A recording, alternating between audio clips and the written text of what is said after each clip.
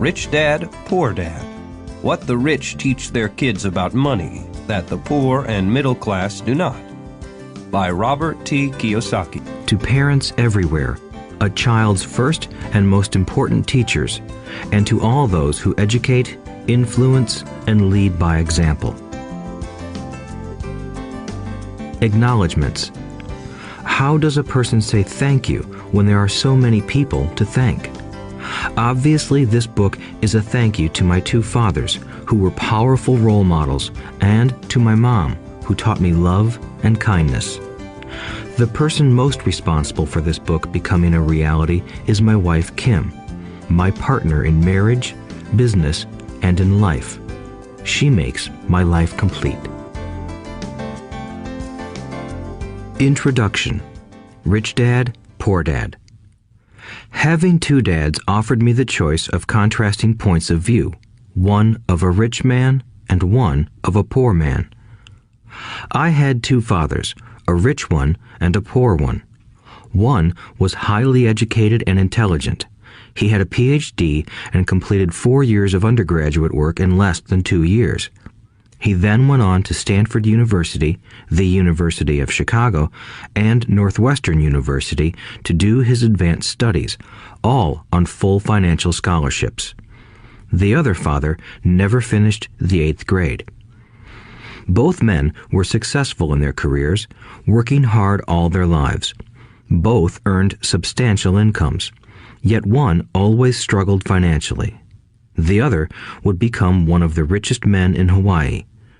One died, leaving tens of millions of dollars to his family, charities, and his church. The other left bills to be paid. Both men were strong, charismatic, and influential. Both men offered me advice, but they did not advise the same things. Both men believed strongly in education, but did not recommend the same course of study. If I had had only one dad, I would have had to accept or reject his advice. Having two dads offered me the choice of contrasting points of view, one of a rich man and one of a poor man.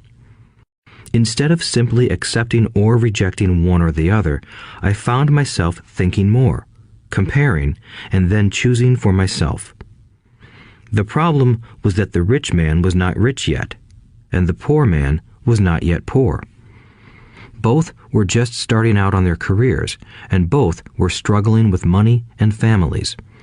But they had very different points of view about money. For example, one dad would say, "The love of money is the root of all evil." The other said, "The lack of money is the root of all evil." As a young boy, having two strong fathers, both influencing me, was difficult. I wanted to be a good son and listen, but the two fathers did not say the same things. The contrast in their points of view, particularly about money, was so extreme that I grew curious and intrigued. I began to start thinking for long periods of time about what each was saying. Much of my private time was spent reflecting, asking myself questions such as, "Why does he say that?" and then asking the same question of the other dad's statement. It would have been much easier to simply say, "Yeah, he's right, I agree with that," or to simply reject the point of view by saying, "The old man doesn't know what he's talking about." Instead, having two dads whom I loved forced me to think and ultimately choose a way of thinking for myself. As a process, choosing for myself turned out to be much more valuable in the long run than simply accepting or rejecting a single point of view. One of the reasons the rich get richer, the poor get poorer, and the middle class struggles in debt is that the subject of money is taught at home, not in school. Most of us learn about money from our parents, so what can poor parents tell their child about money? They simply say, "Stay in school and study hard." The child may graduate with excellent grades, but with a poor person's financial programming and mindset. Sadly, money is not taught in schools. Schools focus on scholastic and professional skills, but not on financial skills. This explains how smart bankers, doctors, and accountants who earned excellent grades may struggle financially all of their lives. Our staggering national debt is due in large part to highly educated politicians and government officials making financial decisions with little or no training in the subject of money. Today, I often wonder what will soon happen when we have millions of people who need financial and medical assistance. They will be dependent upon their families or the government for financial support. What will happen when Medicare and Social Security run out of money? How will a nation survive if teaching children about money continues to be left to parents, most of whom will be, or already are, poor? Because I had two influential fathers, I learned from both of them. I had to think about each dad's advice, and in doing so, I gained valuable insight into the power and effect of one's thoughts on one's life. For example, one dad had a habit of saying, "I can't afford it." The other dad forbade those words to be used. He insisted I ask, "How can I afford it?" One is a statement, and the other is a question. One lets you off the hook, and the other forces you to think. My soon-to-be rich dad would explain that by automatically saying the words, "I can't afford it," your brain stops working. By asking the question, "How can I afford it?" your brain is put to work. He did not mean that you should buy everything you want. He was fanatical about exercising your mind, the most powerful computer in the world. He'd say, "My brain gets stronger every day because I exercise it. The stronger it gets, the more money I can make." He believed that automatically saying, "I can't afford it," was a sign of mental laziness. Although both dads worked hard, I noticed that one dad had a habit of putting his brain to sleep when it came to finances, and the other had a habit of exercising his brain. The long-term result was that one dad grew stronger financially, and the other grew weaker. It is not much different from a person who goes to the gym to exercise on a regular basis versus someone who sits on the couch watching television. Proper physical exercise increases your chances for health, and proper mental exercise increases your chances for wealth. My two dads had opposing attitudes, and that affected the way they thought. One dad thought that the rich should pay more in taxes to take care of those less fortunate. The other said, taxes punish those who produce and reward those who don't produce. One dad recommended, study hard so you can find a good company to work for. The other recommended, study hard so you can find a good company to buy. One dad said, the reason I'm not rich is because I have you kids. The other said, the reason I must be rich is because I have you kids. One encouraged talking about money and business at the dinner table, while the other forbade the subject of money to be discussed over a meal. One said, when it comes to money, play it safe, don't take risks. The other said, learn to manage risk. One believed, our home is our largest investment and our greatest asset. The other believed, my house is a liability, and if your house is your largest investment, you're in trouble. Both dads paid their bills on time, yet one paid his bills first while the other paid his bills last. One dad believed in a company or the government taking care of you and your needs.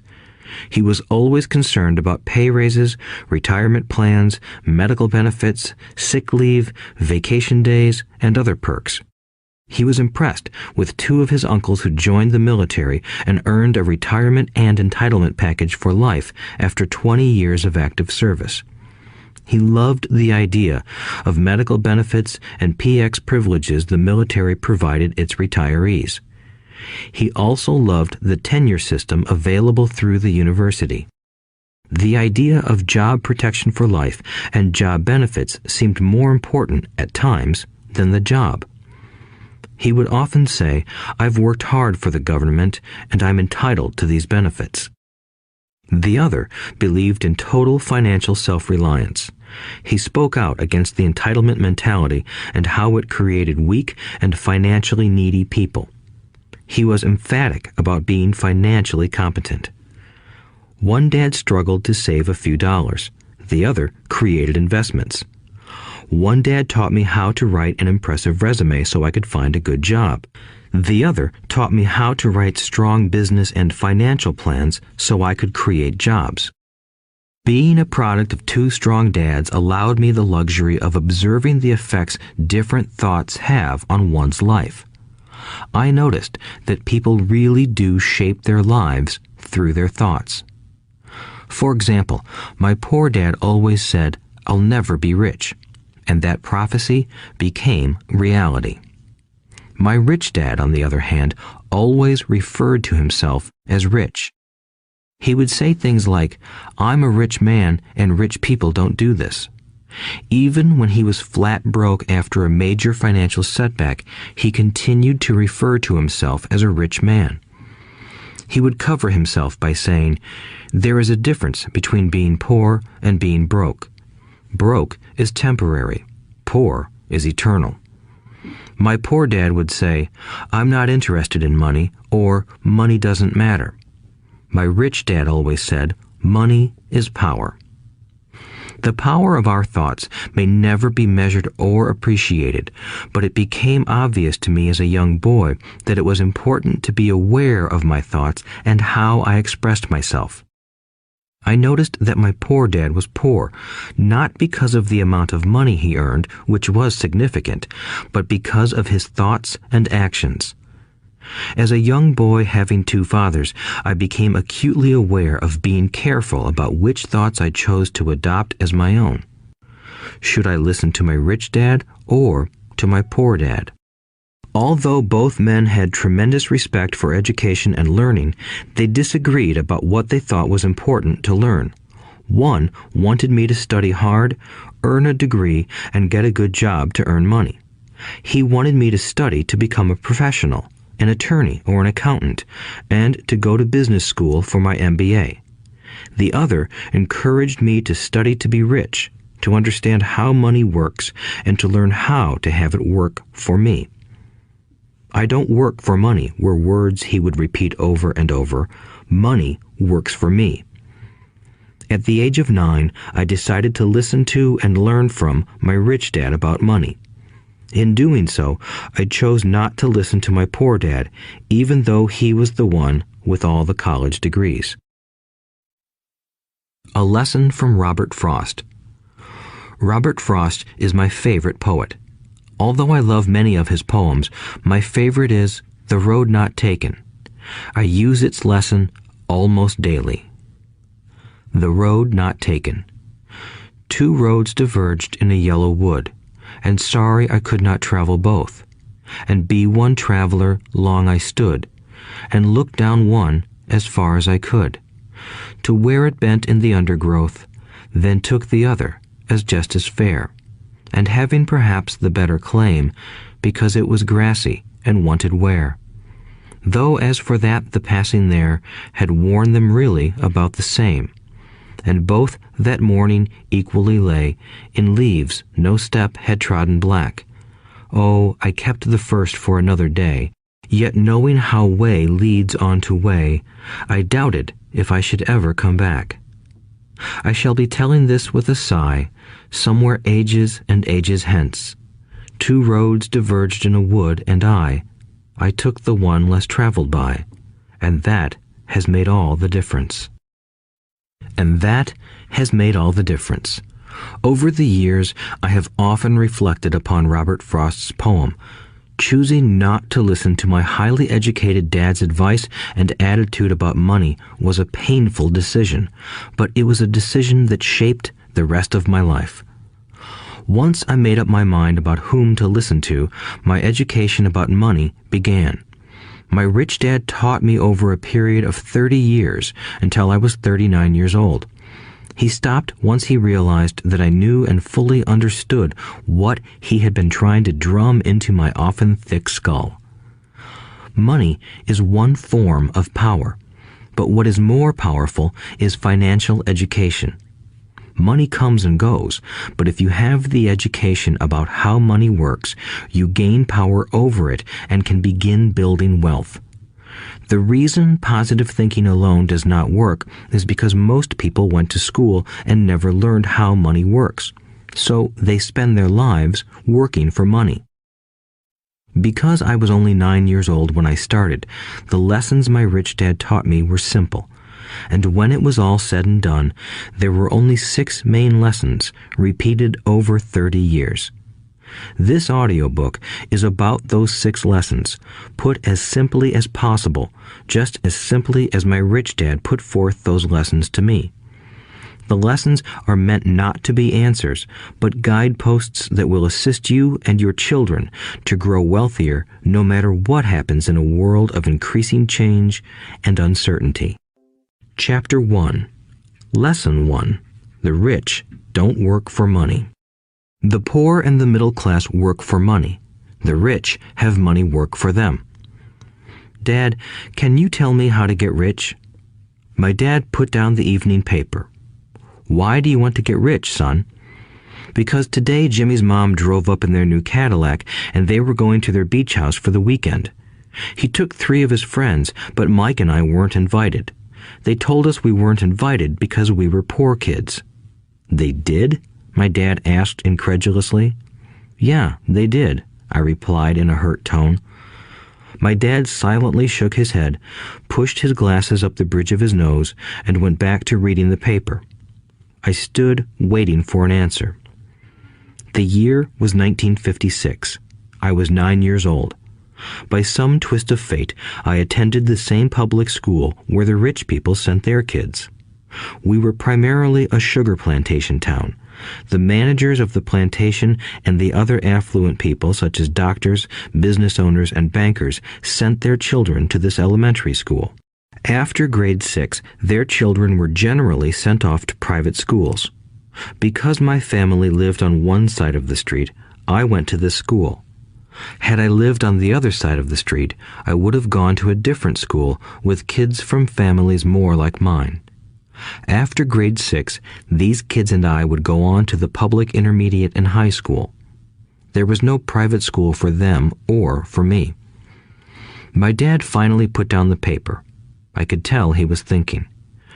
Well, son, he began slowly, if you want to be rich, you have to learn to make money. How do I make money? I asked. Well, use your head, son, he said, smiling. Even then, I knew that really meant, that's all I'm going to tell you, or, I don't know the answer, so don't embarrass me. A partnership is formed. The next morning, I told my best friend, Mike, what my dad had said. As best as I could tell, Mike and I were the only poor kids in this school. Mike was also in this school by a twist of fate. Someone had drawn a jog in the line for the school district, and we wound up in school with the rich kids. We weren't really poor, but we felt as if we were because all the other boys had new baseball gloves, new bicycles, new everything. Mom and Dad provided us with the basics, like food and shelter and clothes, but that was about it. My dad used to say, if you want something, work for it. We wanted things, but there was not much work available for 9-year-old boys. So what do we do to make money? Mike asked. I don't know, I said, but do you want to be my partner? He agreed, and so on that Saturday morning, Mike became my first business partner. We spent all morning coming up with ideas on how to make money. Occasionally, we talked about all the cool guys at Jimmy's beach house having fun. It hurt a little, but that hurt was good because it inspired us to keep thinking of a way to make money. Finally, that afternoon, a bolt of lightning struck. It was an idea Mike got from a science book he had read. Excitedly, we shook hands, and the partnership now had a business. For the next several weeks, Mike and I ran around our neighborhood, knocking on doors and asking our neighbors if they would save their toothpaste tubes for us. With puzzled looks, most adults consented with a smile. Some asked us what we were doing, to which we replied, "We can't tell you. It's a business secret. My mom grew distressed as the weeks wore on. We had selected a site next to her washing machine as the place we would stockpile our raw materials. In a brown cardboard box that at one time held ketchup bottles, our little pile of used toothpaste tubes began to grow. Finally, my mom put her foot down. The sight of her neighbor's messy, crumpled used toothpaste tubes had gotten to her. "What are you boys doing?" she asked, "and I don't want to hear again that it's a business secret. Do something with this mess or I'm going to throw it out." Mike and I pleaded and begged, explaining that we would soon have enough and then we would begin production. We informed her that we were waiting on a couple of neighbors to finish their toothpaste so we could have their tubes. Mom granted us a 1-week extension. The date to begin production was moved up, and the pressure was on. My first partnership was already being threatened with an eviction notice by my own mom. It became Mike's job to tell the neighbors to quickly use up their toothpaste, saying their dentist wanted them to brush more often anyway. I began to put together the production line. One day, my dad drove up with a friend to see 2 9-year-old boys in the driveway with their production line operating at full speed. There was fine white powder everywhere. On a long table were small milk cartons from school, and our family's hibachi grill was glowing with red-hot coals at maximum heat. Dad walked up cautiously, having to park the car at the base of the driveway since the production line blocked the carport. As he and his friend got closer, they saw a steel pot sitting on top of the coals in which the toothpaste tubes were being melted down. In those days, toothpaste did not come in plastic tubes. The tubes were made of lead, so once the paint was burned off, the tubes were dropped in the small steel pot. They melted until they became liquid, and with my mom's pot holders, we poured the lead through a small hole in the top of the milk cartons. The milk cartons were filled with plaster of Paris. White powder was everywhere. In my haste, I had knocked the bag over, and the entire area looked like it had been hit by a snowstorm. The milk cartons were the outer containers for plaster of Paris molds. My dad and his friend watched as we carefully poured the molten lead through a small hole in the top of the plaster of Paris cube. "Careful," my dad said. I nodded without looking up. Finally, once the pouring was through, I put the steel pot down and smiled at my dad. "What are you boys doing?" he asked with a cautious smile. "We're doing what you told me to do. We're going to be rich," I said. "Yup," said Mike, grinning and nodding his head. "We're partners." "And what is in those plaster molds?" my dad asked. "Watch," I said. "This should be a good batch." With a small hammer, I tapped at the seal that divided the cube in half. Cautiously, I pulled up the top half of the plaster mold, and a lead nickel fell out. "Oh my God," my dad said, "you're casting nickels out of lead." "That's right," Mike said. "We're doing as you told us to do. We're making money." My dad's friend turned and burst into laughter. My dad smiled and shook his head. Along with a fire and a box of spent toothpaste tubes, in front of him were 2 little boys covered with white dust, smiling from ear to ear. He asked us to put everything down and sit with him on the front step of our house. With a smile, he gently explained what the word counterfeiting meant. Our dreams were dashed. "You mean this is illegal?" asked Mike in a quivering voice. "Let them go," my dad's friend said. "They might be developing a natural talent." My dad glared at him.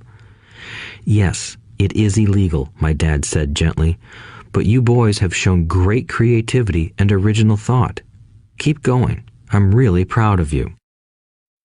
Disappointed, Mike and I sat in silence for about 20 minutes before we began cleaning up our mess. The business was over on opening day. Sweeping the powder up, I looked at Mike and said, "I guess Jimmy and his friends are right. We are poor." My father was just leaving as I said that. "Boys," he said. "You're only poor if you give up. The most important thing is that you did something. Most people only talk and dream of getting rich. You've done something. I'm very proud of the two of you. I will say it again. Keep going. Don't quit." Mike and I stood there in silence. They were nice words, but we still did not know what to do. "So how come you're not rich, Dad?" I asked. "Because I chose to be a school teacher. School teachers really don't think about being rich. We just like to teach. I wish I could help you, but I really don't know how to make money." Mike and I turned and continued our cleanup. "I know," said my dad. "If you boys want to learn how to be rich, don't ask me. Talk to your dad, Mike." "My dad?" asked Mike with a scrunched-up face. "Yeah, your dad," repeated my dad with a smile. "Your dad and I have the same banker, and he raves about your father. He's told me several times that your father is brilliant when it comes to making money." "My dad?" Mike asked again in disbelief. "Then how come we don't have a nice car and a nice house like the rich kids at school?" "A nice car and a nice house don't necessarily mean you're rich or you know how to make money," my dad replied. "Jimmy's dad works for the sugar plantation. He's not much different from me. He works for a company and I work for the government. The company buys the car for him. The sugar company is in financial trouble, and Jimmy's dad may soon have nothing. Your dad is different, Mike. He seems to be building an empire, and I suspect in a few years he will be a very rich man." With that, Mike and I got excited again. With new vigor, we began cleaning up the mess caused by our now defunct first business. As we were cleaning, we made plans for how and when to talk to Mike's dad. The problem was that Mike's dad worked long hours and often did not come home until late.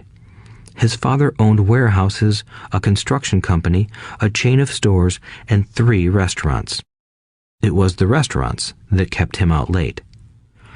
Mike caught the bus home after we had finished cleaning up. He was going to talk to his dad when he got home that night and ask him if he would teach us how to become rich. Mike promised to call as soon as he had talked to his dad, even if it was late. The phone rang at 8:30 p.m. "Okay," I said, "next Saturday." I put the phone down. Mike's dad had agreed to meet with us. On Saturday, I caught the 7:30 a.m. bus to the poor side of town. The lessons begin. Mike and I met with his dad that morning at 8 o'clock. He was already busy, having been at work for more than an hour. His construction supervisor was just leaving in his pickup truck as I walked up to his simple, small, and tidy home. Mike met me at the door. "Dad's on the phone, and he said to wait on the back porch," Mike said as he opened the door. The old wooden floor creaked as I stepped across the threshold of the aging house. There was a cheap mat just inside the door.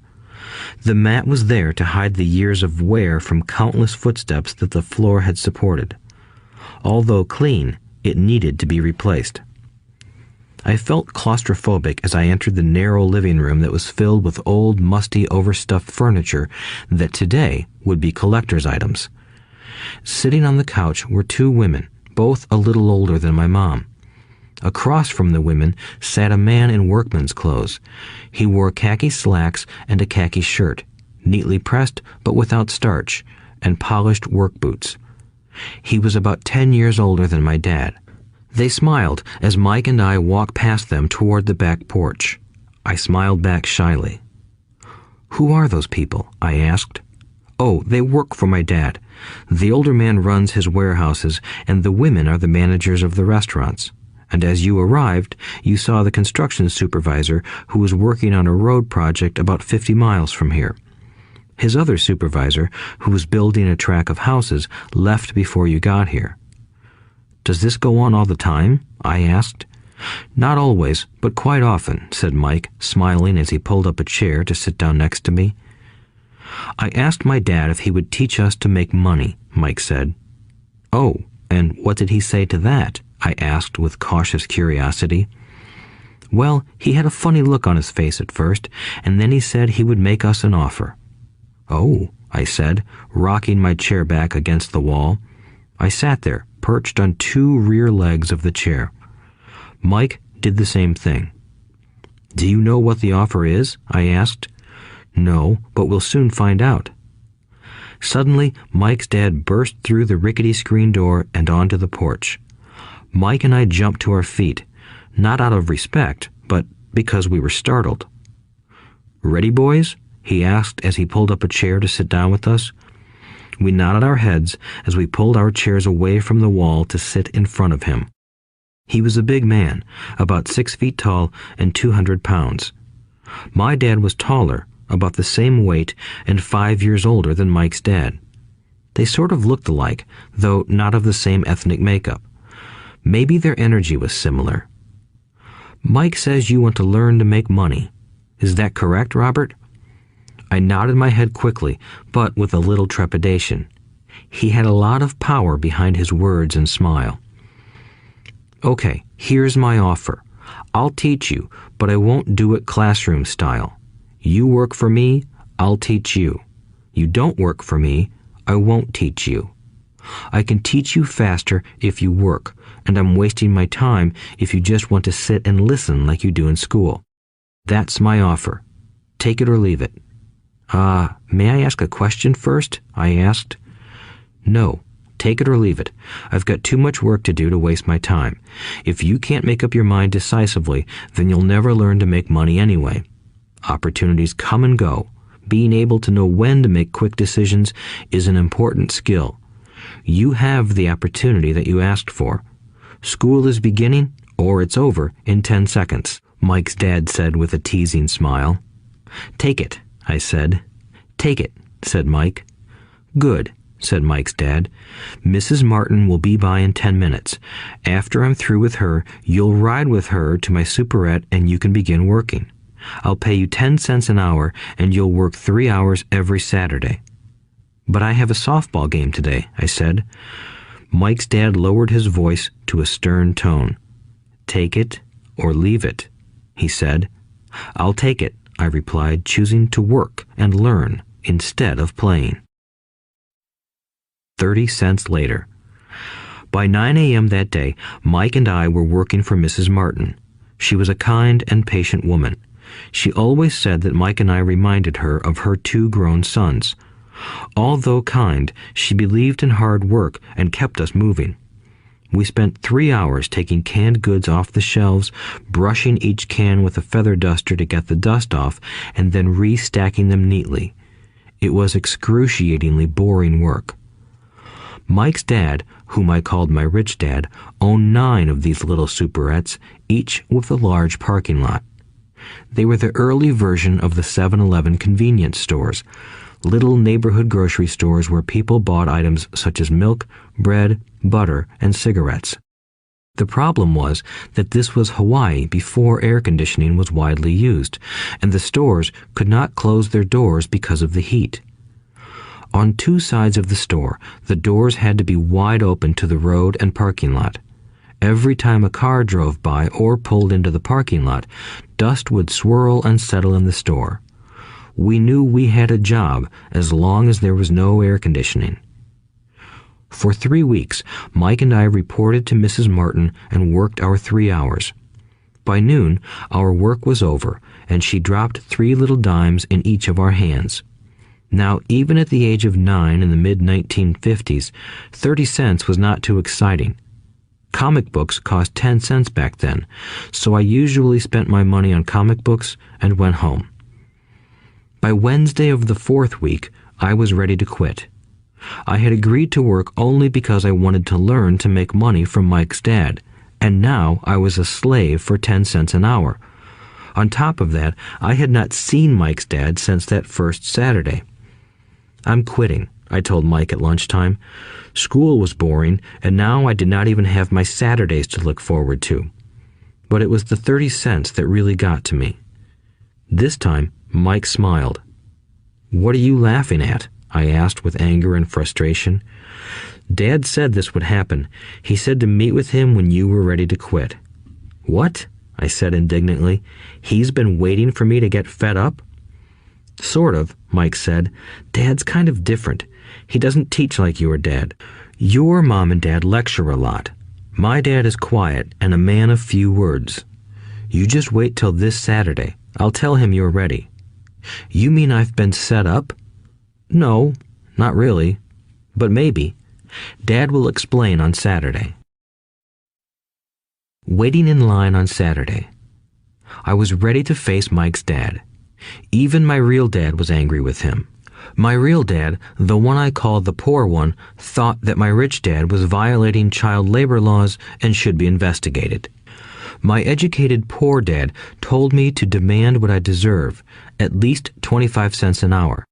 My poor dad told me that if I did not get a raise, I was to quit immediately. You don't need that damn job anyway, said my poor dad with indignation. At 8 o'clock Saturday morning, I walked through the door of Mike's house when Mike's dad opened it. Take a seat and wait in line, he said as I entered. He turned and disappeared into his little office next to a bedroom. I looked around the room and didn't see Mike anywhere. Feeling awkward, I cautiously sat down next to the same two women who were there 4 weeks earlier. They smiled and slid down the couch to make room for me. 45 minutes went by, and I was steaming. The two women had met with him and left 30 minutes earlier. An older gentleman was in there for 20 minutes and was also gone. The house was empty, and here I sat in a musty, dark living room on a beautiful, sunny Hawaiian day, waiting to talk to a cheapskate who exploited children. I could hear him rustling around the office, talking on the phone, and ignoring me. I was ready to walk out, but for some reason, I stayed. Finally, 15 minutes later, at exactly 9 o'clock, Rich Dad walked out of his office, said nothing, and signaled with his hand for me to enter. I understand you want a raise or you're going to quit, Rich Dad said as he swiveled in his office chair. Well, you're not keeping your end of the bargain, I blurted out, nearly in tears. It was really frightening for me to confront a grown-up. You said that you would teach me if I worked for you. Well, I've worked for you. I've worked hard. I've given up my baseball games to work for you, but you haven't kept your word, and you haven't taught me anything. You are a crook like everyone in town thinks you are. You're greedy. You want all the money and don't take care of your employees. You made me wait and don't show me any respect. I'm only a little boy, but I deserve to be treated better. Rich Dad rocked back in his swivel chair, hands up to his chin, and stared at me. Not bad, he said. In less than a month, you sound like most of my employees. What? I asked. Not understanding what he was saying, I continued with my grievance. I thought you were going to keep your end of the bargain and teach me. Instead, you want to torture me? That's cruel. That's really cruel. I am teaching you, Rich Dad said quietly. What have you taught me? Nothing, I said angrily. You haven't even talked to me once since I agreed to work for peanuts. 10 cents an hour. Ha! I should notify the government about you. We have child labor laws, you know. My dad works for the government, you know. Wow, said Rich Dad. Now you sound just like most of the people who used to work for me. People I've either fired or who have quit. So, what do you have to say? I demanded, feeling pretty brave for a little kid. You lied to me. I've worked for you, and you have not kept your word. You haven't taught me anything. How do you know that I've not taught you anything? Asked Rich Dad calmly. Well, you've never talked to me. I've worked for 3 weeks, and you have not taught me anything, I said with a pout. Does teaching mean talking or a lecture? Rich Dad asked. Well, yes, I replied. That's how they teach you in school, he said, smiling. But that is not how life teaches you, and I would say that life is the best teacher of all.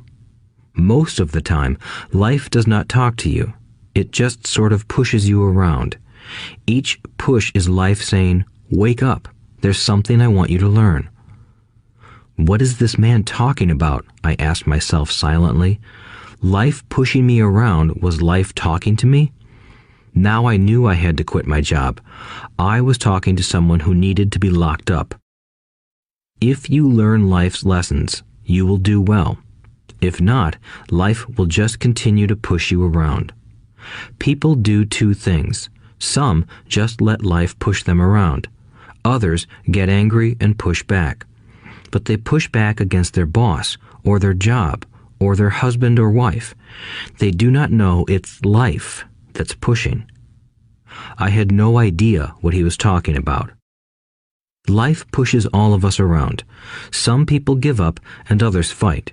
A few learn the lesson and move on. They welcome life pushing them around. To these few people, it means they need and want to learn something. They learn and move on. Most quit, and a few, like you, fight. Rich Dad stood and shut the creaky old wooden window that needed repair. If you learn this lesson, you will grow into a wise, wealthy, and happy young man. If you don't, you will spend your life blaming a job, low pay, or your boss for your problems. You'll live life always hoping for that big break that will solve all your money problems. Rich Dad looked over at me to see if I was still listening. His eyes met mine. We stared at each other, communicating through our eyes. Finally, I looked away once I had absorbed his message. I knew he was right. I was blaming him, and I did ask to learn. I was fighting. Rich Dad continued. Or, if you are the kind of person who has no guts, you just give up every time life pushes you. If you are that kind of person, you'll live all your life playing it safe, doing the right things, saving yourself for some event that never happens. Then you die a boring old man. You'll have lots of friends who really like you because you were such a nice, hard-working guy. But the truth is that you let life push you into submission. Deep down, you were terrified of taking risks. You really wanted to win, but the fear of losing was greater than the excitement of winning. Deep inside, you and only you will know you didn't go for it. You chose to play it safe. Our eyes met again. "You've been pushing me around?" I asked. "Some people might say that," smiled Rich Dad. "I would say that I just gave you a taste of life." "What taste of life?" I asked, still angry, but now curious and ready to learn. "You boys are the first people that have ever asked me to teach them how to make money. I have more than 150 employees, and not one of them has asked me what I know about money. They ask me for a job and a paycheck, but never to teach them about money. So most will spend the best years of their lives working for money, not really understanding what it is they are working for." I sat there listening intently. "So when Mike told me you wanted to learn how to make money, I decided to design a course that mirrored real life. I could talk until I was blue in the face, but you wouldn't hear a thing. So I decided to let life push you around a bit so you could hear me. That's why I only paid you 10 cents. "So what is the lesson I learned from working for only 10 cents an hour?" I asked. "That you're cheap and exploit your workers?" Rich Dad rocked back and laughed heartily. Finally, he said, "You'd best change your point of view. Stop blaming me and thinking I'm the problem. If you think I'm the problem, then you have to change me. If you realize that you're the problem, then you can change yourself, learn something, and grow wiser. Most people want everyone else in the world to change but themselves. Let me tell you, it's easier to change yourself than everyone else." "I don't understand," I said. "Don't blame me for your problems," Rich Dad said, growing impatient. "But you only pay me 10 cents. "So what are you learning?" Rich Dad asked, smiling. "That you're cheap," I said with a sly grin. "See, you think I'm the problem," said Rich Dad. "But you are. Well, keep that attitude and you'll learn nothing. Keep the attitude that I'm the problem, and what choices do you have?" "Well, if you don't pay me more or show me more respect and teach me, I'll quit." "Well put," Rich Dad said, "and that's exactly what most people do. They quit and go looking for another job, a better opportunity and higher pay, actually thinking that this will solve the problem. In most cases, it won't." "So what should I do?" I asked. "Just take this measly 10 cents an hour and smile?" Rich Dad smiled. "That's what the other people do. But that's all they do, waiting for a raise, thinking that more money will solve their problems. Most just accept it, and some take a second job working harder, but again, accepting a small paycheck." I sat staring at the floor, beginning to understand the lesson Rich Dad was presenting. I could sense it was a taste of life. Finally, I looked up and asked, "So what will solve the problem?" "This," he said, leaning forward in his chair and tapping me gently on the head. "This stuff between your ears." It was at that moment that Rich Dad shared the pivotal point of view that separated him from his employees and my poor dad, and led him to eventually become one of the richest men in Hawaii, while my highly educated but poor dad struggled financially all his life. It was a singular point of view that made all the difference over a lifetime.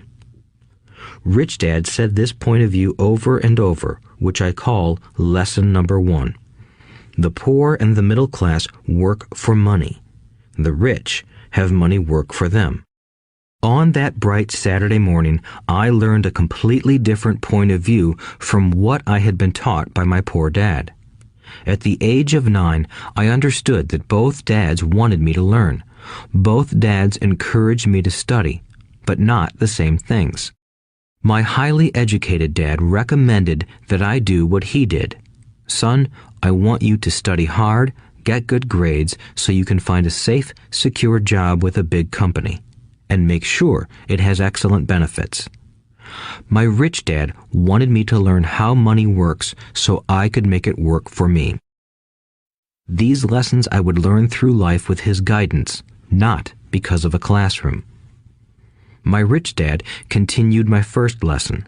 "I'm glad you got angry about working for 10 cents an hour. If you hadn't got angry and had simply accepted it, I would have to tell you that I could not teach you. You see, true learning takes energy, passion, and a burning desire. Anger is a big part of that formula, for passion is anger and love combined. When it comes to money, most people want to play it safe and feel secure, so passion does not direct them. Fear does." "So is that why they'll take jobs with low pay?" I asked. "Yes," said Rich Dad.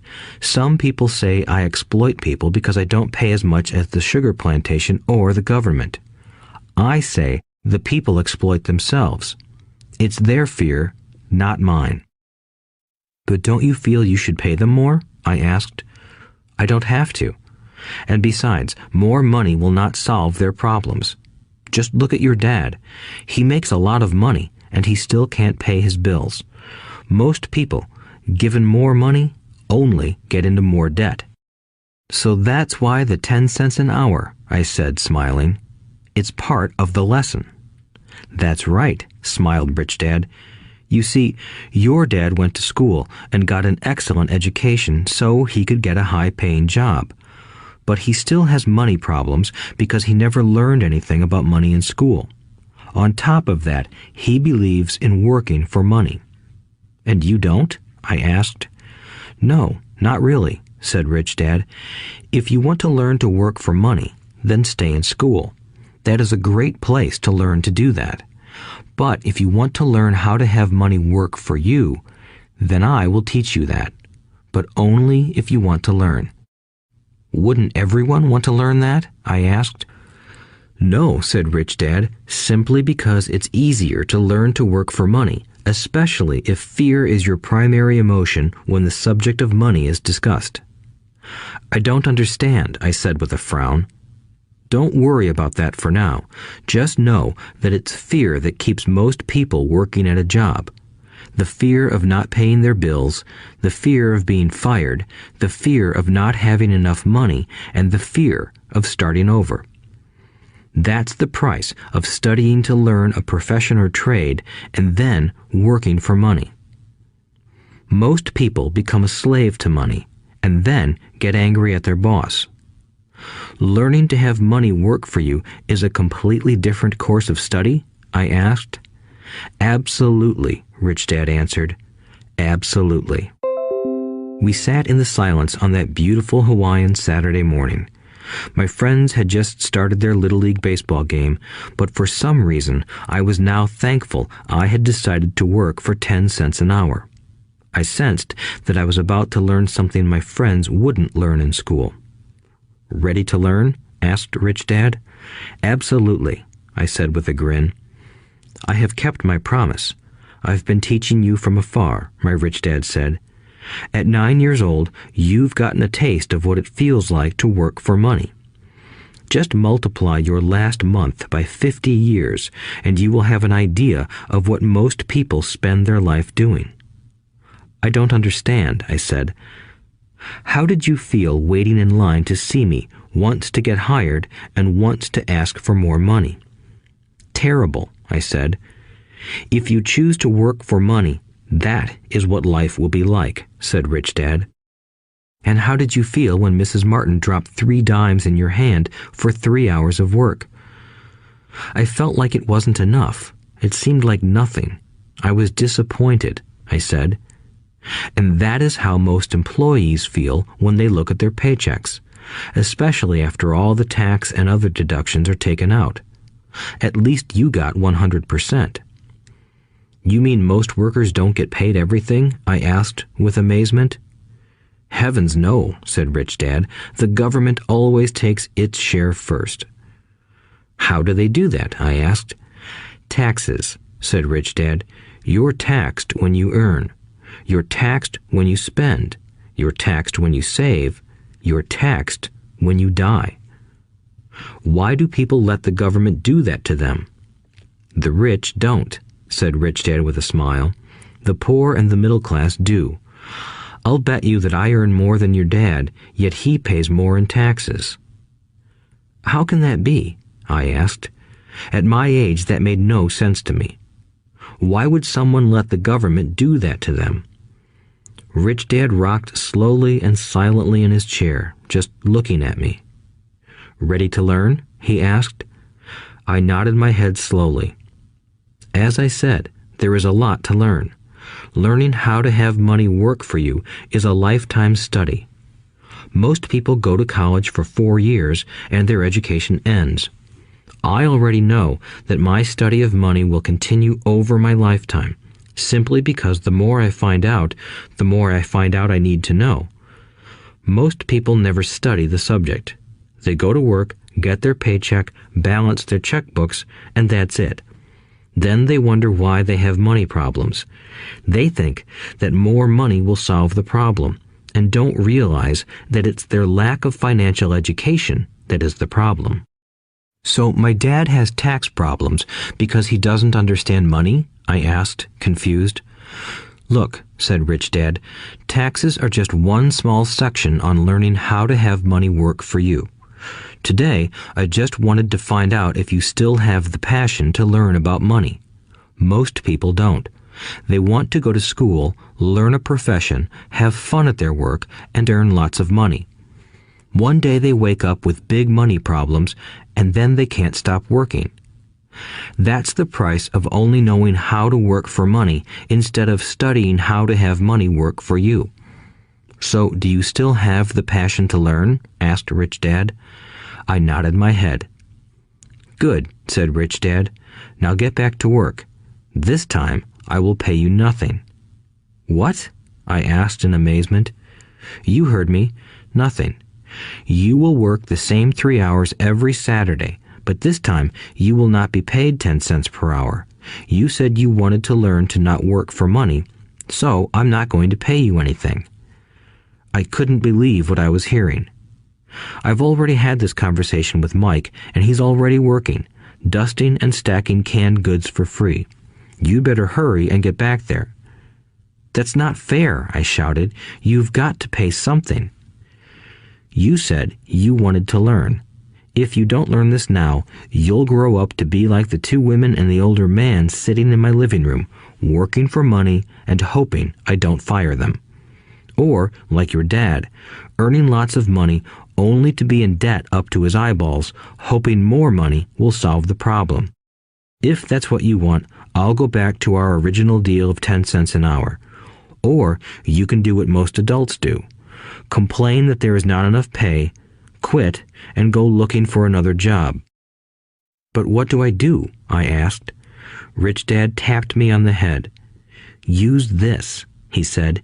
If you use it well, you will soon thank me for giving you an opportunity, and you will grow into a rich man. I stood there, still not believing what a raw deal I was handed. I came to ask for a raise, and somehow I was instead working for nothing. Rich Dad tapped me on the head again and said, "Use this. Now, get out of here and get back to work." Lesson number 1. The rich don't work for money. I didn't tell my poor dad I wasn't being paid. He wouldn't have understood, and I didn't want to try to explain something I didn't understand myself. For 3 more weeks, Mike and I worked 3 hours every Saturday for nothing. The work didn't bother me, and the routine got easier. But it was the missed baseball games and not being able to afford to buy a few comic books that got to me. Rich Dad stopped by at noon on the 3rd week. We heard his truck pull up in the parking lot and sputter when the engine was turned off. He entered the store and greeted Mrs. Martin with a hug. After finding out how things were going in the store, he reached into the ice cream freezer, pulled out 2 bars, paid for them, and signaled to Mike and me. "Let's go for a walk, boys." We crossed the street, dodging a few cars, and walked across a large grassy field where a few adults were playing softball. Sitting down at a lone picnic table, he handed Mike and me the treats. "How's it going, boys?" "Okay," Mike said. I nodded in agreement. "Learn anything yet?" Rich Dad asked.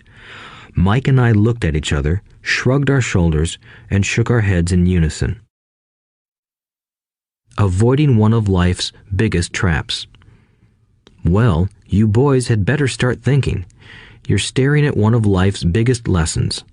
If you learn it, you'll enjoy a life of great freedom and security. If you don't, you'll wind up like Mrs. Martin and most of the people playing softball in this park. They work very hard for little money, clinging to the illusion of job security and looking forward to a 3-week vacation each year and maybe a skimpy pension after 45 years of service. If that excites you, I'll give you a raise to 25 cents an hour. But these are good, hard-working people. Are you making fun of them? I demanded. A smile came over Rich Dad's face. Mrs. Martin is like a mother to me. I would never be that cruel. I may sound unkind because I'm doing my best to point something out to the two of you. I want to expand your point of view so you can see something most people never have the benefit of seeing because their vision is too narrow. Most people never see the trap they are in. Mike and I sat there, uncertain of his message. He sounded cruel, yet we could sense he was trying to drive home a point. With a smile, Rich Dad said, "Doesn't that 25 cents an hour sound good? Doesn't it make your heart beat a little faster?" I shook my head no, but it really did. 25 cents an hour would be big bucks to me. "Okay, I'll pay you $1 an hour," Rich Dad said, with a sly grin. Now my heart started to race. My brain was screaming, "Take it, take it." I could not believe what I was hearing. Still, I said nothing. "Okay, $2 an hour." My little brain and heart nearly exploded. After all, it was 1956, and being paid $2 an hour would have made me the richest kid in the world. I couldn't imagine earning that kind of money. I wanted to say yes. I wanted the deal. I could picture a new bicycle, new baseball glove, and the adoration of my friends when I flashed some cash. On top of that, Jimmy and his rich friends could never call me poor again. But somehow, my mouth stayed shut. The ice cream had melted and was running down my hand.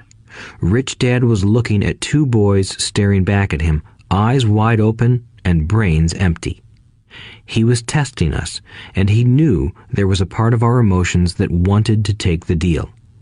He understood that every person has a weak and needy part of their soul that can be bought, and he knew that every individual also had a part of their soul that was resilient and could never be bought. It was only a question of which one was stronger. Okay, $5 an hour. Suddenly, I was silent. Something had changed. The offer was too big and ridiculous. Not many grown-ups in 1956 made more than that, but quickly my temptation disappeared and calm set in. Slowly, I turned to my left to look at Mike. He looked back at me. The part of my soul that was weak and needy was silenced. The part of me that had no price took over. I knew Mike had gotten to that point too. "Good," said Rich Dad softly. "Most people have a price, and they have a price because of human emotions named fear and greed. First, the fear of being without money motivates us to work hard, and then, once we get that paycheck, greed or desire starts us thinking about all the wonderful things money can buy. The pattern is then set." "What pattern?" I asked. "The pattern of get up, go to work, pay bills, get up, go to work, pay bills." People's lives are forever controlled by two emotions, fear and greed. Offer them more money, and they continue the cycle by increasing their spending. This is what I call the rat race. "There is another way?" Mike asked. "Yes," said Rich Dad slowly, "but only a few people find it." "And what is that way?" Mike asked. "That's what I hope you boys will learn as you work and study with me. That is why I took away all forms of pay." "Any hints?" Mike asked. "We're kind of tired of working hard, especially for nothing." "Well, the first step is telling the truth," said Rich Dad. "We haven't been lying," I said. "I did not say you were lying. I said to tell the truth," Rich Dad retorted. "The truth about what?" I asked. "How you're feeling," Rich Dad said. "You don't have to say it to anyone else. Just admit it to yourself." "You mean the people in this park, the people who work for you, Mrs. Martin, they don't do that?" I asked. "I doubt it," said Rich Dad. "Instead, they feel the fear of not having money. They don't confront it logically. They react emotionally instead of using their heads," Rich Dad said. "Then they get a few bucks in their hands, and again, the emotions of joy, desire, and greed take over. And again they react instead of think." "So their emotions control their brain," Mike said. "That's correct," said Rich Dad. "Instead of admitting the truth about how they feel, they react to their feelings and fail to think. They feel the fear, so they go to work, hoping that money will soothe the fear, but it doesn't. It continues to haunt them, and they return to work, hoping again that money will calm their fears, and again it doesn't. Fear keeps them in this trap of working, earning money, working, earning money, hoping the fear will go away. But every day they get up, and that old fear wakes up with them.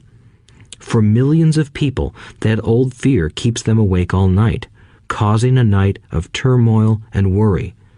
So they get up and go to work, hoping that a paycheck will kill that fear gnawing at their souls. Money is running their lives, and they refuse to tell the truth about that. Money is in control of their emotions and their souls." Rich Dad sat quietly, letting his words sink in. Mike and I had heard what he said, but didn't understand fully what he was talking about. I just knew that I often wondered why grown-ups hurried off to work. It did not seem like much fun, and they never looked that happy, but something kept them going. Realizing we had absorbed as much as possible of what he was talking about, Rich Dad said, "I want you boys to avoid that trap. That is really what I want to teach you. Not just to be rich, because being rich does not solve the problem." "It doesn't?" I asked, surprised. No, it doesn't. Let me explain the other emotion, desire. Some call it greed, but I prefer desire. It's perfectly normal to desire something better, prettier, more fun, or exciting. So people also work for money because of desire. They desire money for the joy they think it can buy. But the joy that money brings is often short-lived, and they soon need more money for more joy, more pleasure, more comfort, and more security. So they keep working, thinking money will soothe their souls that are troubled by fear and desire. But money can't do that. Even rich people do this? Mike asked. Rich people included, said Rich Dad. In fact, the reason many rich people are rich isn't because of desire, but because of fear. They believe that money can eliminate the fear of being poor, so they amass tons of it, only to find the fear gets worse. Now they fear losing the money. I have friends who keep working even though they have plenty. I know people who have millions who are more afraid now than when they were poor. They're terrified of losing it all. The fears that drove them to get rich got worse.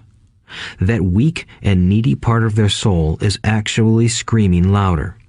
They don't want to lose the big houses, the cars, and the high life money has bought them. They worry about what their friends would say if they lost all their money. Many are emotionally desperate and neurotic, although they look rich and have more money.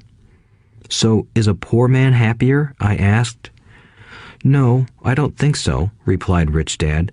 The avoidance of money is just as psychotic as being attached to money.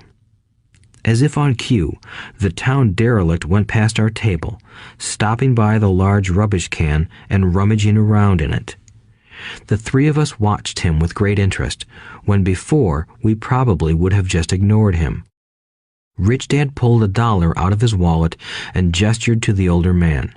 Seeing the money, the derelict came over immediately, took the bill, thanked Rich Dad profusely, and hurried off, ecstatic with his good fortune. He's not much different from most of my employees, said Rich Dad. I've met so many people who say, "Oh, I'm not interested in money," yet they'll work at a job for 8 hours a day. That's a denial of truth. If they weren't interested in money, then why are they working? That kind of thinking is probably more psychotic than a person who hoards money. As I sat there listening to my rich dad, my mind flashed back to the countless times my own dad said, "I'm not interested in money." He said those words often. He also covered himself by always saying, "I work because I love my job." So, what do we do? I asked. Not work for money until all traces of fear and greed are gone? No, that would be a waste of time, said Rich Dad. Emotions are what make us human. The word emotion stands for energy in motion. Be truthful about your emotions and use your mind and emotions in your favor, not against yourself. Whoa, said Mike. Don't worry about what I just said. It will make more sense in years to come.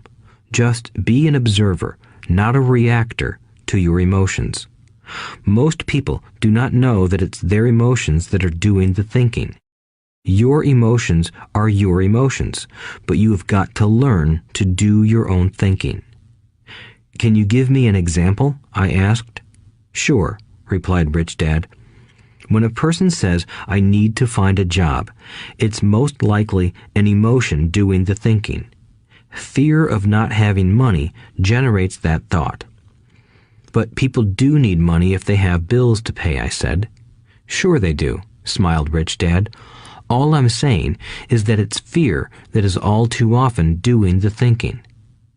I don't understand, said Mike. For example, said Rich Dad, if the fear of not having enough money arises, instead of immediately running out to get a job, they instead might ask themselves this question. Will a job be the best solution to this fear over the long run? In my opinion, the answer is no. A job is really a short-term solution to a long-term problem. But my dad is always saying, stay in school and get good grades so you can find a safe, secure job, I interjected, somewhat confused. Yes, I understand he says that, said Rich Dad, smiling. Most people recommend that, and it's a good path for most people. But people make that recommendation primarily out of fear. You mean my dad says that because he's afraid? Yes, said Rich Dad. He's terrified that you won't earn enough money and won't fit into society. Don't get me wrong. He loves you and wants the best for you. I, too, believe an education and a job are important, but it won't handle the fear. You see, that same fear that makes him get up in the morning to earn a few bucks is the fear that is causing him to be so fanatical about your going to school. So what do you recommend? I asked. I want to teach you to master the power of money instead of being afraid of it. They don't teach that in school, and if you don't learn it, you become a slave to money. It was finally making sense. He wanted us to widen our views and to see what the Mrs. Martins of this world couldn't see. He used examples that sounded cruel at the time, but I've never forgotten them. My vision widened that day, and I began to see the trap that lay ahead for most people. You see, we're all employees ultimately. We just work at different levels, said Rich Dad. I just want you boys to have a chance to avoid the trap caused by those two emotions, fear and desire. Use them in your favor, not against you. That's what I want to teach you. I'm not interested in just teaching you to make a pile of money. That won't handle the fear or desire. If you don't first handle fear and desire, and you get rich, you'll only be a highly paid slave. So how do we avoid the trap? I asked. The main cause of poverty or financial struggle is fear and ignorance, not the economy or the government or the rich. It's self-inflicted fear and ignorance that keep people trapped. So you boys go to school and get your college degrees, and I'll teach you how to stay out of the trap. The pieces of the puzzle were appearing. My highly educated dad had a great education and a great career, but school never told him how to handle money or his fear of it. It became clear that I could learn different and important things from two fathers. So you've been talking about the fear of not having money. How does the desire for money affect our thinking? Mike asked. How did you feel when I tempted you with a pay raise? Did you notice your desires rising? We nodded our heads. By not giving in to your emotions, you were able to delay your reactions and think. That is important. We will always have emotions of fear and greed. From here on in, it's imperative for you to use those emotions to your advantage, and for the long term to not let your emotions control your thinking. Most people use fear and greed against themselves. That's the start of ignorance. Most people live their lives chasing paychecks, pay raises, and job security because of the emotions of desire and fear, not really questioning where those emotion-driven thoughts are leading them. It's just like the picture of a donkey dragging a cart with its owner dangling a carrot just in front of its nose. The donkey's owner may be going where he wants to, but the donkey is chasing an illusion. Tomorrow, there will only be another carrot for the donkey. You mean the moment I pictured a new baseball glove, candy, and toys, that's like a carrot to a donkey? Mike asked. Yes, and as you get older, your toys get more expensive. A new car, a boat, and a big house to impress your friends, said Rich Dad with a smile. Fear pushes you out the door, and desire calls to you. That's the trap. So what's the answer? Mike asked. What intensifies fear and desire is ignorance. That is why rich people with lots of money often have more fear the richer they get. Money is the carrot, the illusion. If the donkey could see the whole picture, it might rethink its choice to chase the carrot. Rich Dad went on to explain that a human's life is a struggle between ignorance and illumination. He explained that once a person stops searching for information and self-knowledge, ignorance sets in. That struggle is a moment-to-moment decision to learn to open or close one's mind. Look, school is very important. You go to school to learn a skill or profession to become a contributing member of society. Every culture needs teachers, doctors, mechanics, artists, cooks, business people, police officers, firefighters, and soldiers. Schools train them so society can thrive and flourish, said Rich Dad. Unfortunately, for many people, school is the end, not the beginning. There was a long silence. Rich Dad was smiling. I didn't comprehend everything he said that day, but as with most great teachers, his words continued to teach for years. I've been a little cruel today, said Rich Dad, but I want you to always remember this talk. I want you to always think of Mrs. Martin, and I want you always to remember that donkey. Never forget that fear and desire can lead you into life's biggest trap if you are not aware of them controlling your thinking. To spend your life living in fear, never exploring your dreams, is cruel. To work hard for money, thinking that it will buy you things that will make you happy, is also cruel. To wake up in the middle of the night terrified about paying bills is a horrible way to live. To live a life dictated by the size of a paycheck is not really living a life. Thinking that a job makes you secure is lying to yourself. That's cruel, and that's the trap I want you to avoid. I've seen how money runs people's lives. Don't let that happen to you. Please, don't let money run your life. A softball rolled under our table. Rich Dad picked it up and threw it back. So what does ignorance have to do with greed and fear? I asked. Because it is ignorance about money that causes so much greed and fear, said Rich Dad. Let me give you some examples. A doctor, wanting more money to better provide for his family, raises his fees. By raising his fees, it makes healthcare more expensive for everyone.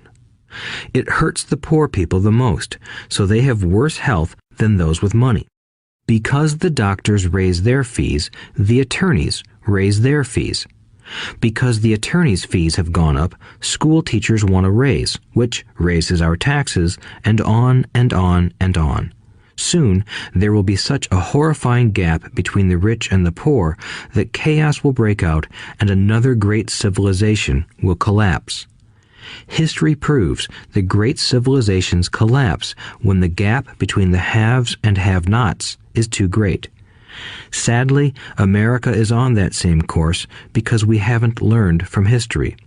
We only memorize historical dates and names, not the lesson.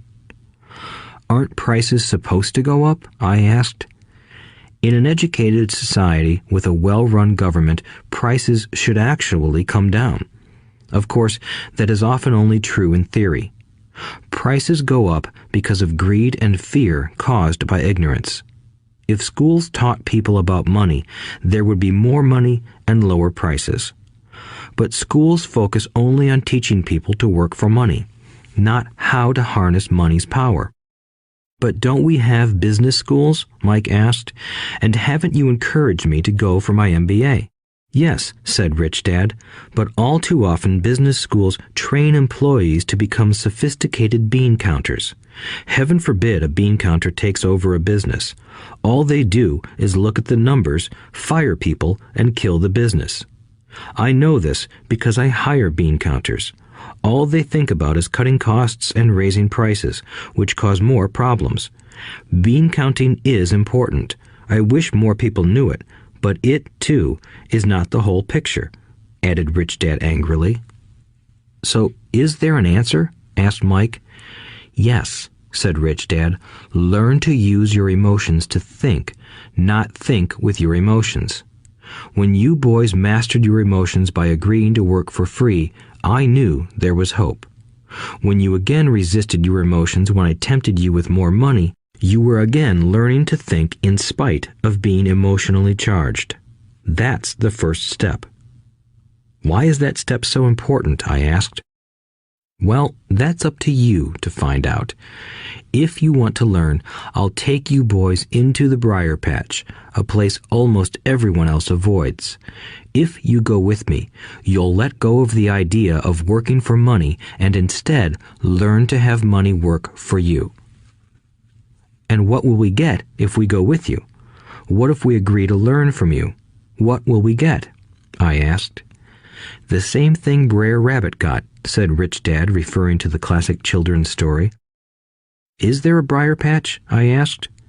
Yes, said Rich Dad. The briar patch is our fear and greed. Confronting fear, weaknesses, and neediness by choosing our own thoughts is the way out. Choosing our thoughts? Mike asked, puzzled. Yes, choosing what we think rather than reacting to our emotions. Instead of just getting up and going to work because not having the money to pay your bills is scaring you, ask yourself, is working harder at this the best solution to this problem? Most people are too afraid to rationally think things through and instead run out the door to a job they hate. The tar baby is in control. That's what I mean by choosing your thoughts. And how do we do that? Mike asked. That's what I will teach you. I'll teach you to have a choice of thoughts rather than a knee-jerk reaction, like gulping down your morning coffee and running out the door. Remember what I said before. A job is only a short-term solution to a long-term problem. Most people have only one problem in mind, and it's short-term. It's the bills at the end of the month, the tar baby.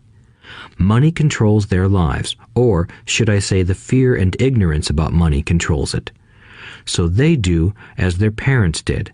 They get up every day and go work for money, not taking the time to ask the question, is there another way? Their emotions now control their thinking, not their heads.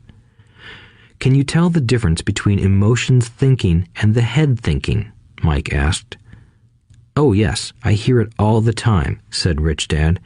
I hear things like, well, everyone has to work, or the rich are crooks, or I'll get another job, I deserve this raise, you can't push me around, or I like this job because it's secure. No one asks, is there something I'm missing here? Which would break through the emotional thought and give you time to think clearly. As we headed back to the store, Rich Dad explained that the rich really did make money. They did not work for it. He went on to explain that when Mike and I were casting 5-cent pieces out of lead, thinking we were making money, we were very close to thinking the way the rich think. The problem was that creating money is legal for the government and banks to do, but illegal for us to do. There are legal ways to create money from nothing, he told us. Rich Dad went on to explain that the rich know that money is an illusion, truly like the carrot for the donkey. It's only out of fear and greed that the illusion of money is held together by billions of people who believe that money is real. It's not.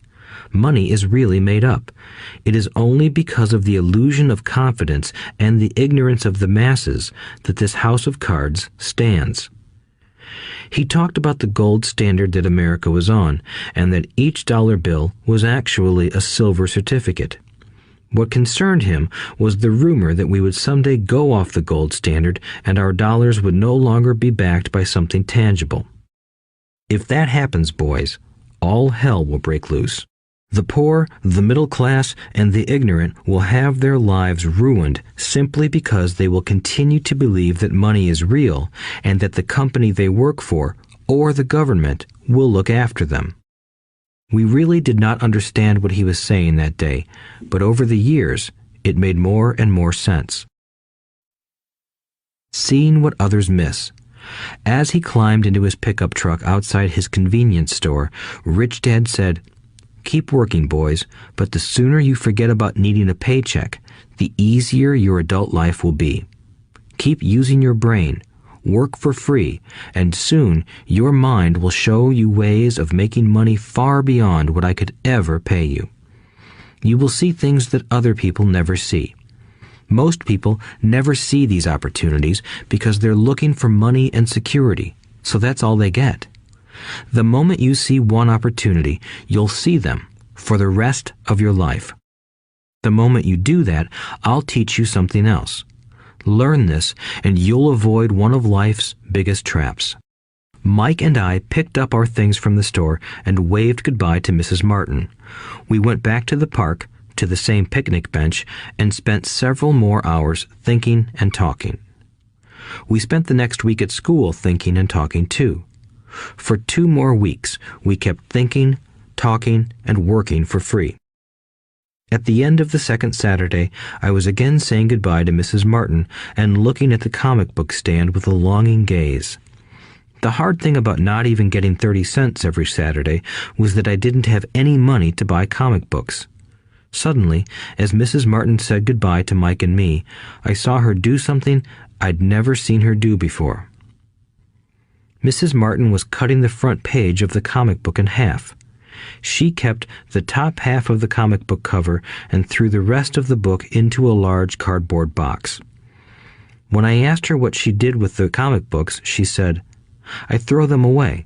I give the top half of the cover back to the comic book distributor for credit when he brings in the new comics. He's coming in an hour." Mike and I waited for an hour. Soon the distributor arrived, and I asked him if we could have the comic books. To my delight, he said, "You can have them if you work for this store and do not resell them." Remember our old business partnership? Well, Mike and I revived it. Using a spare room in Mike's basement, we began piling hundreds of comic books in that room. Soon, our comic book library was open to the public. We hired Mike's younger sister, who loved to study, to be head librarian. She charged each child 10 cents admission to the library, which was open from 2:30 p.m. to 4:30 p.m. every day after school. The customers, the children of the neighborhood, could read as many comics as they wanted in 2 hours. It was a bargain for them since a comic cost 10 cents each, and they could read 5 or 6 in 2 hours. Mike's sister would check the kids as they left to make sure they weren't borrowing any comic books. She also kept the books, logging in how many kids showed up each day, who they were, and any comments they might have. Mike and I averaged $9.50 per week over a 3-month period.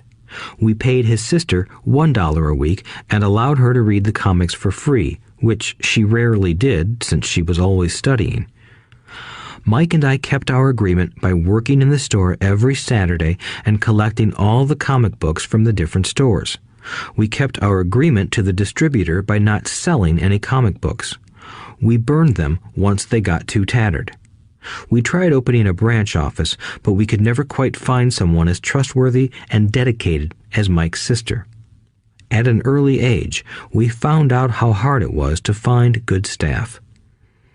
3 months after the library first opened, a fight broke out in the room. Some bullies from another neighborhood pushed their way in, and Mike's dad suggested we shut down the business. So our comic book business shut down, and we stopped working on Saturdays at the convenience store.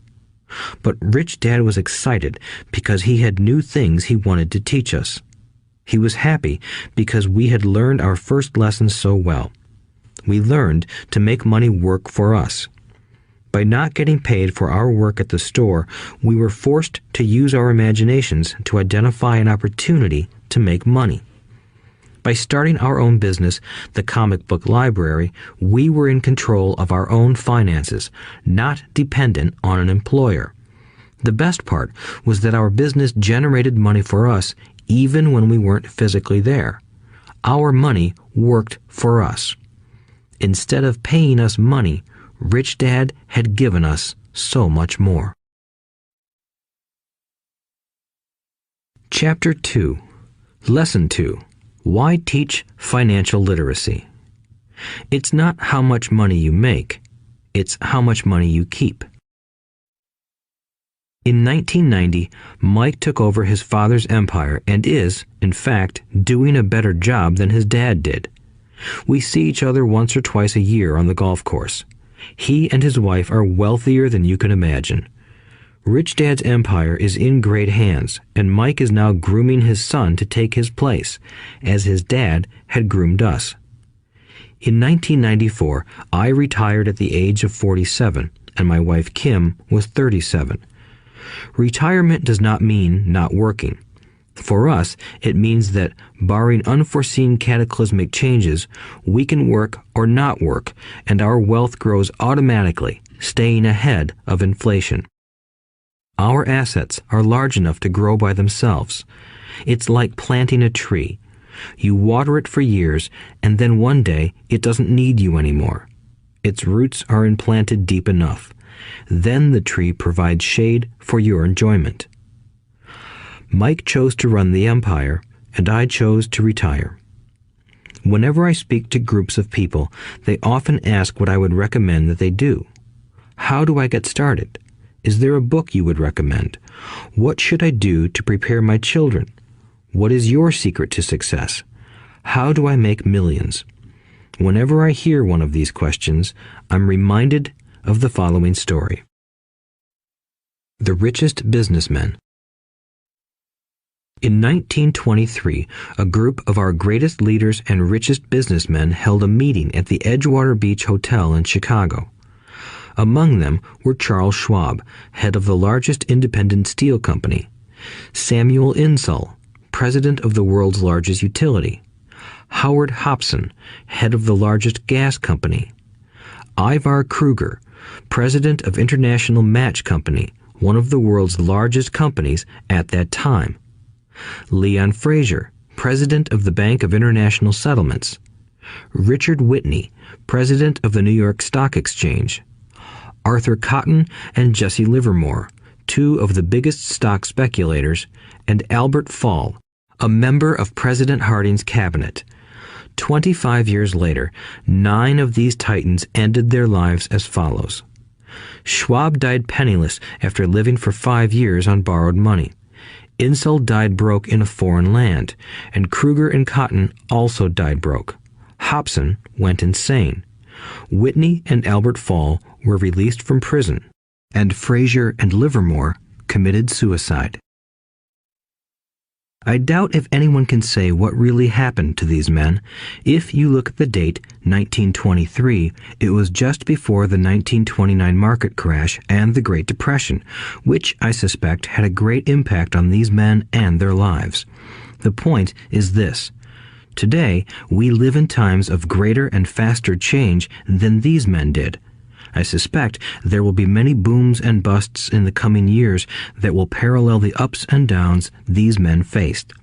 I am concerned that too many people are too focused on money and not on their greatest wealth, their education. If people are prepared to be flexible, keep an open mind, and learn, they will grow richer and richer despite tough changes. If they think money will solve problems, they will have a rough ride. Intelligence solves problems and produces money. Money without financial intelligence is money soon gone. Most people fail to realize that in life, it's not how much money you make, it's how much money you keep.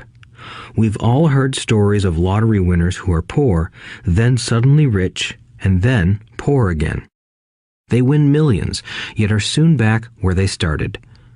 Or stories of professional athletes who at the age of 24 are earning millions, but are sleeping under a bridge 10 years later. I remember a story of a young basketball player who a year ago had millions.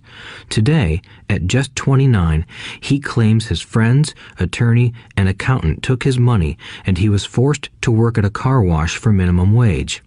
He was fired from the car wash because he refused to take off his championship ring as he was wiping off the cars. His story made national news, and he is appealing his termination, claiming hardship and discrimination. He claims that the ring is all he has left, and if it was stripped away, he'll crumble. I know so many people who became instant millionaires, and while I am glad some people have become richer and richer, I caution them that in the long run, it's not how much money you make, it's how much you keep and how many generations you keep it. So when people ask, "Where do I get started?" or "Tell me how to get rich quick," they often are greatly disappointed with my answer. I simply say to them what my rich dad said to me when I was a little kid. If you want to be rich, you need to be financially literate. That idea was drummed into my head every time we were together. As I said, my educated dad stressed the importance of reading books, while my rich dad stressed the need to master financial literacy. If you are going to build the Empire State Building, the first thing you need to do is dig a deep hole and pour a strong foundation. If you are going to build a home in the suburbs, all you need to do is pour a 6-inch slab of concrete. Most people, in their drive to get rich, are trying to build an Empire State Building on a 6-inch slab.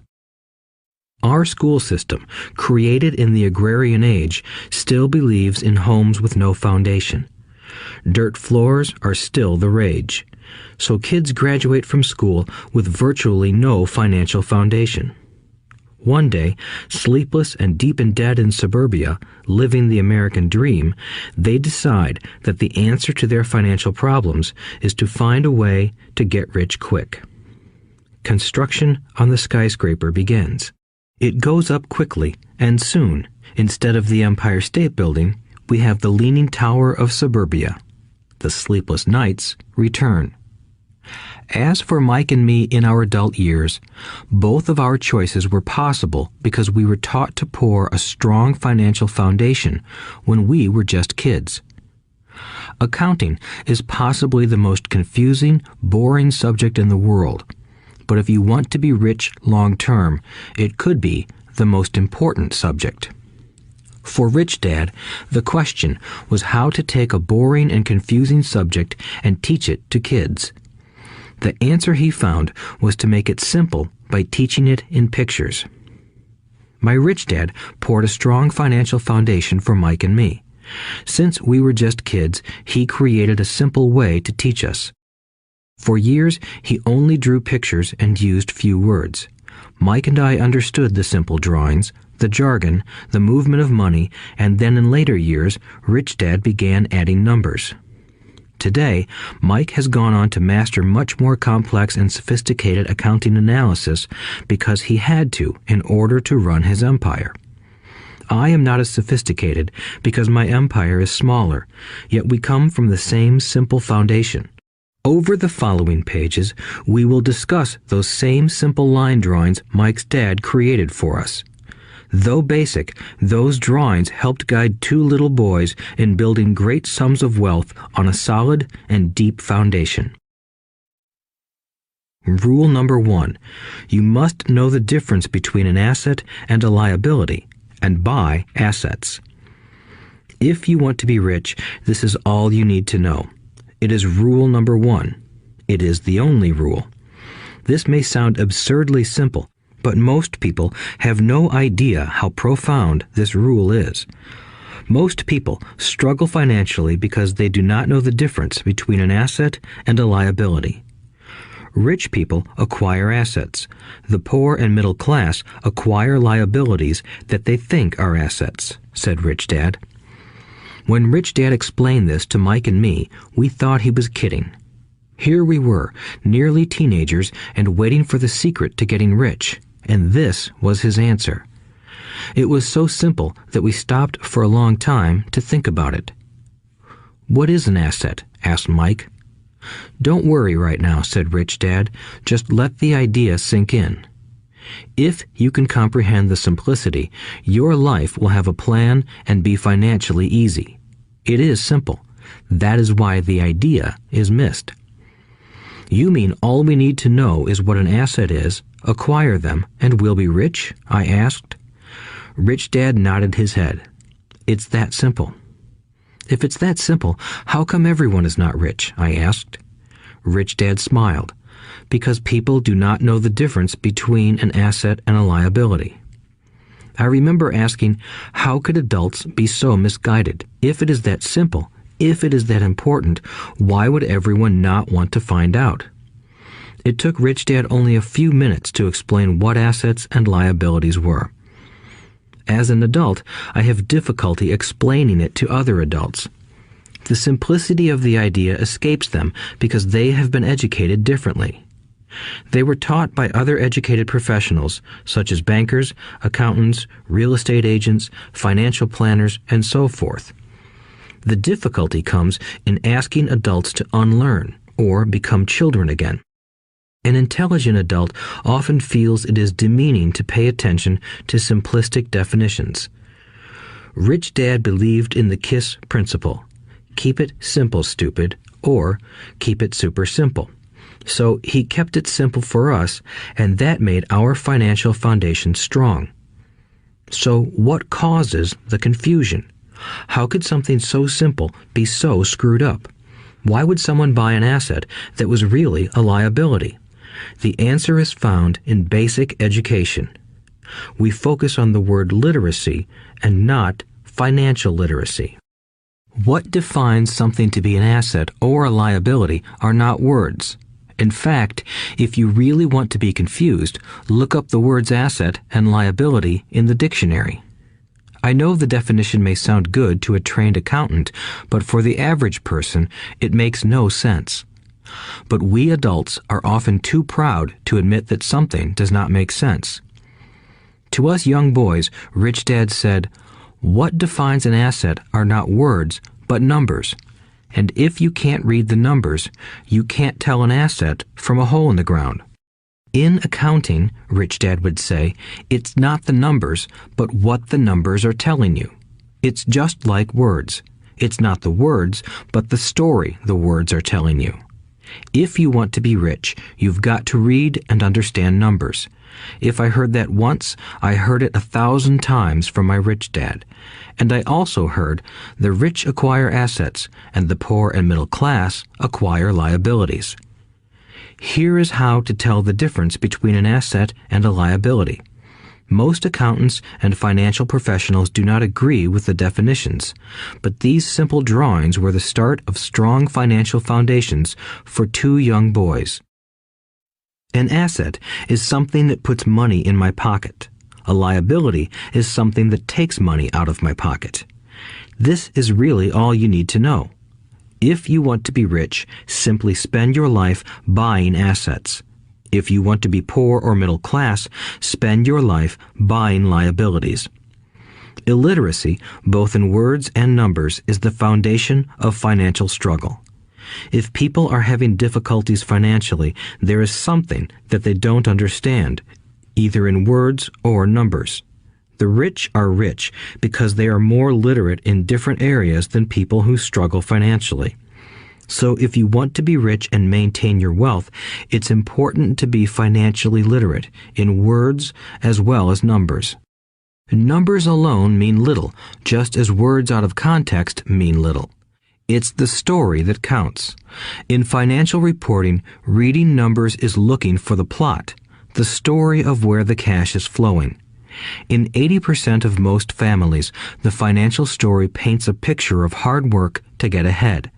However, this effort is for naught because they spend their lives buying liabilities instead of assets. Everyone has living expenses, the need for food, shelter, and clothing. It is the cash flow that tells the story of how a person handles their money. The reason I started with the story of the richest men in America is to illustrate the flaw in believing that money will solve all problems. That is why I cringe whenever I hear people ask me how to get rich quicker or where they should start. I often hear, "I'm in debt, so I need to make more money." But more money will often not solve the problem. In fact, it may compound the problem. Money often makes obvious our tragic human flaws, putting a spotlight on what we don't know. That is why, all too often, a person who comes into a sudden windfall of cash, let's say an inheritance, a pay raise, or lottery winnings, soon returns to the same financial mess, if not worse than the mess they were in before. Money only accentuates the cash flow pattern running in your head. If your pattern is to spend everything you get, most likely an increase in cash will just result in an increase in spending. Thus the saying, "A fool and his money is one big party." I have said many times that we go to school to gain scholastic and professional skills, both of which are important. We learn to make money with our professional skills. In the 1960s, when I was in high school, if someone did well academically, people assumed this bright student would go on to be a medical doctor because it was the profession with the promise of the greatest financial reward. Today, doctors face financial challenges I wouldn't wish on my worst enemy. Insurance companies taking control of the business, managed healthcare, government intervention, and malpractice suits. Today, kids want to be famous athletes, movie stars, rock stars, beauty queens, or CEOs because that is where the fame, money, and prestige are. That is the reason it is so hard to motivate kids in school today. They know that professional success is no longer solely linked to academic success, as it once was. Because students leave school without financial skills, millions of educated people pursue their profession successfully, but later find themselves struggling financially. They work harder, but don't get ahead. What is missing from their education is not how to make money, but how to manage money. It's called financial aptitude, what you do with the money once you make it, how to keep people from taking it from you, how to keep it longer, and how to make that money work hard for you. Most people don't understand why they struggle financially because they don't understand cash flow. A person can be highly educated, professionally successful, and financially illiterate. These people often work harder than they need to because they learned how to work hard, but not how to have their money work hard for them. The story of how the quest for a financial dream turns into a financial nightmare. The classic story of hardworking people has set a pattern.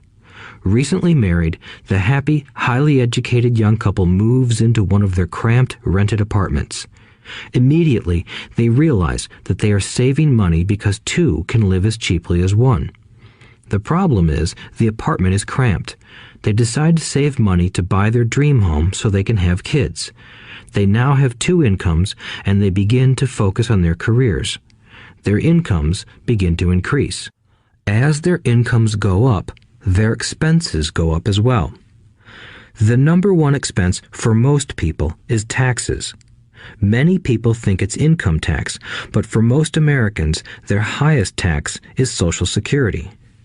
As an employee, it appears as if the Social Security tax combined with the Medicare tax rate is roughly 7.5%, but it's really 15% since the employer must match the Social Security amount. In essence, it is money the employer can't pay you. On top of that, you still have to pay income tax on the amount deducted from your wages for Social Security tax. Income you never received because it went directly to Social Security through withholding. Going back to the young couple, as a result of their incomes increasing, they decide to buy the house of their dreams. Once in their house, they have a new tax called property tax. Then they buy a new car, new furniture, and new appliances to match their new house. All of a sudden, they wake up and their liabilities column is full of mortgage and credit card debt.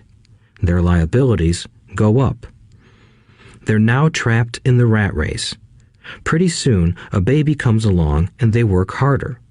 The process repeats itself. Higher incomes cause higher taxes, also called bracket creep. A credit card comes in the mail. They use it. It maxes out. A loan company calls and says their greatest asset, their home, has appreciated in value.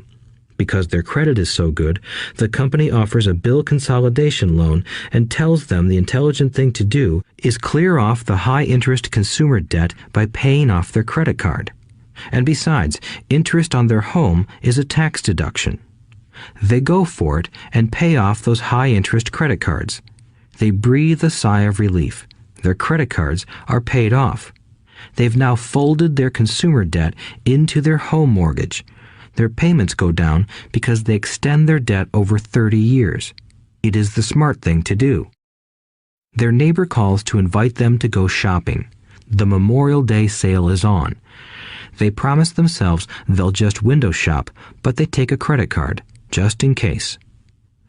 I run into this young couple all the time. Their names change, but their financial dilemma is the same. They come to one of my talks to hear what I have to say.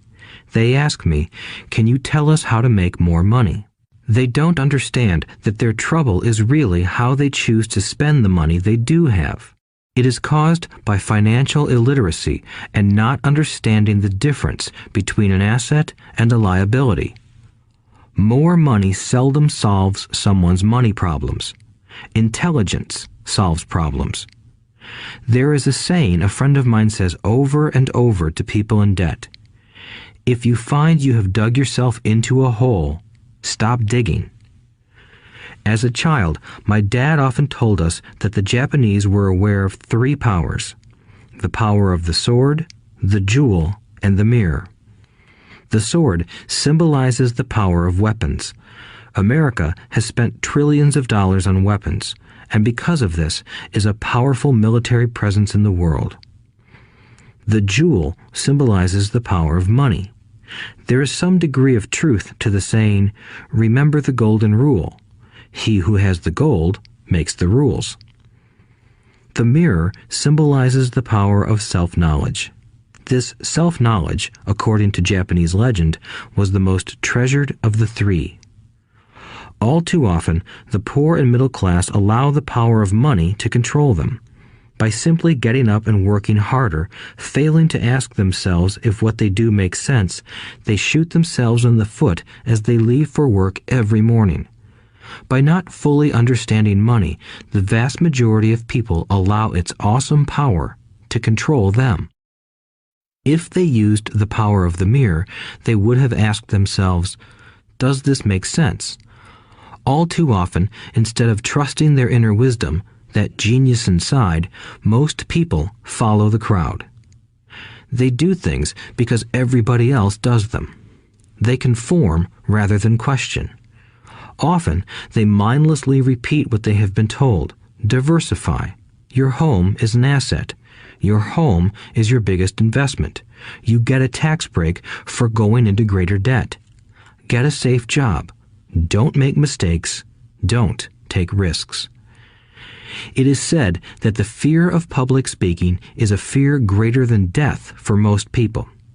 According to psychiatrists, the fear of public speaking is caused by the fear of ostracism, the fear of standing out, the fear of criticism, the fear of ridicule, and the fear of being an outcast. The fear of being different prevents most people from seeking new ways to solve their problems. That is why my educated dad said the Japanese valued the power of the mirror the most, for it is only when we look into it that we find truth. Fear is the main reason that people say, "Play it safe." That goes for anything, be it sports, relationships, careers, or money. It is that same fear, the fear of ostracism, that causes people to conform to, and not question, commonly accepted opinions or popular trends. Your home is an asset. Get a bill consolidation loan and get out of debt. Work harder. It's a promotion.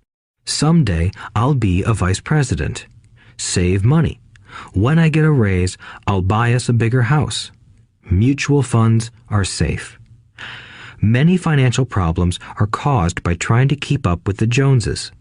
Occasionally, we all need to look in the mirror and be true to our inner wisdom rather than our fears. By the time Mike and I were 16 years old, we began to have problems in school. We were not bad kids. We just began to separate from the crowd. We worked for Mike's dad after school and on weekends. Mike and I often spent hours after work just sitting at a table with his dad while he held meetings with his bankers, attorneys, accountants, brokers, investors, managers, and employees. Here was a man who had left school at 13, who was now directing, instructing, ordering, and asking questions of educated people. They came at his beck and call and cringed when he didn't approve of them. Here was a man who had not gone along with the crowd.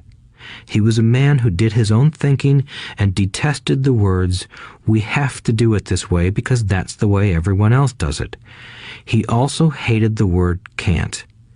If you wanted him to do something, just say, "I don't think you can do it." Mike and I learned more sitting in on his meetings than we did in all our years of school, college included.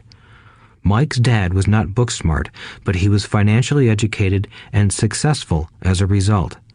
He told us over and over again, an intelligent person hires people who are more intelligent than he is. So Mike and I had the benefit of spending hours listening to and learning from intelligent people. But because of this, Mike and I couldn't go along with the standard dogma our teachers preached, and that caused problems. Whenever the teacher said, "If you don't get good grades, you won't do well in the real world," Mike and I just raised our eyebrows. When we were told to follow set procedures and not deviate from the rules, we could see how school discouraged creativity. We started to understand why our rich dad told us that schools were designed to produce good employees instead of employers. Occasionally, Mike or I would ask our teachers how what we studied was applicable to the real world, or why we never studied money and how it worked. To the latter question, we often got the answer that money was not important, that if we excelled in our education, the money would follow. The more we knew about the power of money, the more distant we grew from the teachers and our classmates. My highly educated dad never pressured me about my grades, but we did begin to argue about money. By the time I was 16, I probably had a far better foundation with money than both my parents. I could keep books, I listened to tax accountants, corporate attorneys, bankers, real estate brokers, investors, and so forth. By contrast, my dad talked to other teachers. One day, my dad told me that our home was his greatest investment. A not too pleasant argument took place when I showed him why I thought a house was not a good investment. I showed him the ancillary expenses that went along with owning the home. A bigger home meant bigger expenses, and the cash flow kept going out through the expense column. Today, people still challenge me on the idea of a house not being an asset. I know that for many people, it is their dream as well as their largest investment. And owning your own home is better than nothing. I simply offer an alternative way of looking at this popular dogma. If my wife and I were to buy a bigger, flashier house, we realize it wouldn't be an asset. It would be a liability since it would take money out of our pocket. So here is the argument I put forth. I really don't expect most people to agree with it because your home is an emotional thing, and when it comes to money, high emotions tend to lower financial intelligence. I know from personal experience that money has a way of making every decision emotional. 1. When it comes to houses, most people work all their lives paying for a home they never own. In other words, most people buy a new house every few years, each time incurring a new 30-year loan to pay off the previous one. 2. Even though people receive a tax deduction for interest on mortgage payments, they pay for all their other expenses with after-tax dollars, even after they pay off their mortgage. 3. My wife's parents were shocked when the property taxes on their home increased to $1,000 a month. This was after they had retired, so the increase put a strain on their retirement budget and they felt forced to move. 4. Houses do not always go up in value. I have friends who owe $1 million for a home that today would sell for far less. 5. The greatest losses of all are those from missed opportunities. If all your money is tied up in your house, you may be forced to work harder because your money continues blowing out of the expense column instead of adding to the asset column, the classic middle-class cash flow pattern. If a young couple would put more money into their asset column early on, their later years would be easier. Their assets would have grown and would be available to help cover expenses. All too often, a house only serves as a vehicle for incurring a home equity loan to pay for mounting expenses. In summary, the end result in making a decision to own a house that is too expensive in lieu of starting an investment portfolio impacts an individual in at least the following 3 ways. 1. Loss of time during which other assets could have grown in value. 2. Loss of additional capital which could have been invested instead of paying for high maintenance expenses related directly to the home. 3. Loss of education. Too often, people count their house and savings and retirement plans as all they have in their asset column. Because they have no money to invest, they simply don't invest. This costs them investment experience. Most never become what the investment world calls a sophisticated investor. And the best investments are usually first sold to sophisticated investors, who then turn around and sell them to the people playing it safe. I am not saying don't buy a house. What I'm saying is that you should understand the difference between an asset and a liability. When I want a bigger house, I first buy assets that will generate the cash flow to pay for the house. My educated dad's personal financial statement best demonstrates the life of someone caught in the rat race. His expenses match his income, never allowing him enough left over to invest in assets. As a result, his liabilities are larger than his assets. Why the rich get richer. A review of my rich dad's financial statement shows why the rich get richer. The asset column generates more than enough income to cover expenses, with the balance reinvested into the asset column. The asset column continues to grow, and therefore the income it produces grows with it. The result is that the rich get richer. Why the middle class struggle. The middle class finds itself in a constant state of financial struggle. Their primary income is through their salary. As their wages increase, so do their taxes. Their expenses tend to increase in proportion to their salary increase, hence the phrase, the rat race. They treat their home as their primary asset instead of investing in income-producing assets. This pattern of treating your home as an investment and the philosophy that a pay raise means you can buy a larger home or spend more is the foundation of today's debt-ridden society. Increased spending throws families into greater debt and into more financial uncertainty, even though they may be advancing in their jobs and receiving raises on a regular basis. This is high-risk living caused by weak financial education. The massive loss of jobs in recent times proves how shaky the middle class really is financially. Company pension plans are being replaced by 401k plans. Social Security is obviously in trouble and can't be relied upon as a source for retirement. Panic has set in for the middle class. Today, mutual funds are popular because they supposedly represent safety. Average mutual fund buyers are too busy working to pay taxes and mortgages, save for their children's college, and pay off credit cards.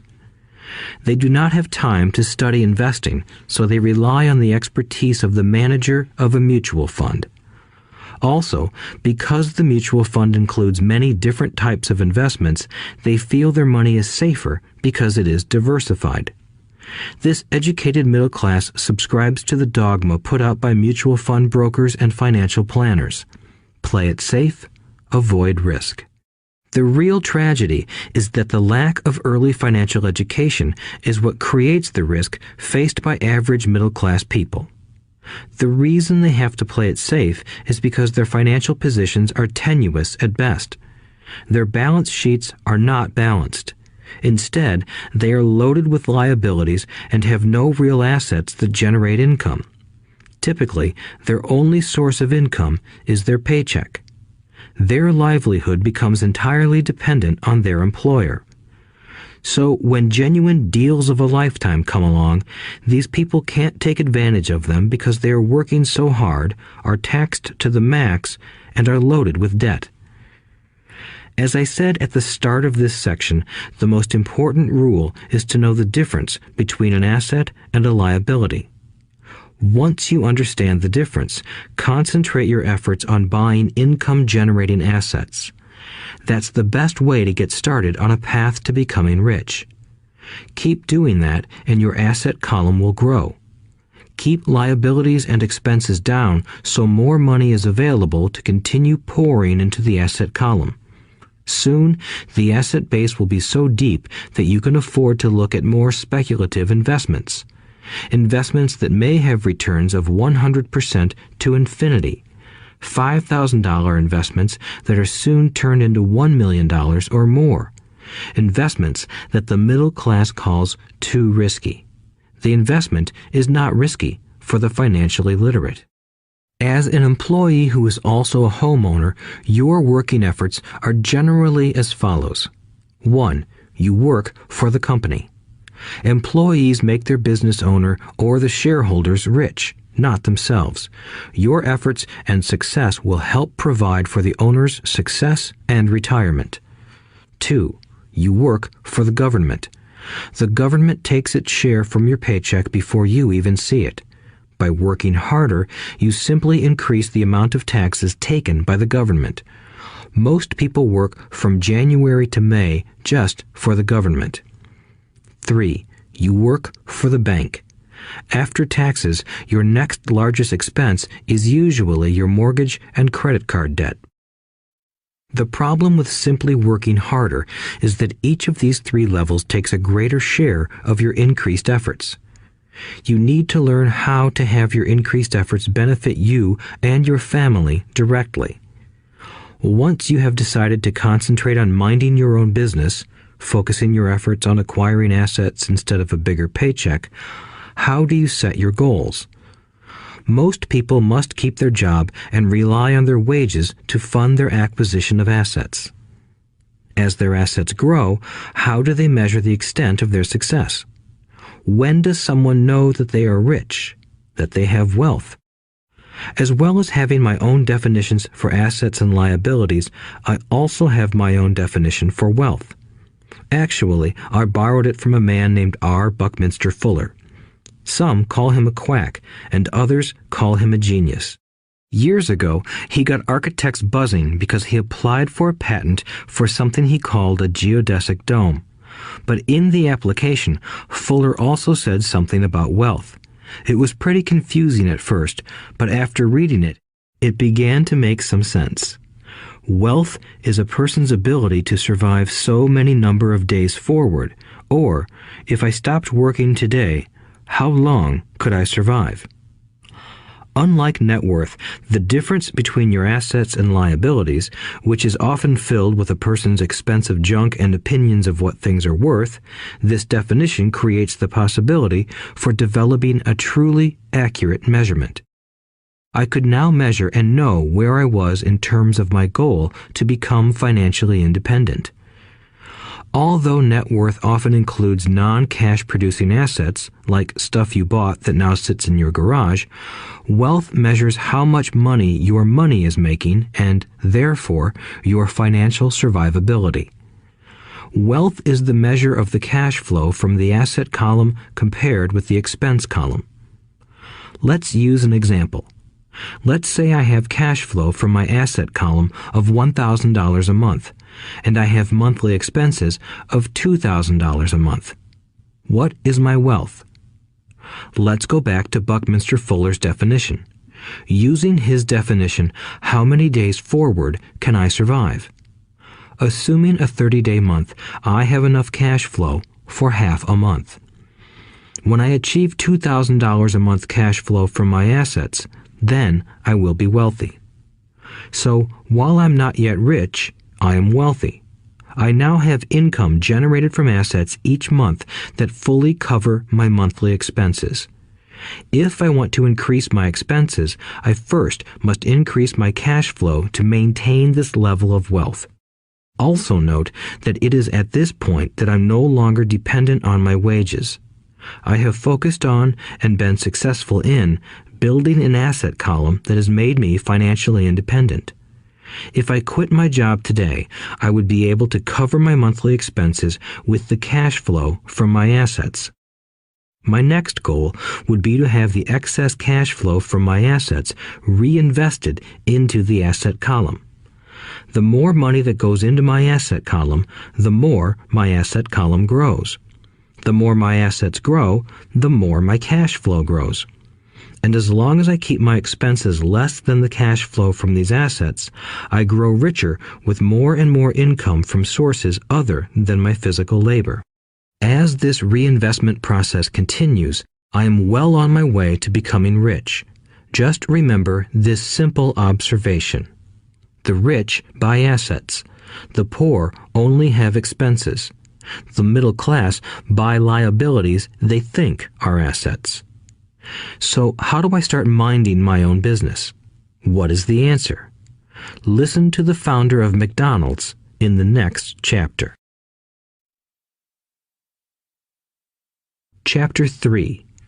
Lesson 3. Mind your own business. The rich focus on their asset columns while everyone else focuses on their income statements.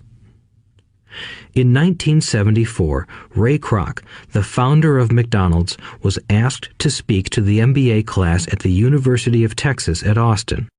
A friend of mine was a student in that MBA class. After a powerful and inspiring talk, the class adjourned and the students asked Ray if he would join them at their favorite hangout to have a few beers. Ray graciously accepted. "What business am I in?" Ray asked once the group had all their beers in hand. Everyone laughed, my friend said. Most of the MBA students thought Ray was just fooling around. No one answered, so Ray asked again. "What business do you think I'm in?"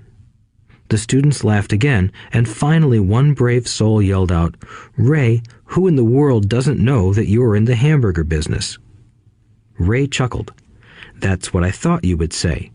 He paused and then quickly added, "Ladies and gentlemen, I'm not in the hamburger business. My business is real estate." As my friend tells the story, Ray spent a good amount of time explaining his viewpoint. In his business plan, Ray knew that the primary business focus was to sell hamburger franchises, but what he never lost sight of was the location of each franchise. He knew that the land and its location were the most significant factors in the success of each franchise. Basically, the person who bought the franchise was also buying the real estate under the franchise for Ray Kroc's organization. Today, McDonald's is the largest single owner of real estate in the world, owning even more than the Catholic Church. McDonald's owns some of the most valuable intersections and street corners in America and around the globe. My friend considers this as one of the most important lessons in his life. Today, he owns car washes, but his business is the real estate under those car washes. The previous chapter presented that most people work for everyone but themselves. They work first for the owners of the company, then for the government through taxes, and finally for the bank that owns their mortgage. When I was a young boy, we did not have a McDonald's nearby.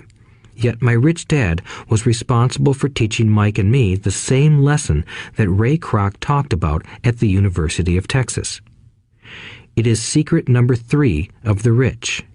The secret is mind your own business. Financial struggle is often directly the result of people working all their lives for someone else. Many people will simply have nothing at the end of their working days to show for their efforts. Our current educational system focuses on preparing today's youth to get good jobs by developing scholastic skills. Their lives will revolve around their wages or, as described earlier, their income column. Many will study further to become engineers, scientists, cooks, police officers, artists, writers, and so on. These professional skills allow them to enter the workforce and work for money.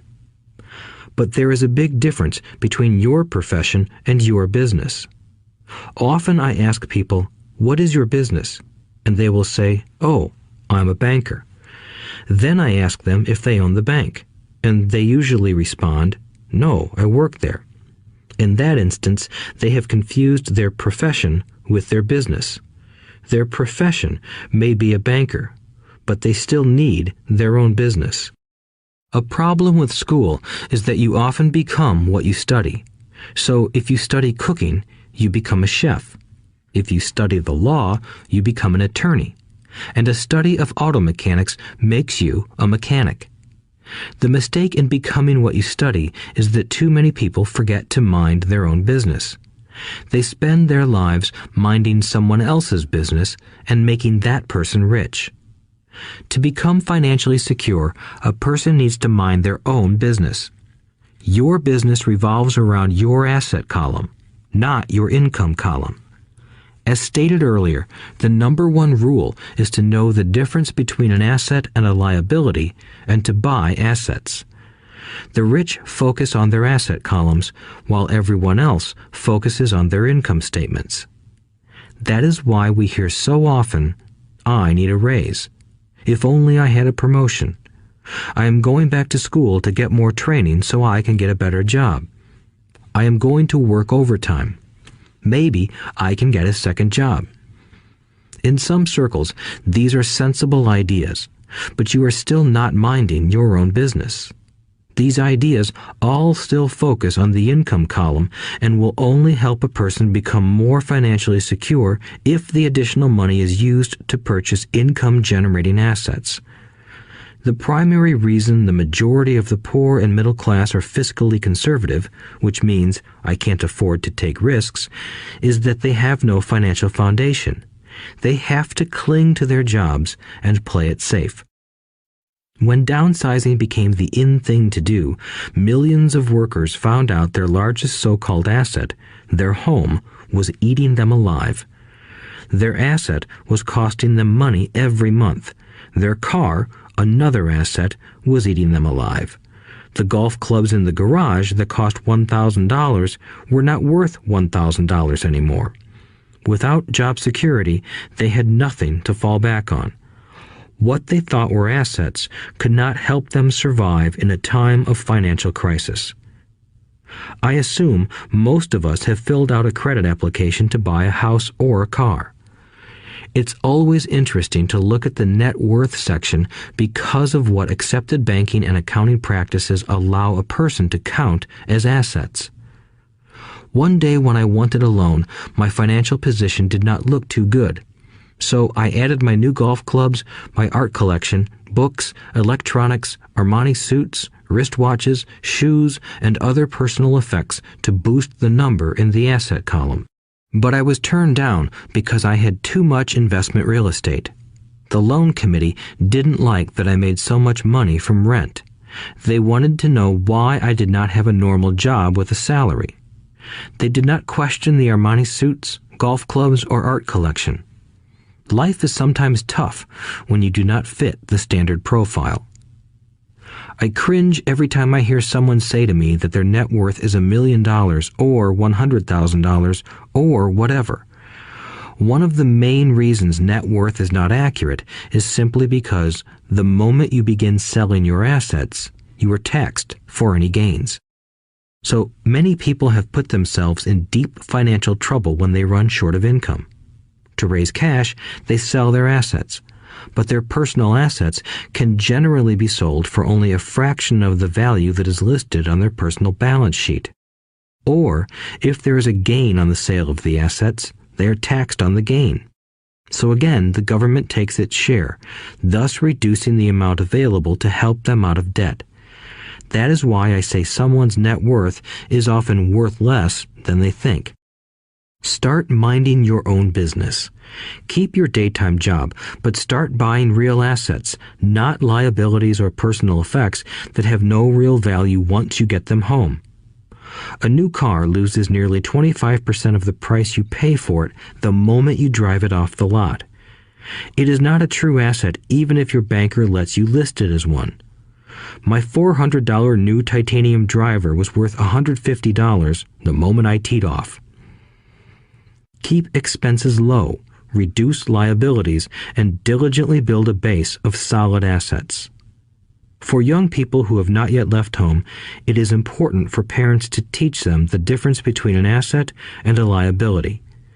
Get them to start building a solid asset column before they leave home, get married, buy a house, have kids, and get stuck in a risky financial position, clinging to a job and buying everything on credit.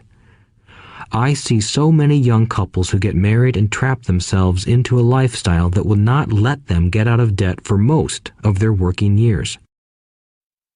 For many people, just as the last child leaves home, the parents realize they have not adequately prepared for retirement and they begin to scramble to put some money away. Then their own parents become ill and they find themselves with new responsibilities. So, what kind of assets am I suggesting that you or your children acquire? In my world, real assets fall into the following categories. Businesses that do not require my presence. I own them, but they are managed or run by other people. If I have to work there, it's not a business. It becomes my job. Stocks, bonds, income-generating real estate, notes, IOUs, royalties from intellectual property such as music, scripts, and patents. Anything else that has value, produces income, or appreciates, and has a ready market. As a young boy, my educated dad encouraged me to find a safe job, but my rich dad encouraged me to begin acquiring assets that I loved. If you don't love it, you won't take care of it. I collect real estate simply because I love buildings and land. I love shopping for them, and I could look at them all day long. When problems arise, the problems aren't so bad that it changes my love for real estate. For people who hate real estate, they shouldn't buy it. I also love stocks of small companies, especially startups, because I am an entrepreneur, not a corporate person. In my early years, I worked in large organizations such as Standard Oil of California, the U.S. Marine Corps, and Xerox Corporation. I enjoyed my time with those organizations and have fond memories, but I know deep down I am not a company man. I like starting companies, not running them. So my stock buys are usually of small companies. Sometimes I even start the company and take it public. Fortunes are made in new stock issues, and I love the game. Many people are afraid of small cap companies and call them risky, and they are. But that risk is diminished if you love what the investment is, understand it, and know the game. With small companies, my investment strategy is to be out of the stock in a year. On the other hand, my real estate strategy is to start small and keep trading up for bigger properties, and, therefore, delay paying taxes on the gain. This allows the value to increase dramatically. I generally hold real estate less than 7 years. For years, even while I was with the Marine Corps and Xerox, I did what my rich dad recommended. I kept my day job, but I still minded my own business. I was active in my asset column trading real estate and small stocks. Rich Dad always stressed the importance of financial literacy. The better I was at understanding the accounting and cash management, the better I would be at analyzing investments and eventually starting and building my own company. I don't encourage anyone to start a company unless they really want to. Knowing what I know about running a company, I wouldn't wish that task on anyone. There are times when people can't find employment and starting a company seems like the best solution. But the odds are against success. 9 out of 10 companies fail in 5 years. Of those that survive the first 5 years, 9 out of every 10 of those eventually fail as well. So only if you really have the desire to own your own company do I recommend it. Otherwise, keep your day job and mind your own business. When I say mind your own business, I mean to build and keep your asset column strong.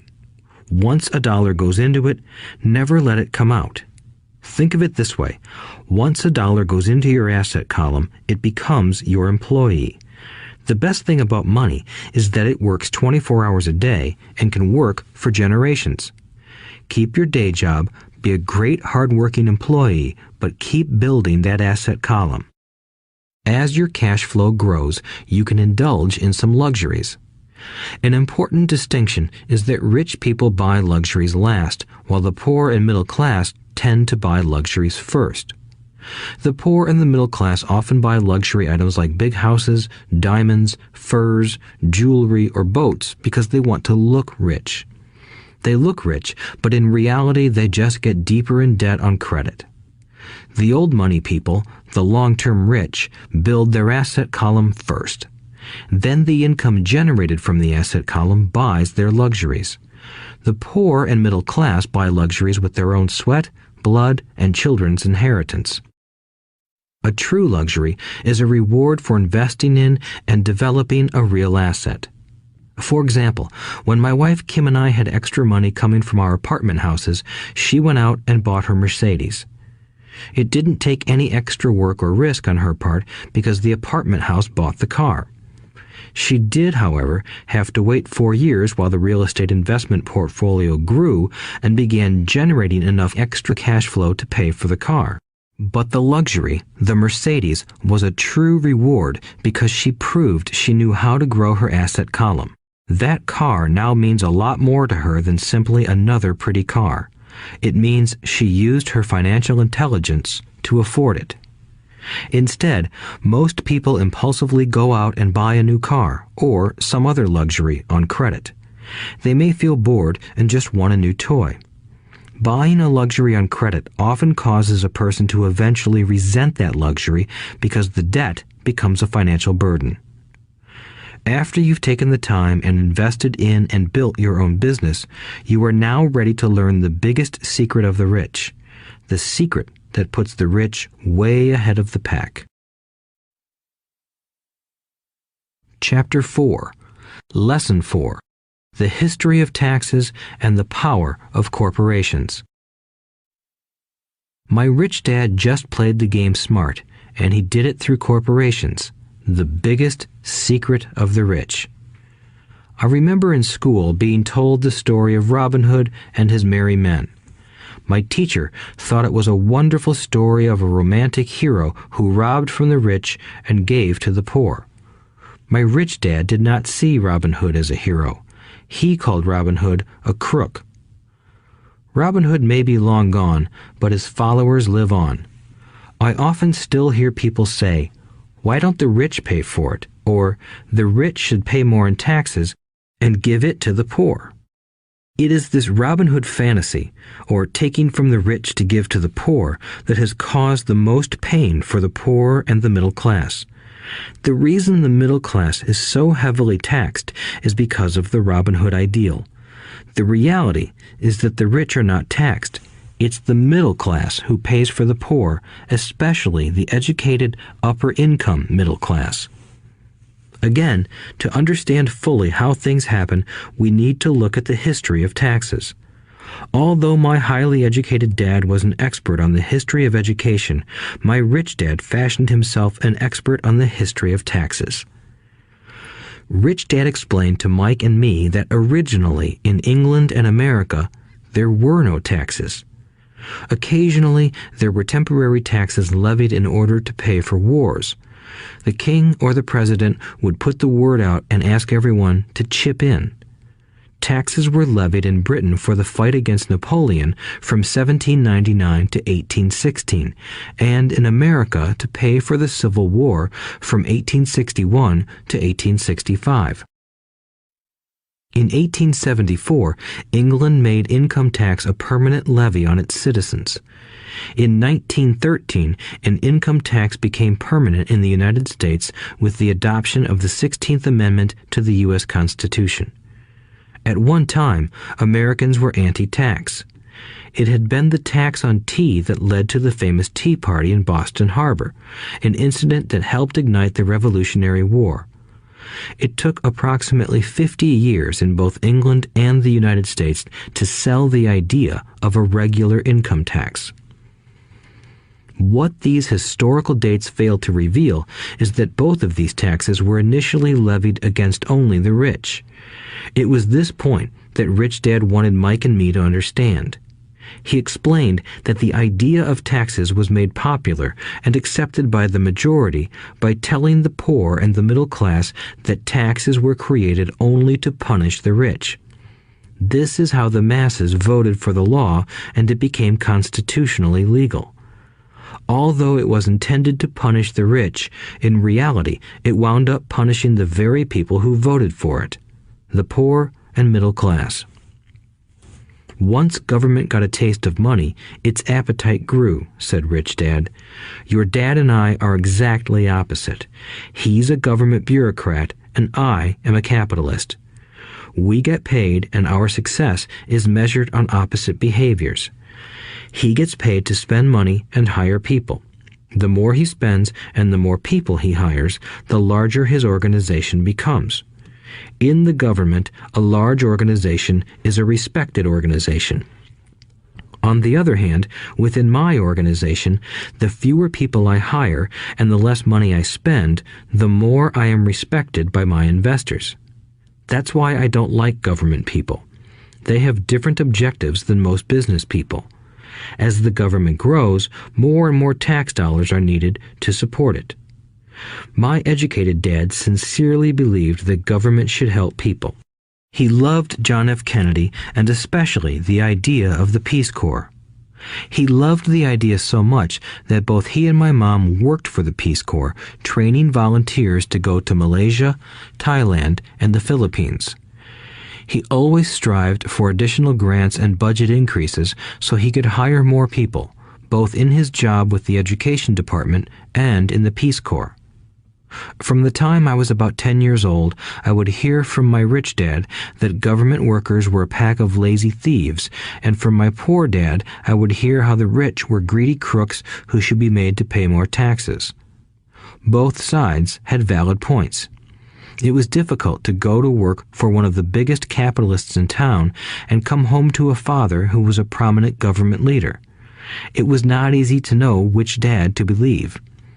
Yet, when you study the history of taxes, an interesting perspective emerges. As I said, the passage of taxes was only possible because the masses believed in the Robin Hood theory of economics. Take from the rich and give to everyone else. The problem was that the government's appetite for money was so great that taxes soon needed to be levied on the middle class, and from there it kept trickling down. However, the rich saw an opportunity because they don't play by the same set of rules. The rich knew about corporations, which became popular in the days of sailing ships. The rich created the corporation as a vehicle to limit their risk to the assets of each voyage. The rich put their money into a corporation to finance the voyage. The corporation would then hire a crew to sail to the New World to look for treasure. If the ship was lost, the crew lost their lives, but the loss to the rich would be limited only to the money they invested for that particular voyage. It is the knowledge of the legal corporate structure that really gives the rich a vast advantage over the poor and middle class.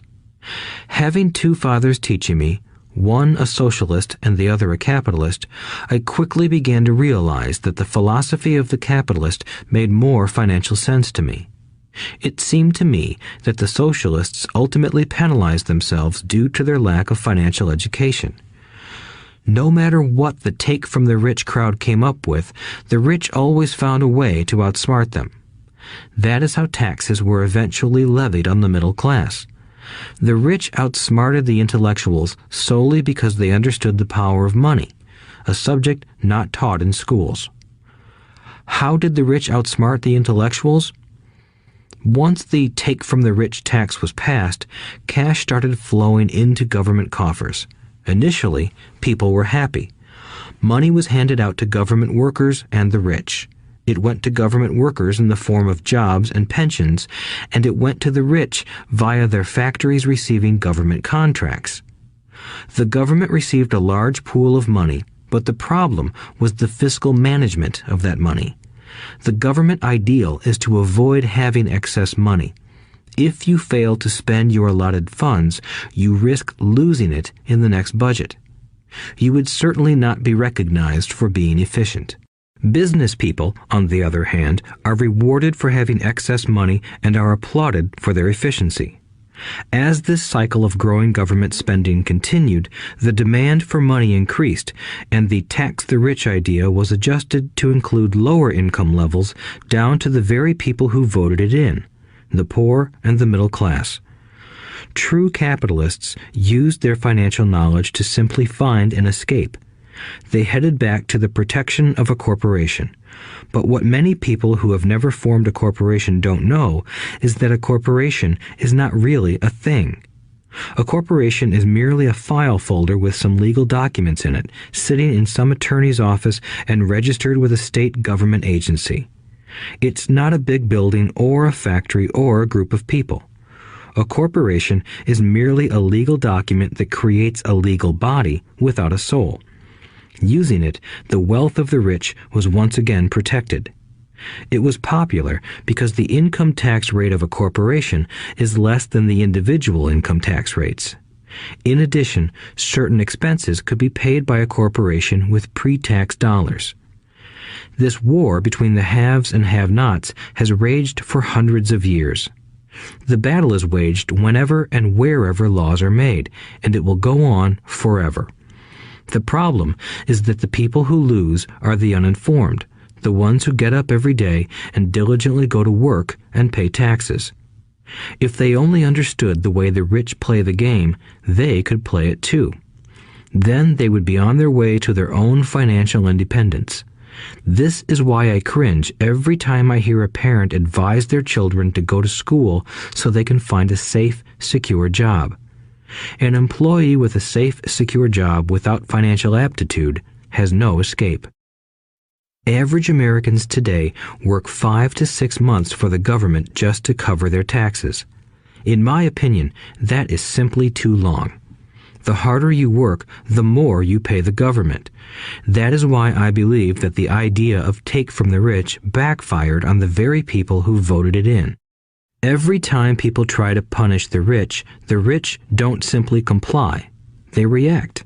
They have the money, power, and intent to change things. They don't just sit there and voluntarily pay more taxes. Instead, they search for ways to minimize their tax burden. They hire smart attorneys and accountants and persuade politicians to change laws or create legal loopholes. They use their resources to effect change. The tax code of the United States also allows other ways to reduce taxes. Most of these vehicles are available to anyone, but it is the rich who find them because they are minding their own business. For example, 1031 is jargon for Section 1031 of the Internal Revenue Code, which allows a seller to delay paying taxes on a piece of real estate that is sold for a capital gain through an exchange for a more expensive piece of real estate. Real estate is one investment vehicle that has a great tax advantage. As long as you keep trading up in value, you will not be taxed on the gains until you liquidate. People who don't take advantage of these legal tax savings are missing a great opportunity to build their asset columns. The poor and middle class don't have the same resources.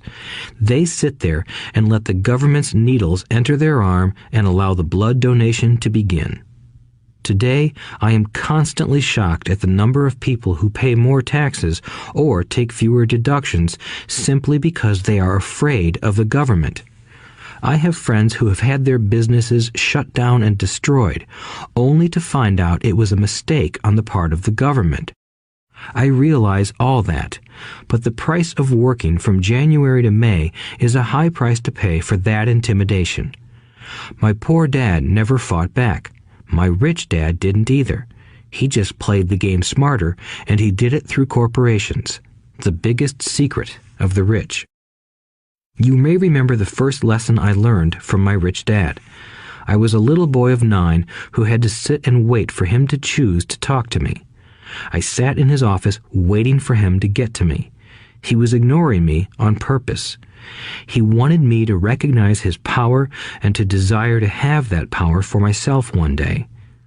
During all the years I studied and learned from him, he always reminded me that knowledge is power. and with money comes great power that requires the right knowledge to keep it and make it multiply. Without that knowledge, the world pushes you around. Rich Dad constantly reminded Mike and me that the biggest bully was not the boss or the supervisor, but the tax man. The tax man will always take more if you let him. The first lesson of having money work for you, as opposed to you working for money, is all about power. If you work for money, you give the power to your employer. If money works for you, you keep the power and control it. Once we had this knowledge of the power of money working for us, he wanted us to be financially smart and not let anyone or anything push us around. If you're ignorant, it's easy to be bullied.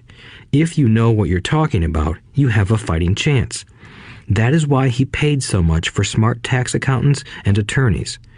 It was less expensive to pay them than to pay the government. His best lesson to me was, be smart and you won't be pushed around as much.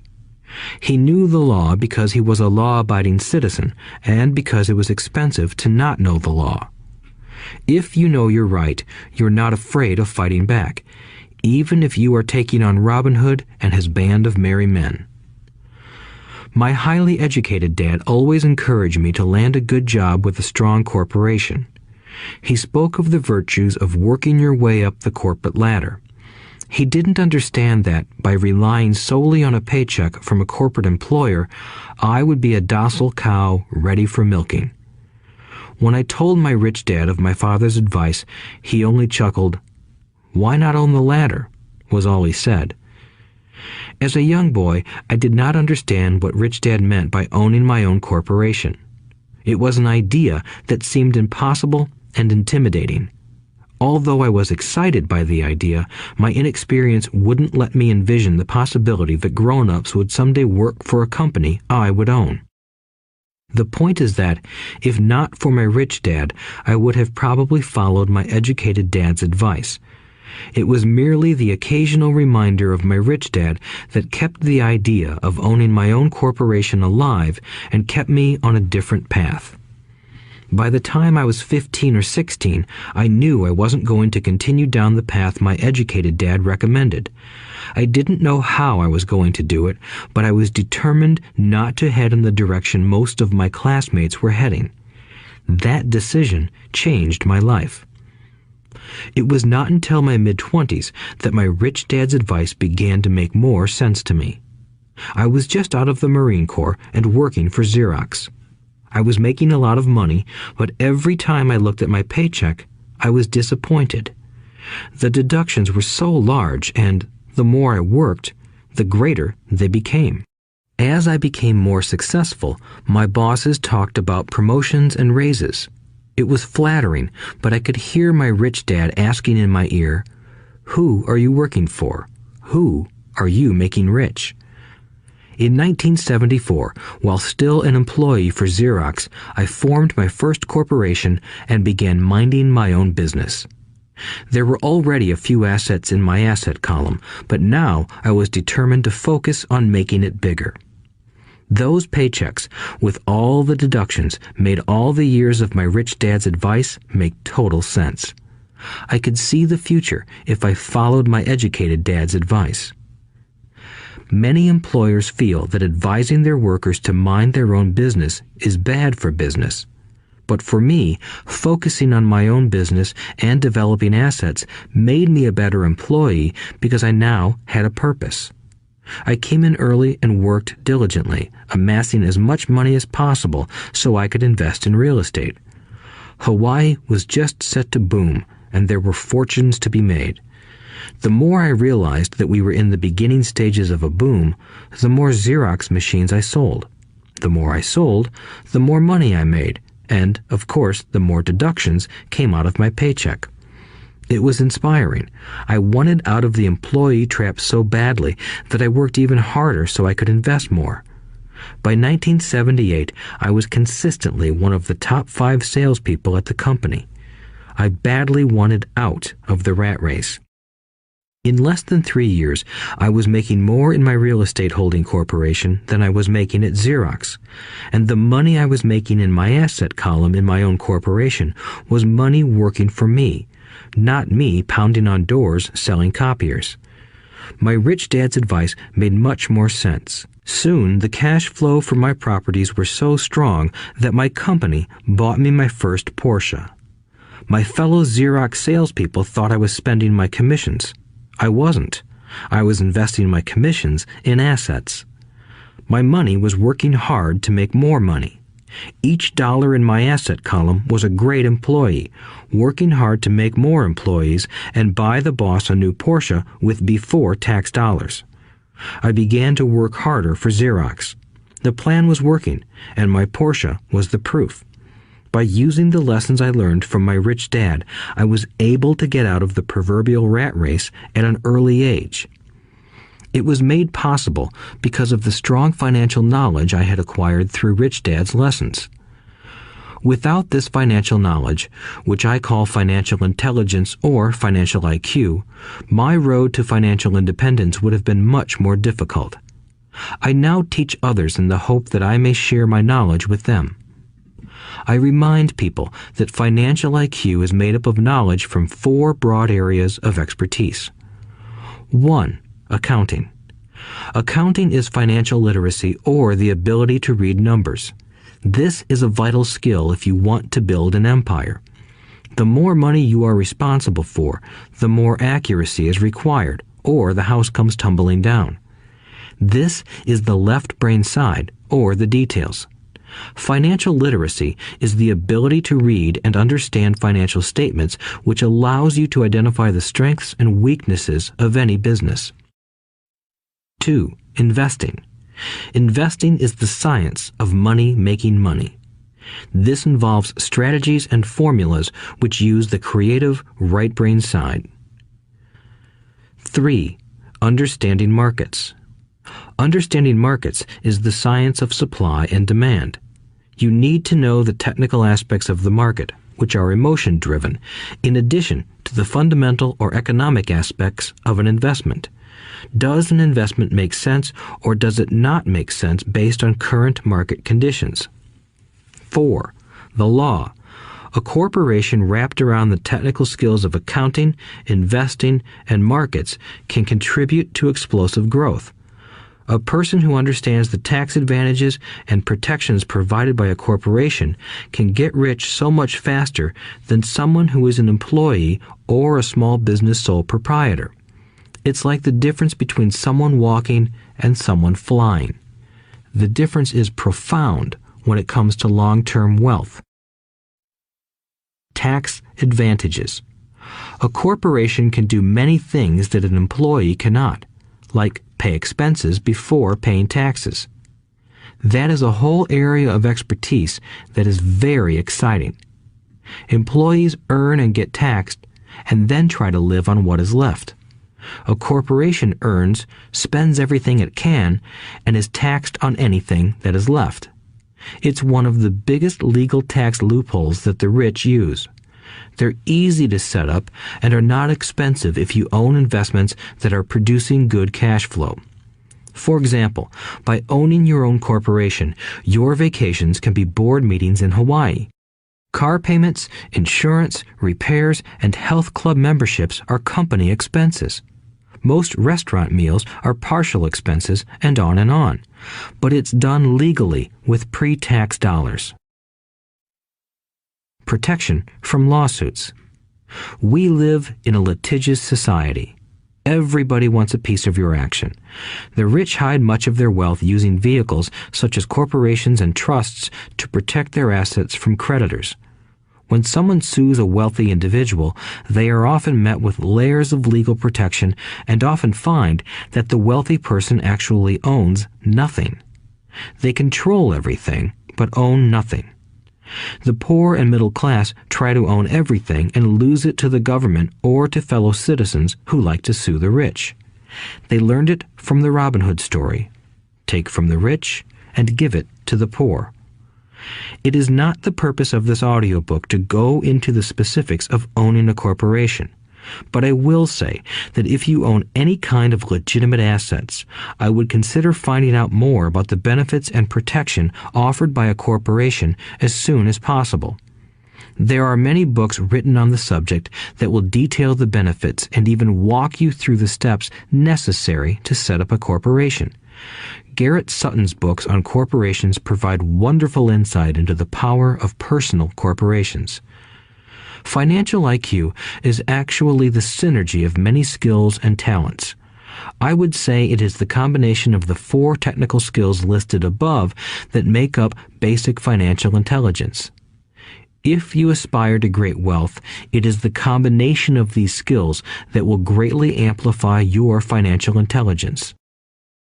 In summary, business owners with corporations 1. Earn, 2. Spend, 3. Pay taxes. Employees who work for corporations 1. Earn, 2. Pay taxes, 3. Spend. As part of your overall financial strategy, I recommend that you learn about the protection that legal entities can provide for businesses and assets. Chapter 5. Lesson 5. The rich invent money. Often in the real world, it's not the smart who get ahead, but the bold. Last night, I took a break from writing and watched a TV program on the history of a young man named Alexander Graham Bell. Bell had just patented his telephone and was having growing pains because the demand for his new invention was so strong. Needing a bigger company, he then went to the giant at that time, Western Union, and asked them if they would buy his patent and his tiny company. He wanted $100,000 for the whole package. The president of Western Union scoffed at him and turned him down, saying the price was ridiculous. The rest is history. A multi-billion-dollar industry emerged, and AT&T was born. The evening news came on right after the story of Alexander Graham Bell. On the news was a story of another downsizing at a local company. The workers were angry and complained that the company ownership was unfair. A terminated manager of about 45 years of age had his wife and 2 babies at the plant and was begging the guards to let him talk to the owners to ask if they would reconsider his termination. He had just bought a house and was afraid of losing it. The camera focused in on his pleading for all the world to see. Needless to say, it held my attention. I have been teaching professionally since 1984. It has been a great experience and a rewarding one. It is also a disturbing profession, for I have taught thousands of individuals, and I see one thing in common in all of us, myself included. We all have tremendous potential, and we all are blessed with gifts. Yet the one thing that holds all of us back is some degree of self-doubt. It is not so much the lack of technical information that holds us back, but more the lack of self-confidence. Some are more affected than others. Once we leave school, most of us know that it is not so much a matter of college degrees or good grades that count. In the real world, outside of academics, something more than just grades is required. I have heard it called many things: guts, chutzpah, balls, audacity, bravado, cunning, daring, tenacity, and brilliance. This factor, whatever it is labeled, ultimately decides one's future much more than school grades do. Inside each of us is one of these brave, brilliant, and daring characters. There is also the flip side of that character, people who could get down on their knees and beg if necessary. After a year in Vietnam as a Marine Corps pilot, I got to know both of those characters inside of me intimately. One is not better than the other. Yet, as a teacher, I recognized that it was excessive fear and self-doubt that were the greatest detractors of personal genius. It broke my heart to see students know the answers, yet lack the courage to act on the answer. Often, in the real world, it's not the smart who get ahead, but the bold. In my personal experience, your financial genius requires both technical knowledge as well as courage. If fear is too strong, the genius is suppressed.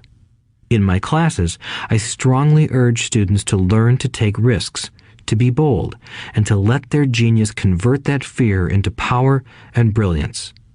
It works for some and just terrifies others. I have come to realize that for most people, when it comes to the subject of money, they would rather play it safe. I have had to field questions such as, why take risks? Why should I bother developing my financial IQ? Why should I become financially literate? And I answer, just to have more options. There are huge changes up ahead. In the coming years, there will be more people just like the young inventor Alexander Graham Bell. There will be 100 people like Bill Gates and hugely successful companies like Microsoft created every year all over the world. And there will also be many more bankruptcies, layoffs, and downsizings. So why bother developing your financial IQ? No one can answer that but you. Yet I can tell you why I myself do it. I do it because it is the most exciting time to be alive. I'd rather be welcoming change than dreading change. I'd rather be excited about making millions than worrying about not getting a raise. This period we are in now is a most exciting time, unprecedented in our world's history. Generations from now, people will look back at this period of time and remark at what an exciting era it must have been.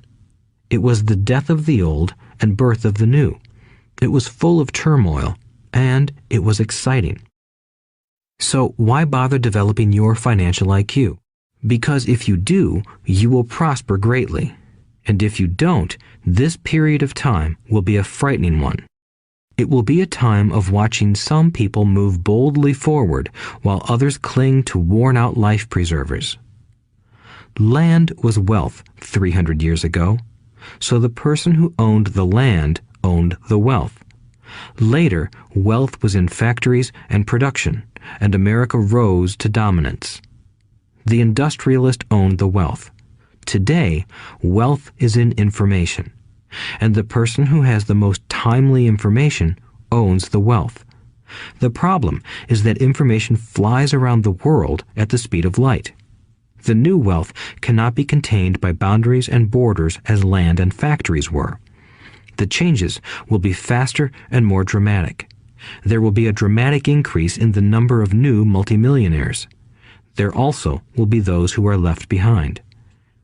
I find so many people struggling today, often working harder, simply because they cling to old ideas.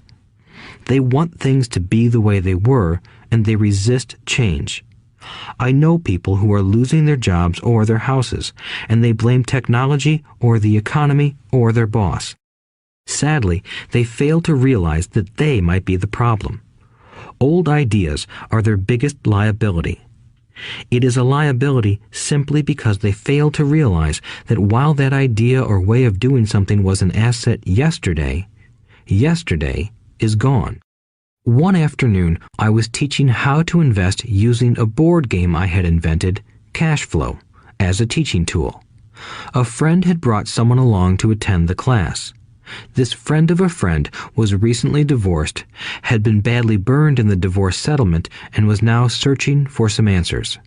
Her friend thought the class might help. The game was designed to help people learn how money works. In playing the game, they learn about the interaction of the income statement with the balance sheet.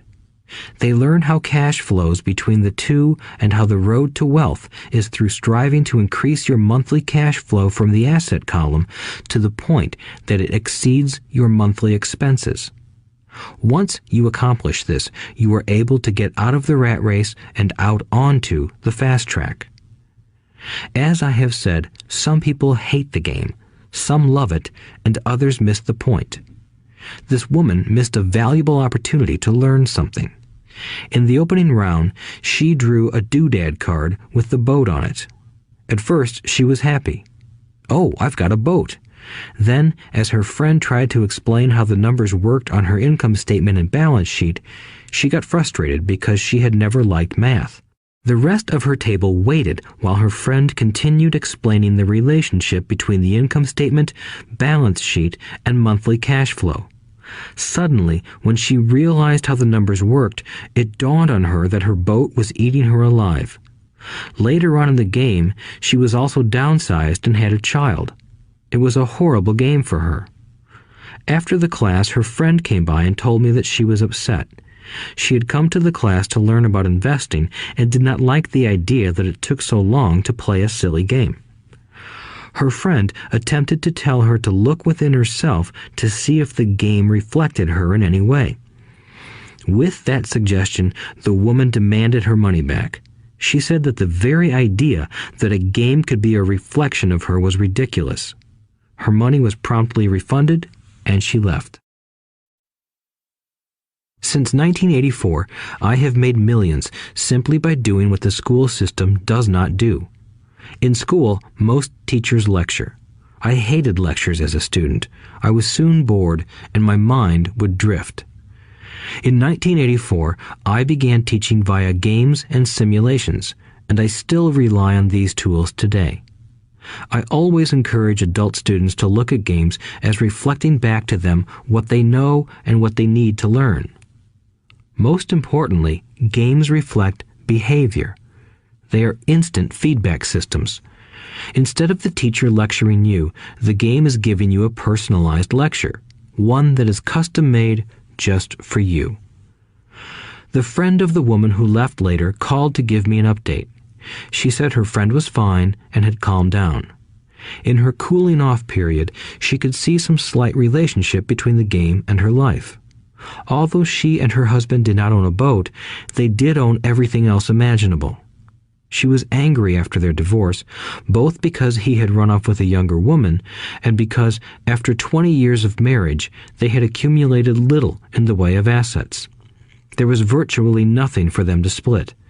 Their 20 years of married life had been incredible fun, but all they had accumulated was a ton of doodads. She realized that her anger at doing the numbers, the income statement and balance sheet, came from her embarrassment about not understanding them. She believed that finances were the man's job. She maintained the house and did the entertaining, and he handled the finances. She was now quite certain that in the last 5 years of their marriage, he had hidden money from her. She was angry at herself for not being more aware of where the money was going, as well as for not knowing about the other woman. Just like a board game, the world is always providing us with instant feedback. We could learn a lot if we tuned in more. One day, not long ago, I complained to my wife that the cleaners must have shrunk my pants. My wife gently smiled and poked me in the stomach to inform me that the pants had not shrunk. Something else had expanded. Me. The cash flow game was designed to give every player personal feedback. Its purpose is to give you options. If you draw the boat card and it puts you into debt, the question is, now what can you do? How many different financial options can you come up with? That is the purpose of the game, to teach players to think and create new and various financial options. Thousands of people throughout the world have played this game. The players who get out of the rat race the quickest are the people who understand numbers and have creative financial minds. They recognize different financial options.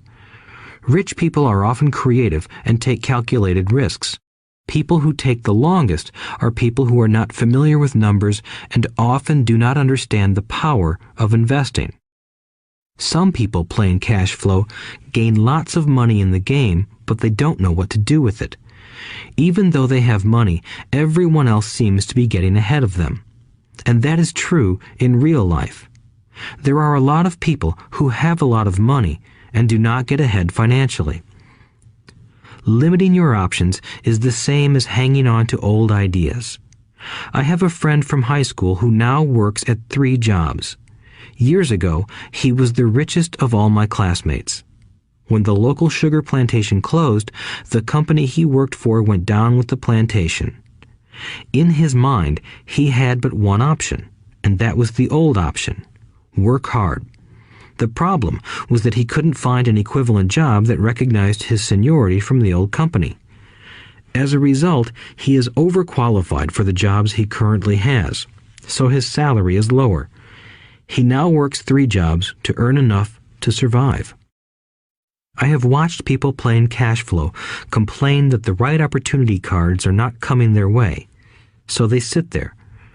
I know people who do that in real life. They wait for the right opportunity. I have watched people get the right opportunity card and then not have enough money. Then they complain that they would have gotten out of the rat race if they had had more money. So they sit there. I know people in real life who do that also. They see all the great deals, but they have no money. And I have seen people pull a great opportunity card, read it out loud, and have no idea that it is a great opportunity. They have the money, the time is right, they have the card, but they can't see the opportunity staring them in the face. They fail to see how it fits into their financial plan for escaping the rat race. And I know more people like that than all the others combined. Most people have an opportunity of a lifetime flash right in front of them, and they fail to see it. A year later, they find out about it, after everyone else got rich. Financial intelligence is simply having more options. If the opportunities aren't coming your way, what else can you do to improve your financial position? If an opportunity lands in your lap and you have no money and the bank won't talk to you, what else can you do to get the opportunity to work in your favor? If your hunch is wrong and what you've been counting on doesn't happen, how can you turn a lemon into millions? That is financial intelligence.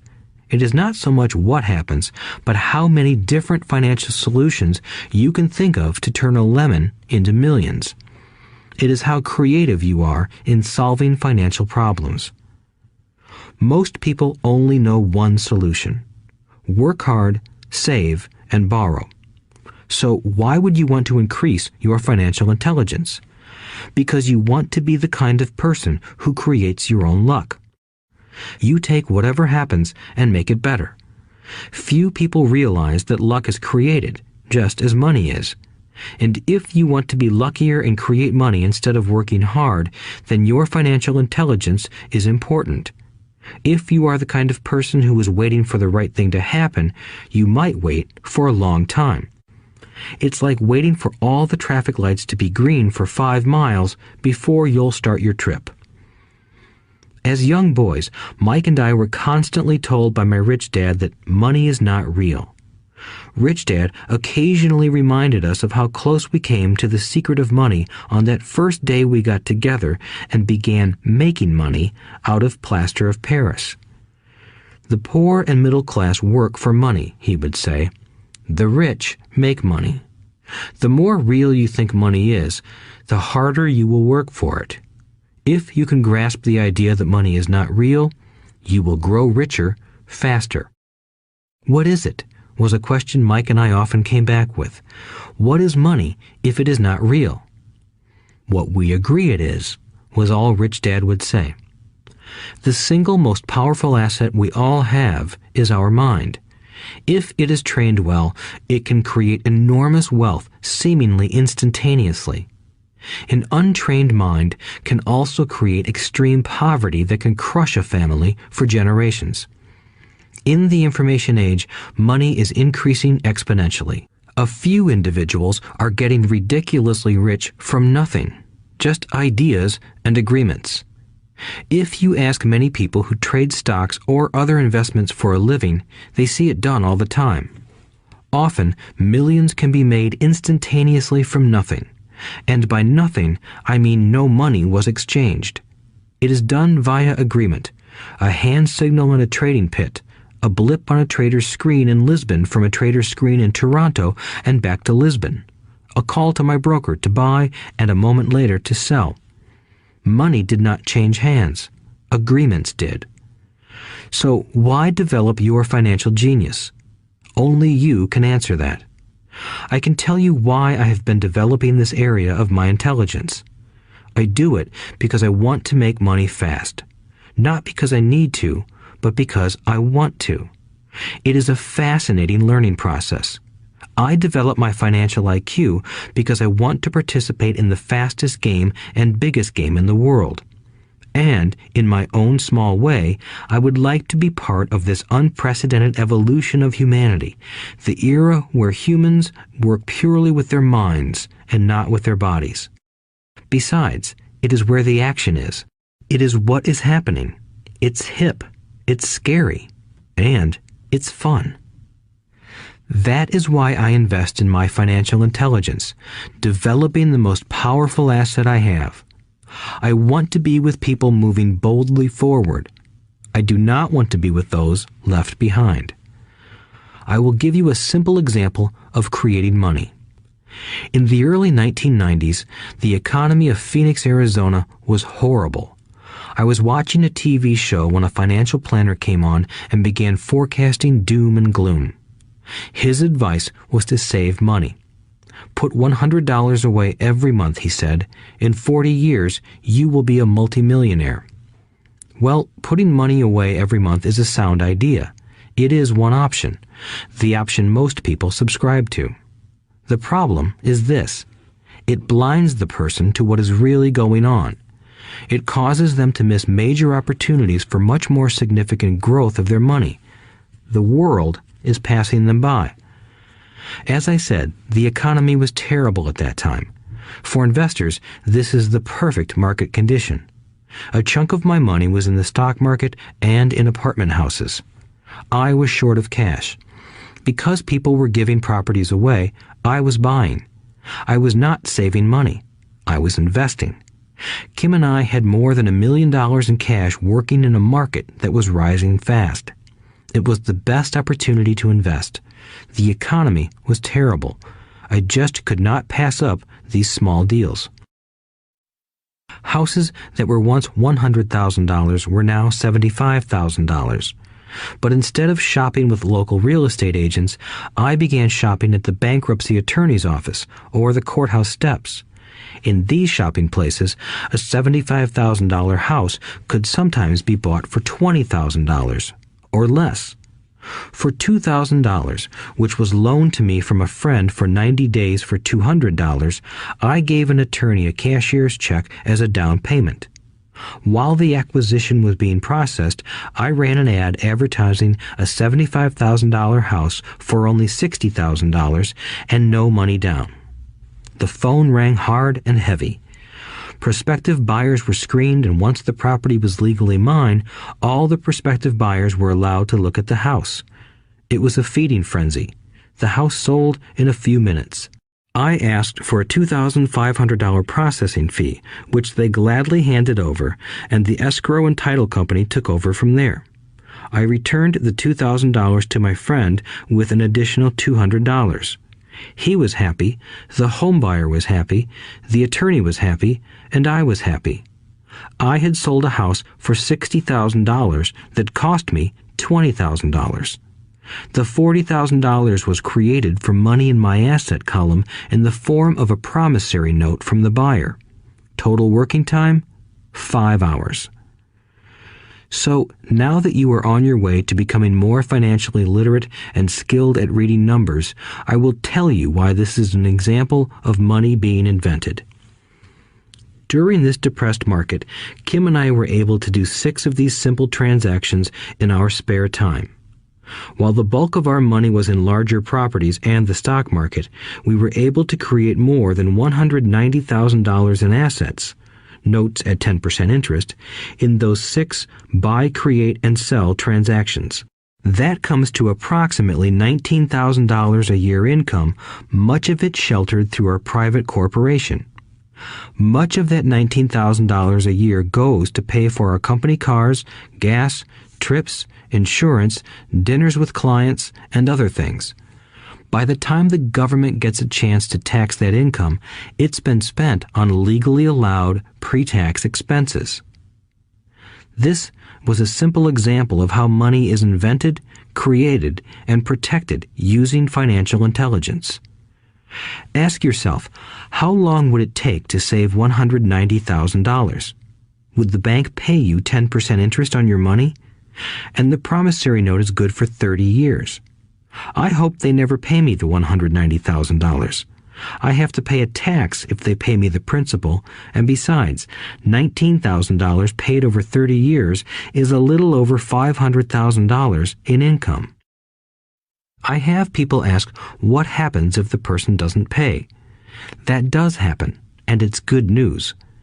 That $60,000 home could be taken back and resold for $70,000 and another $2,500 collected as a loan processing fee.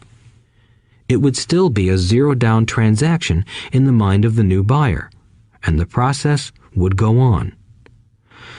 The first time I sold the house, I paid back the $2,000, so technically I have no money in the transaction. My return on investment, ROI, is infinity. It's an example of no money making a lot of money. In the second transaction, when resold, I would have put $2,000 in my pocket and re-extended the loan to 30 years. What would my ROI be if I got paid money to make money? I do not know, but it sure beats saving $100 a month, which actually starts out as $150 because it's after-tax income for 40 years earning low interest. And again, you're taxed on the interest. That is not too intelligent. It may be safe, but it's not smart. A few years later, as the Phoenix real estate market strengthened, those houses we sold for $60,000 became worth $110,000. Foreclosure opportunities were still available, but became rare. It cost a valuable asset, my time, to go out looking for them. Thousands of buyers were looking for the few available deals. The market had changed. It was time to move on and look for other opportunities to put in the asset column. You cannot do that here. That is against the law. You're lying. I hear those comments much more often than, "Can you show me how to do that?" The math is simple. You do not need algebra or calculus, and the escrow company handles the legal transaction and the servicing of the payments. I have no roofs to fix or toilets to unplug because the owners do that. It's their house. Occasionally, someone does not pay, and that is wonderful because there are late fees, or they move out and the property is sold again. The court system handles that. And it may not work in your area. The market conditions may be different, but the example illustrates how a simple financial process can create hundreds of thousands of dollars with little money and low risk. It is an example of money being only an agreement. Anyone with a high school education can do it. Yet most people won't. Most people listen to the standard advice of work hard and save money. For about 30 hours of work, approximately $190,000 was created in the asset column, and no taxes were paid. Which one sounds harder to you? 1. Work hard, pay 50% in taxes, save what is left, your savings, then earn 5%, which is also taxed. Or 2. Take the time to develop your financial intelligence, harness the power of your brain and the asset column. If you use option number 1, be sure to factor in how much time it takes you to save $190,000. Time is one of your greatest assets. Now, you may understand why I silently shake my head when I hear parents say, "My child is doing well in school and receiving a good education." It may be good, but is it adequate? I know the above investment strategy is a small one. It is used to illustrate how small can grow into big. Again, my success reflects the importance of a strong financial foundation, which starts with a strong financial education. I have said it before, but it's worth repeating. Financial intelligence is made up of these 4 main technical skills. 1. Accounting. Accounting is financial literacy, or the ability to read numbers. This is a vital skill if you want to build businesses or investments. 2. Investing. Investing is the science of money making money. 3. Understanding markets. Understanding markets is the science of supply and demand. Alexander Graham Bell gave the market what it wanted. So did Bill Gates. A $75,000 house offered for $60,000 that cost $20,000 was also the result of seizing an opportunity created by the market. Somebody was buying, and someone was selling. 4. The law. The law is the awareness of accounting, corporate, state, and federal regulations. I recommend playing by the rules. It is this basic foundation, or the combination of these skills, that is needed to be successful in the pursuit of wealth, whether it be through the buying of small homes, apartment buildings, companies, stocks, bonds, precious metals, baseball cards, or the like. A few years later, the real estate market rebounded and everyone else was getting in. The stock market was booming and everyone was getting in. The U.S. economy was getting back on its feet. I began selling and was now traveling to Peru, Norway, Malaysia, and the Philippines. The investment landscape had changed. We were no longer buying real estate. Now I just watch the values climb inside the asset column and will probably begin selling. I suspect that some of those 6 little house deals will sell and the $40,000 note will be converted to cash. I need to call my accountant to be prepared for cash and seek ways to shelter it.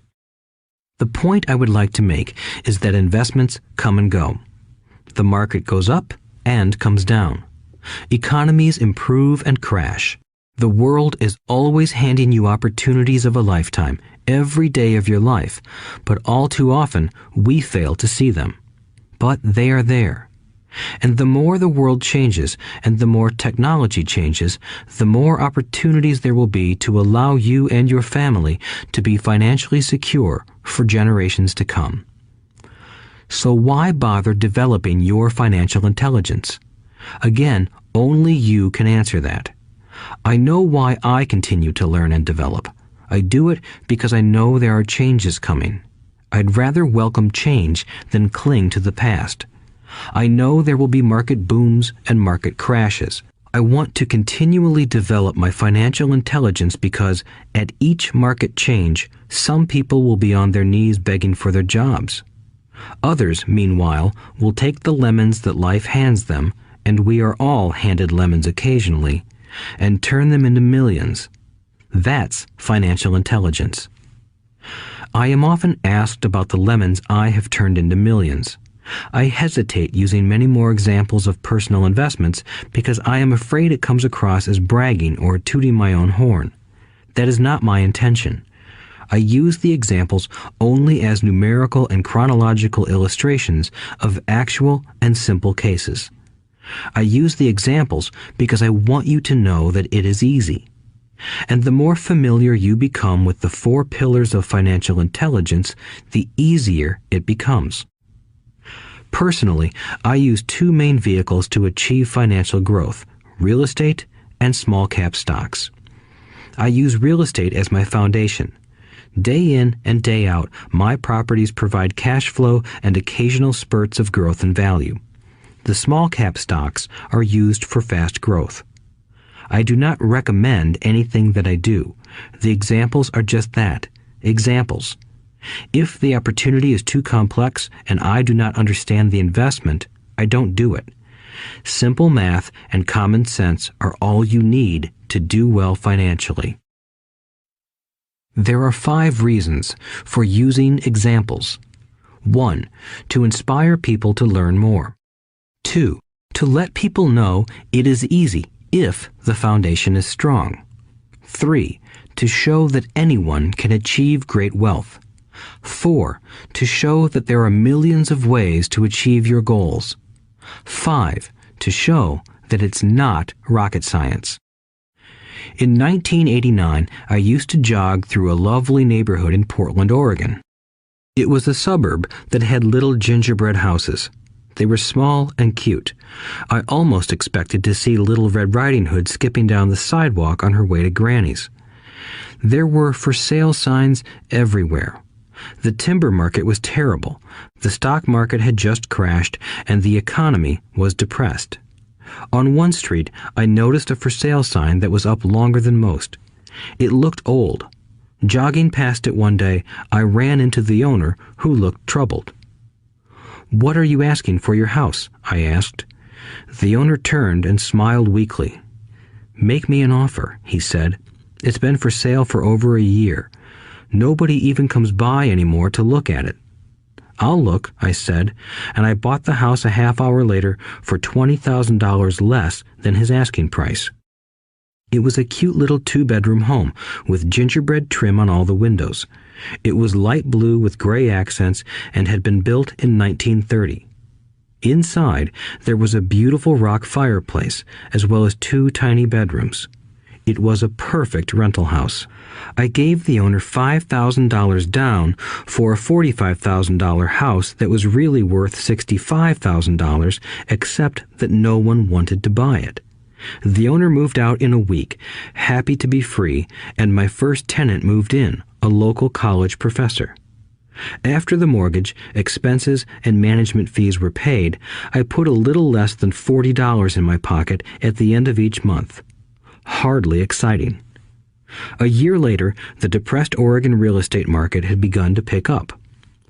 California investors, flush with money from their still booming real estate market, were moving north and buying up Oregon and Washington. I sold that little house for $95,000 to a young couple from California who thought it was a bargain. My capital gains of approximately $40,000 were placed into a 1031 tax-deferred exchange, and I went shopping for a place to put my money. In about a month, I found a 12-unit apartment house right next to the Intel plant in Beaverton, Oregon. The owners lived in Germany, had no idea what the place was worth, and again, just wanted to get out of it. I offered $275,000 for a $450,000 building. They agreed to $300,000. I bought it and held it for 2 years. Utilizing the same 1031 exchange process, we sold the building for $495,000 and bought a 30-unit apartment building in Phoenix, Arizona.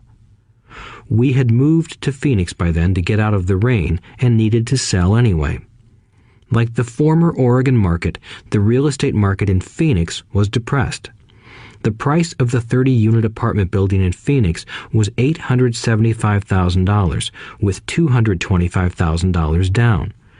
The cash flow from the 30 units was a little over $5,000 a month. The Arizona market began moving up, and a few years later, a Colorado investor offered us $1.2 million for the property. The point of this example is how a small amount can grow into a large amount. Again, it is a matter of understanding financial statements, investment strategies, a sense of the market, and the laws. If people are not versed in these subjects, then obviously they must follow standard dogma, which is to play it safe, diversify, and only invest in secure investments. The problem with secure investments is that they are often sanitized, that is, made so safe that the gains are less. Most large brokerage houses will not touch speculative transactions in order to protect themselves and their clients, and that is a wise policy. The really hot deals are not offered to people who are novices. Often, the best deals that make the rich even richer are reserved for those who understand the game. It is technically illegal to offer speculative deals to someone who is considered not sophisticated, but of course, it happens. The more sophisticated I get, the more opportunities come my way. Another case for developing your financial intelligence over a lifetime is simply that more opportunities are presented to you. And the greater your financial intelligence, the easier it is to tell whether a deal is good. It's your intelligence that can spot a bad deal or make a bad deal good. The more I learn, and there is a lot to learn, the more money I make simply because I gain experience and wisdom as the years go on. I have friends who are playing it safe, working hard at their profession and failing to gain financial wisdom, which does take time to develop. My overall philosophy is to plant seeds inside my asset column. That is my formula. I start small and plant seeds. Some grow, some don't. Inside our real estate corporation, we have property worth several $1 million. It is our own right, or real estate investment trust. The point I'm making is that most of those millions started out as little $5,000 to $10,000 investments. All of those down payments were fortunate to catch a fast-rising market and increase tax-free. We traded in and out several times over a number of years. We also own a stock portfolio, surrounded by a corporation that Kim and I call our personal mutual fund. We have friends who deal specifically with investors like us who have extra money each month to invest. We buy high-risk, speculative private companies that are just about to go public on a stock exchange in the United States or Canada. An example of how fast gains can be made are 100,000 shares purchased for 25 cents each before the company goes public. 6 months later, the company is listed, and the 100,000 shares now are worth $2 each. If the company is well managed, the price keeps going up, and the stock may go to $20 or more per share. There are years when our $25,000 has gone to $1 million in less than a year. It is not gambling if you know what you're doing. It is gambling if you're just throwing money into a deal and praying. The idea in anything is to use your technical knowledge, wisdom, and love of the game to cut the odds down, to lower the risk. Of course, there is always risk. It is financial intelligence that improves the odds. Thus, what is risky for one person is less risky to someone else. That is the primary reason I constantly encourage people to invest more in their financial education than in stocks, real estate, or other markets. The smarter you are, the better chance you have of beating the odds.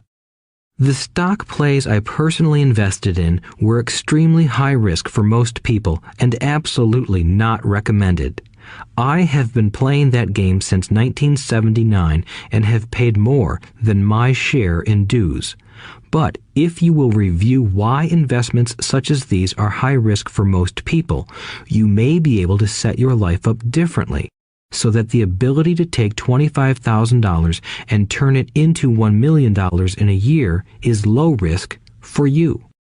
As stated earlier, nothing I have written is a recommendation. It is only used as an example of what is simple and possible. What I do is small potatoes in the grand scheme of things. Yet, for the average individual, a passive income of more than $100,000 a year is nice and not hard to achieve. Depending on the market and how smart you are, it could be done in 5 to 10 years.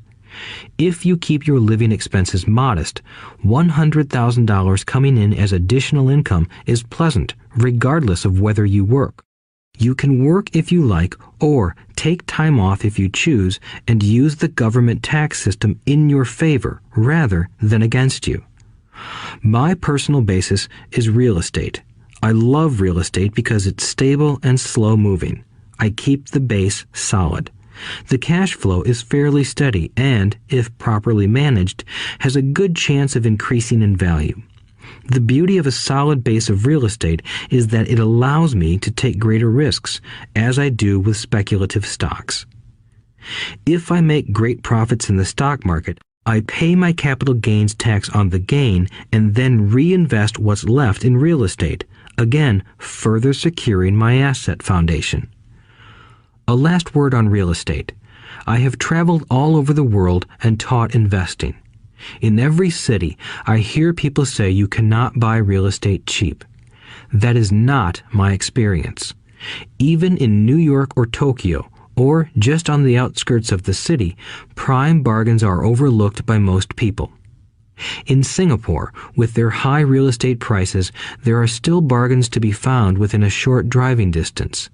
So whenever I hear someone say, "You can't do that here," pointing at me, I remind them that maybe the real statement is, "I don't know how to do that here. Yet." Great opportunities are not seen with your eyes. They are seen with your mind. Most people never get wealthy simply because they are not trained financially to recognize opportunities right in front of them. I am often asked, how do I start? In the final chapter of this audiobook, I offer 10 steps that I followed on the road to my financial freedom. But always remember to have fun. When you learn the rules and the vocabulary of investing and begin to build your asset column, I think you'll find that it's as fun a game as you've ever played. Sometimes you win, and sometimes you learn. But have fun. Most people never win because they're more afraid of losing. That is why I found school so silly. In school, we learn that mistakes are bad, and we are punished for making them. Yet if you look at the way humans are designed to learn, we learn by making mistakes. We learn to walk by falling down.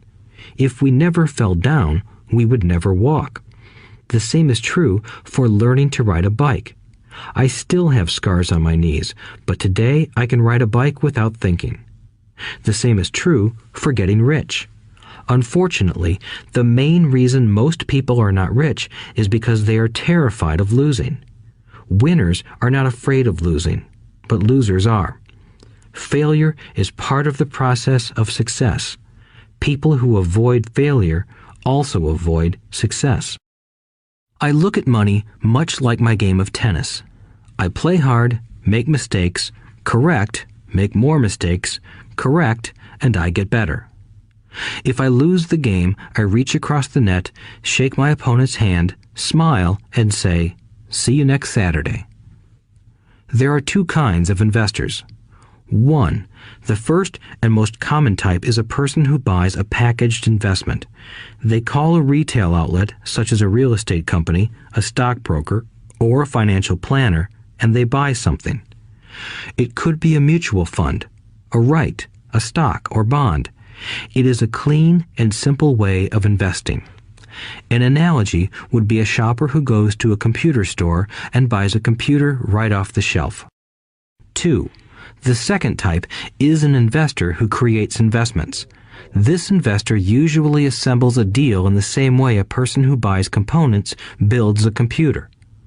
I do not know the first thing about putting components of a computer together, but I do know how to put pieces of opportunities together, or know people who know how. It is this second type of investor who is the more professional investor. Sometimes it may take years for all the pieces to come together. And sometimes they never do. It is this second type of investor that my rich dad encouraged me to be.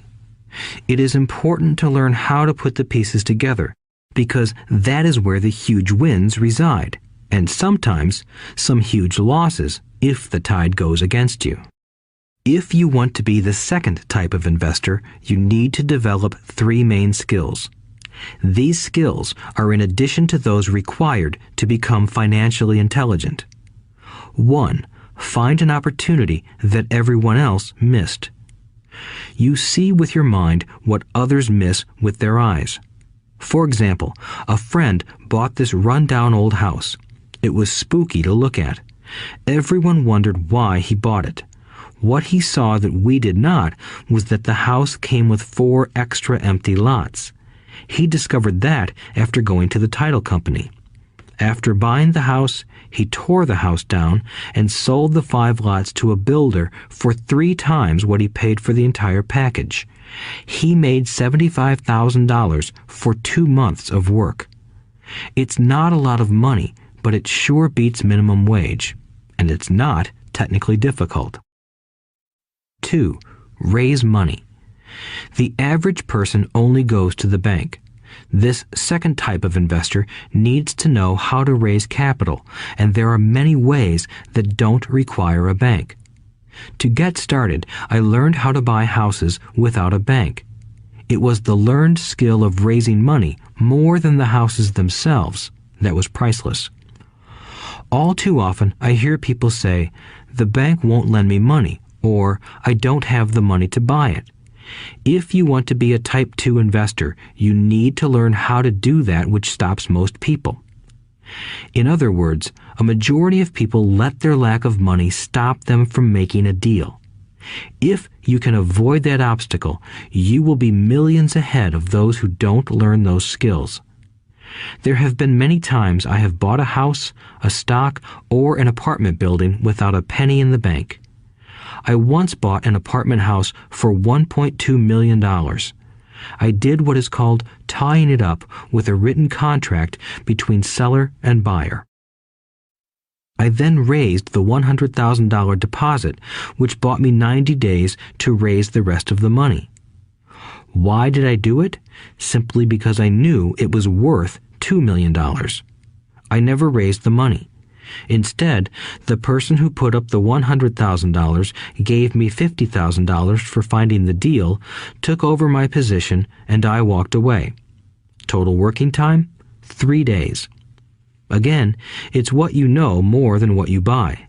Investing is not buying. It's more a case of knowing. 3. Organize smart people. Intelligent people are those who work with or hire a person who is more intelligent than they are. When you need advice, make sure you choose your advisor wisely. There is a lot to learn, but the rewards can be astronomical. If you do not want to learn those skills, then being a Type 1 investor is highly recommended. It is what you know that is your greatest wealth. It is what you do not know that is your greatest risk. There is always risk, so learn to manage risk instead of avoiding it.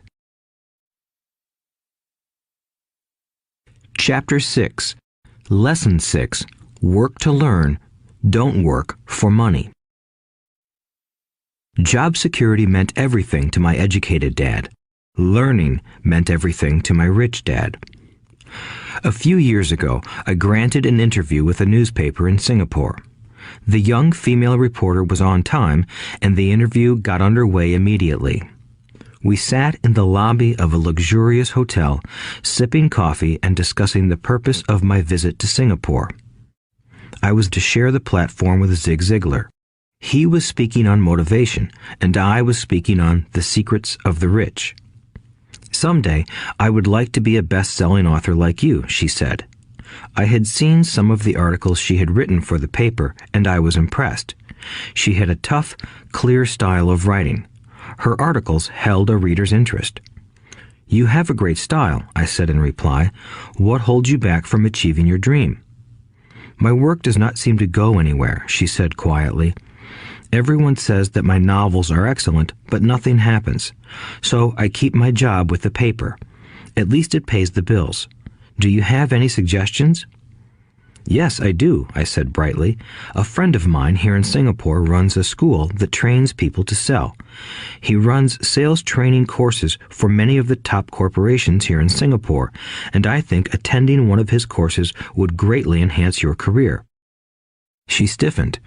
Are you saying I should go to school to learn to sell? I nodded. You aren't serious, are you? Again, I nodded. What is wrong with that?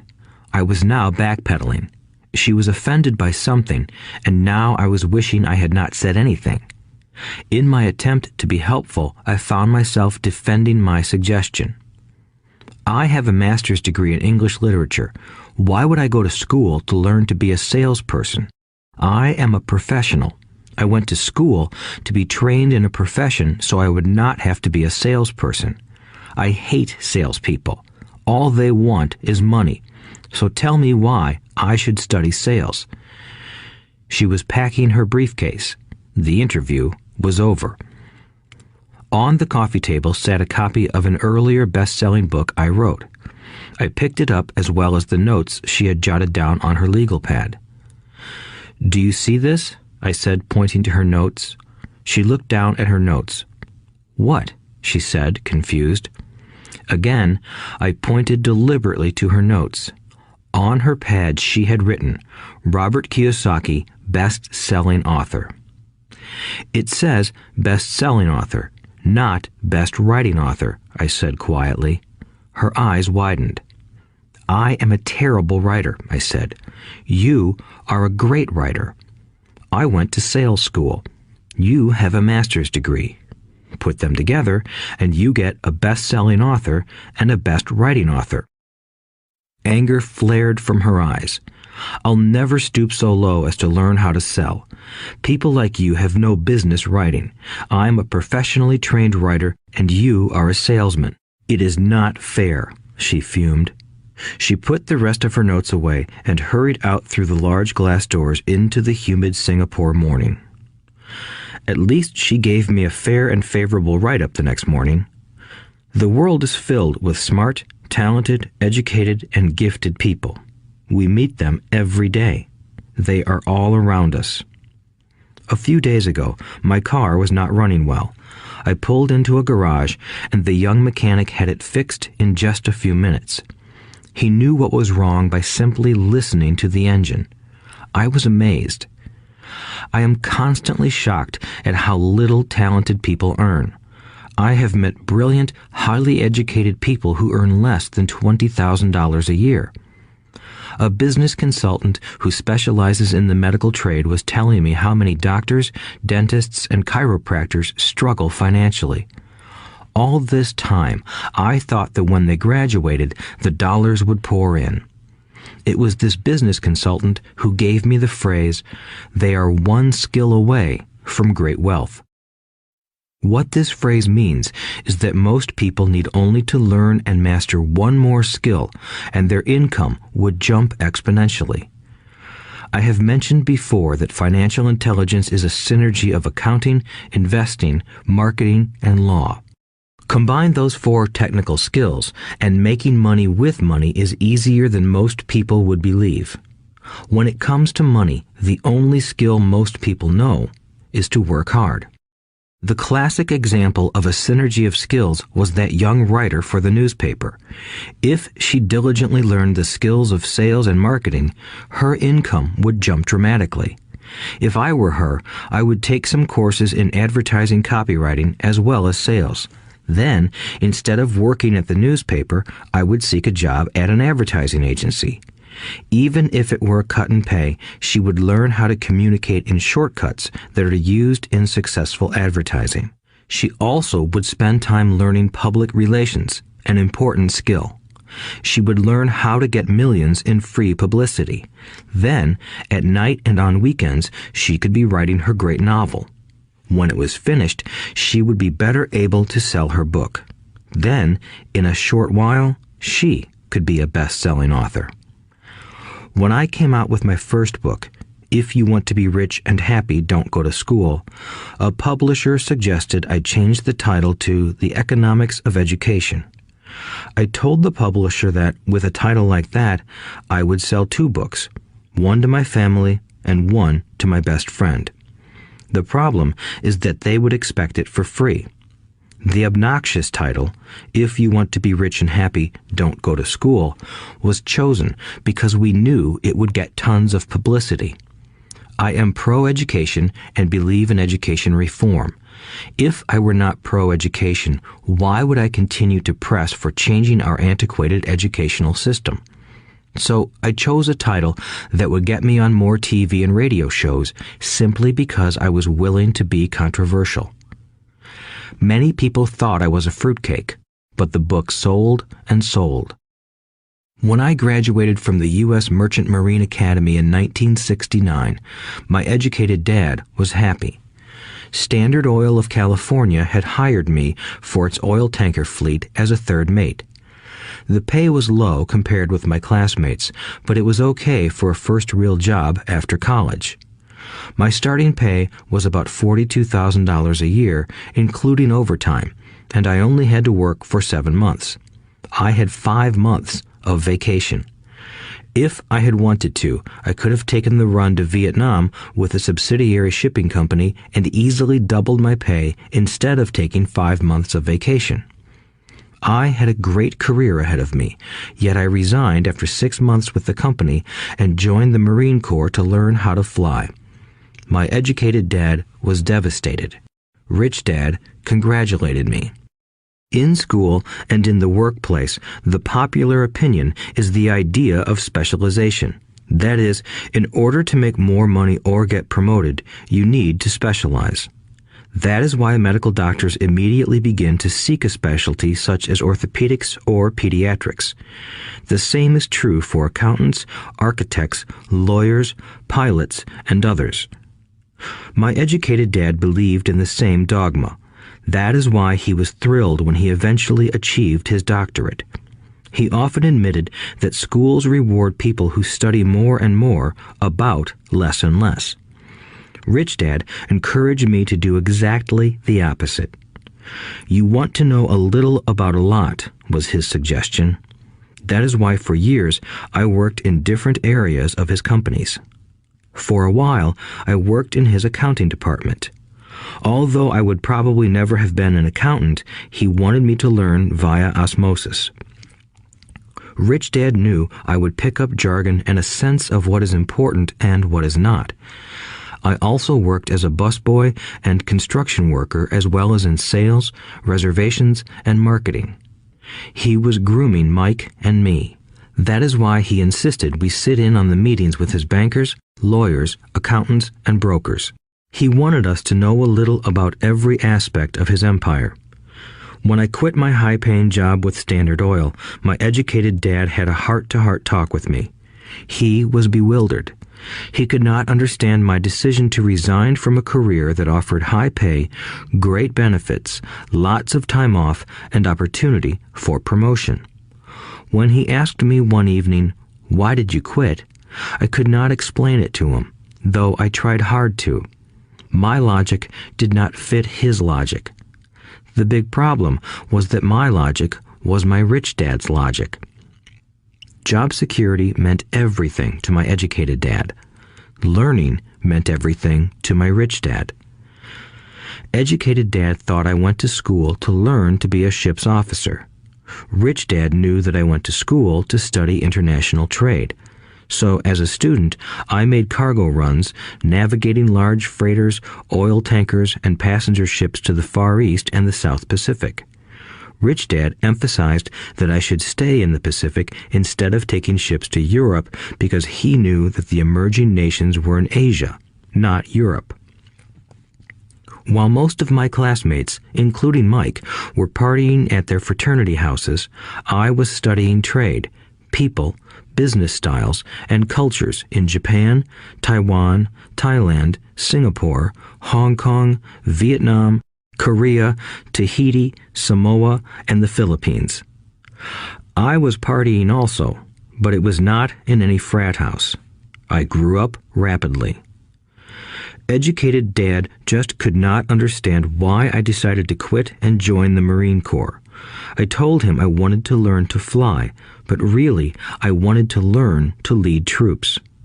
Rich Dad explained to me that the hardest part of running a company is managing people. He had spent 3 years in the Army. My educated dad was draft exempt. Rich Dad valued learning to lead men into dangerous situations. Leadership is what you need to learn next, he said. If you are not a good leader, you'll get shot in the back, just like they do in business. Returning from Vietnam in 1973, I resigned my commission, even though I loved flying. I found a job with Xerox Corporation. I joined it for one reason, and it was not for the benefits.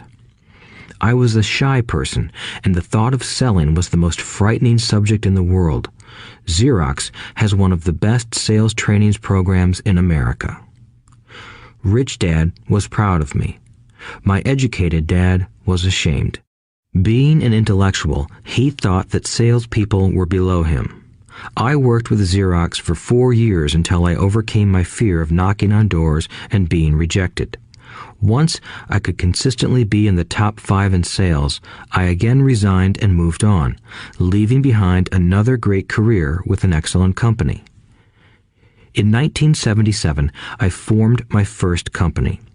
Rich Dad had groomed Mike and me to take over companies, so I now had to learn to form them and put them together. My first product, the nylon and Velcro wallet, was manufactured in the Far East and shipped to a warehouse in New York, near where I had gone to school. My formal education was complete, and it was time to test my wings. If I failed, I would go broke. Rich Dad thought it best to go broke before 30. You still have time to recover, was his advice. On the eve of my 30th birthday, my first shipment left Korea for New York. Today, I still do business internationally, and as my rich dad encouraged me to do, I keep seeking the emerging nations. Today, my investment company invests in South American countries and Asian countries, as well as in Norway and Russia. There is an old cliche that goes, "Job is an acronym for just over broke." Unfortunately, I would say that applies to millions of people. Because school does not think financial intelligence is an intelligence, most workers live within their means. They work and they pay bills. There is another horrible management theory that goes, workers work hard enough to not be fired, and owners pay just enough so that workers won't quit. And if you look at the pay scales of most companies, again, I would say there is a degree of truth to that statement. The net result is that most workers never get ahead.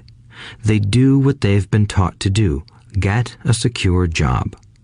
Most workers focus on working for pay and benefits that reward them in the short term, but are often disastrous in the long run. Instead, I recommend to young people to seek work for what they will learn more than what they will earn. Look down the road at what skills they want to acquire before choosing a specific profession and before getting trapped in the rat race. Once people are trapped in the lifelong process of bill paying, they become like those little hamsters running around in those metal wheels. Their little furry legs are spinning furiously, the wheel is turning furiously, but come tomorrow morning, they'll still be in the same cage. Great job. In the movie Jerry Maguire starring Tom Cruise, there are many great one-liners. Probably the most memorable is, "Show me the money." But there is one line I thought most truthful. It comes from the scene where Tom Cruise is leaving the firm. He has just been fired, and he is asking the entire company, "Who wants to come with me?" And the whole place is silent and frozen. Only one woman speaks up and says, "I'd like to, but I'm due for a promotion in 3 months." That statement is probably the most truthful statement in the whole movie. It is the type of statement that people use to keep themselves busy, working away to pay bills. I know my educated dad looked forward to his pay raise every year, and every year he was disappointed. So he would go back to school to earn more qualifications so he could get another raise. Then, once again, there would be another disappointment. The question I often ask people is, where is this daily activity taking you? Just like the little hamster, I wonder if people look at where their hard work is taking them. What does the future hold? In his book, The Retirement Myth, Craig S. Carpel writes, "I visited the headquarters of a major national pension consulting firm and met with a managing director who specializes in designing lush retirement plans for top management. When I asked her what people who don't have corner offices will be able to expect in the way of pension income, she said with a confident smile, 'The silver bullet.'" "What," I asked, "is the silver bullet?" She shrugged and said, "If baby boomers discover they don't have enough money to live on when they're older, they can always blow their brains out." Carpel goes on to explain the difference between the old defined benefit retirement plans and the new 401k plans that are riskier. It is not a pretty picture for most people working today, and that is just for retirement. Add medical fees and long-term nursing home care, and the picture is frightening. Already, many hospitals in countries with socialized medicine need to make tough decisions such as who will live and who will die. They make those decisions purely on how much money they have and how old the patients are. If the patient is old, they often will give the medical care to someone younger. The older, poor patient gets put to the back of the line. Just as the rich can afford better education, the rich will be able to keep themselves alive, while those who have little wealth will die. So I wonder, are workers looking into the future or just until their next paycheck, never questioning where they are headed? When I speak to adults who want to earn more money, I always recommend the same thing. I suggest taking a long view of their life. Instead of simply working for the money and security, which I admit are important, I suggest they take a second job that will teach them a second skill. Often I recommend joining a network marketing company, also called multi-level marketing, if they want to learn sales skills. Some of these companies have excellent training programs that help people get over their fear of failure and rejection, which are the main reasons people are unsuccessful. Education is more valuable than money in the long run. When I offer this suggestion, I often hear in response, "Oh, that is too much hassle," or "I only want to do what I am interested in."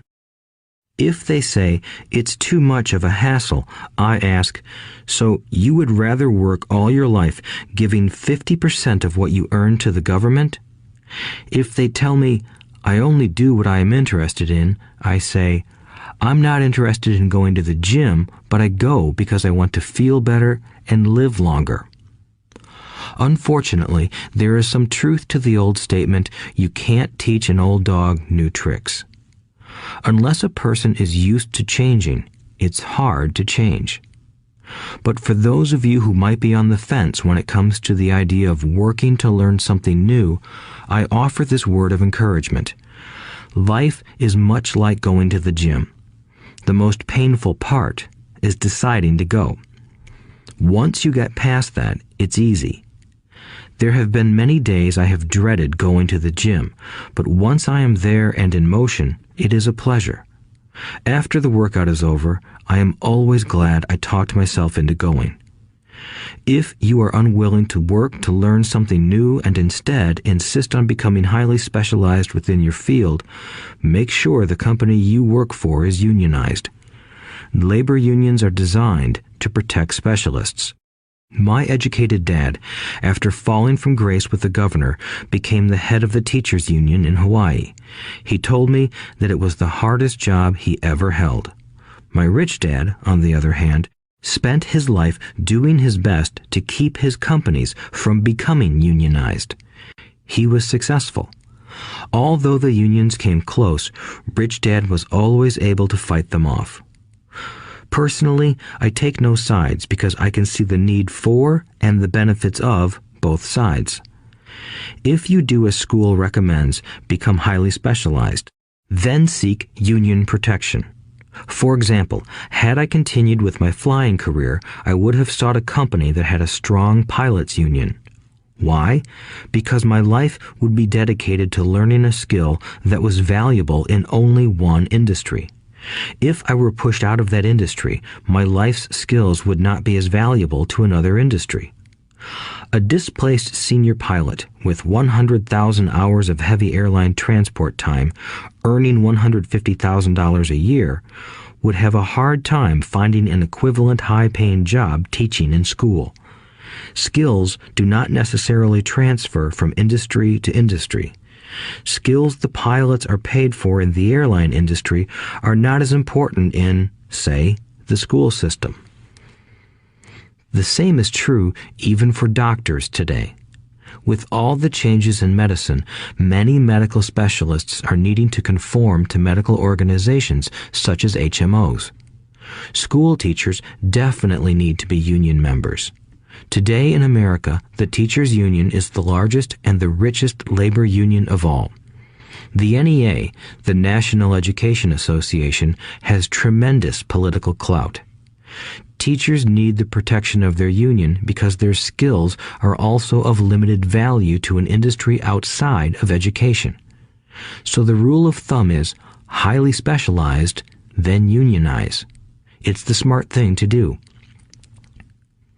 When I ask the classes I teach, how many of you can cook a better hamburger than McDonald's, almost all the students raise their hands.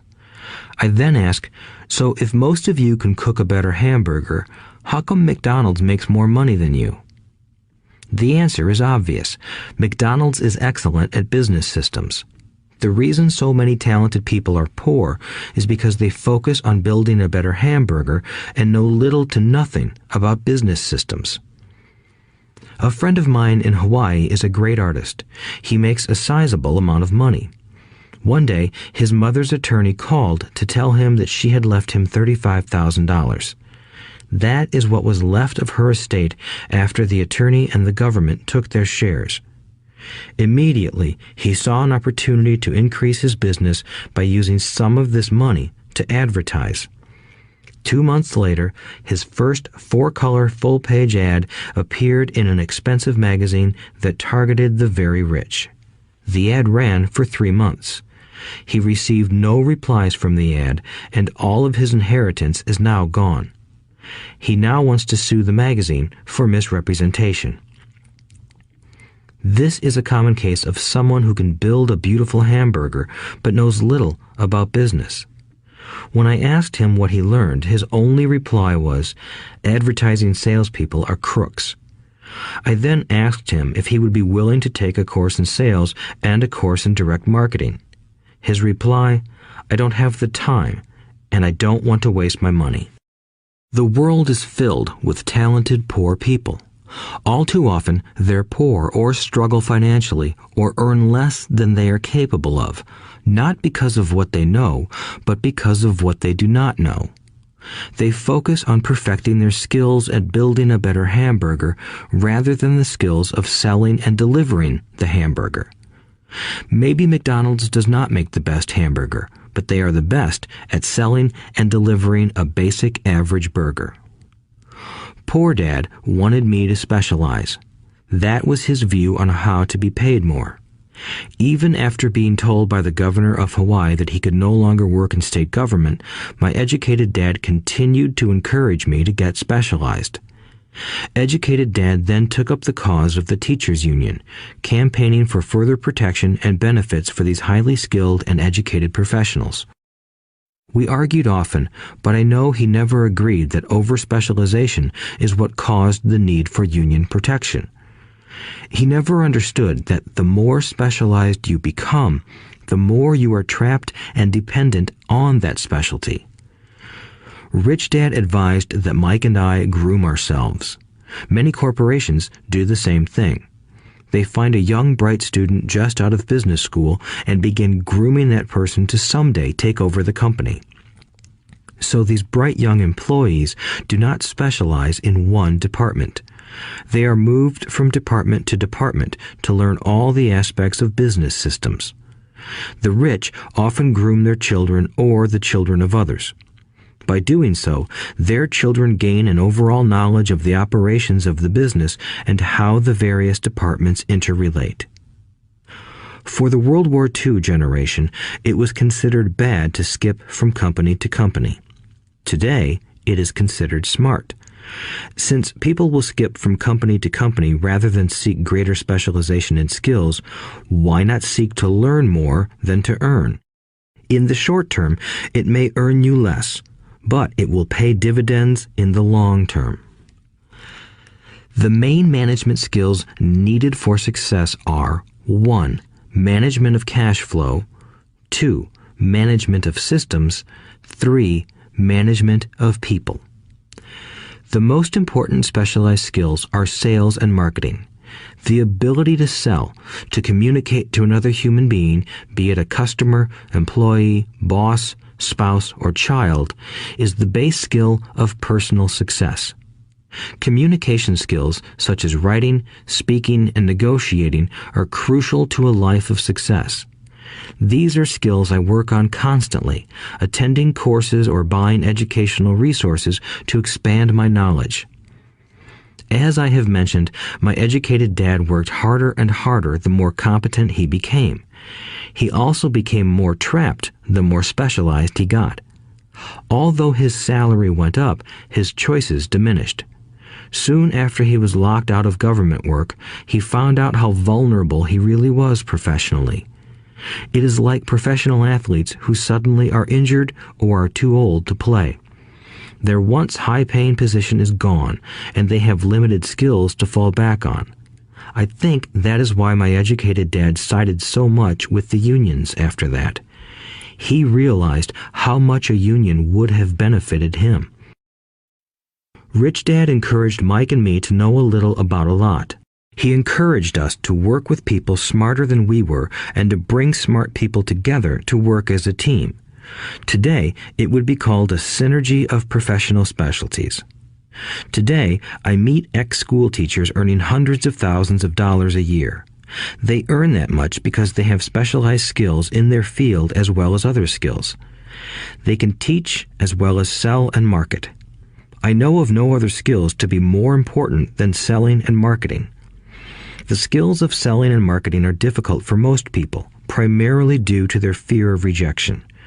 The better you are at communicating, negotiating, and handling your fear of rejection, the easier life is.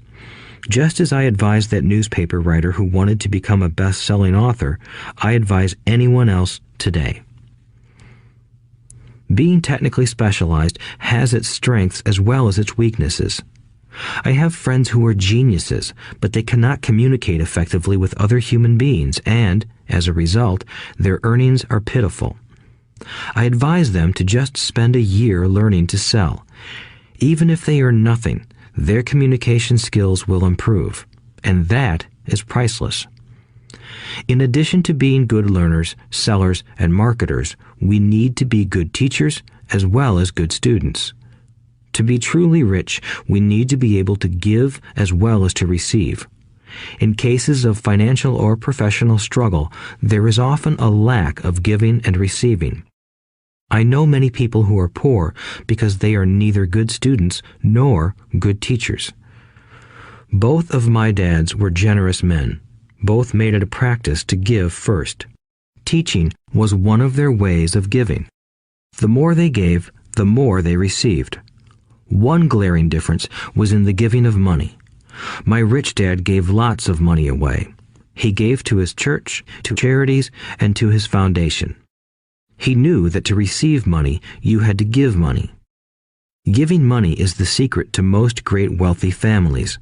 That is why there are organizations like the Rockefeller Foundation and the Ford Foundation.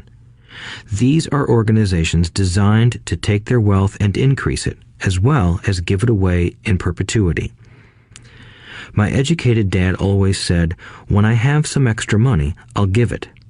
The problem was that there was never any extra. So he worked harder to draw more money in rather than focus on the most important law of money. Give and you shall receive. Instead, he believed in receive and then you give. In conclusion, I became both dads.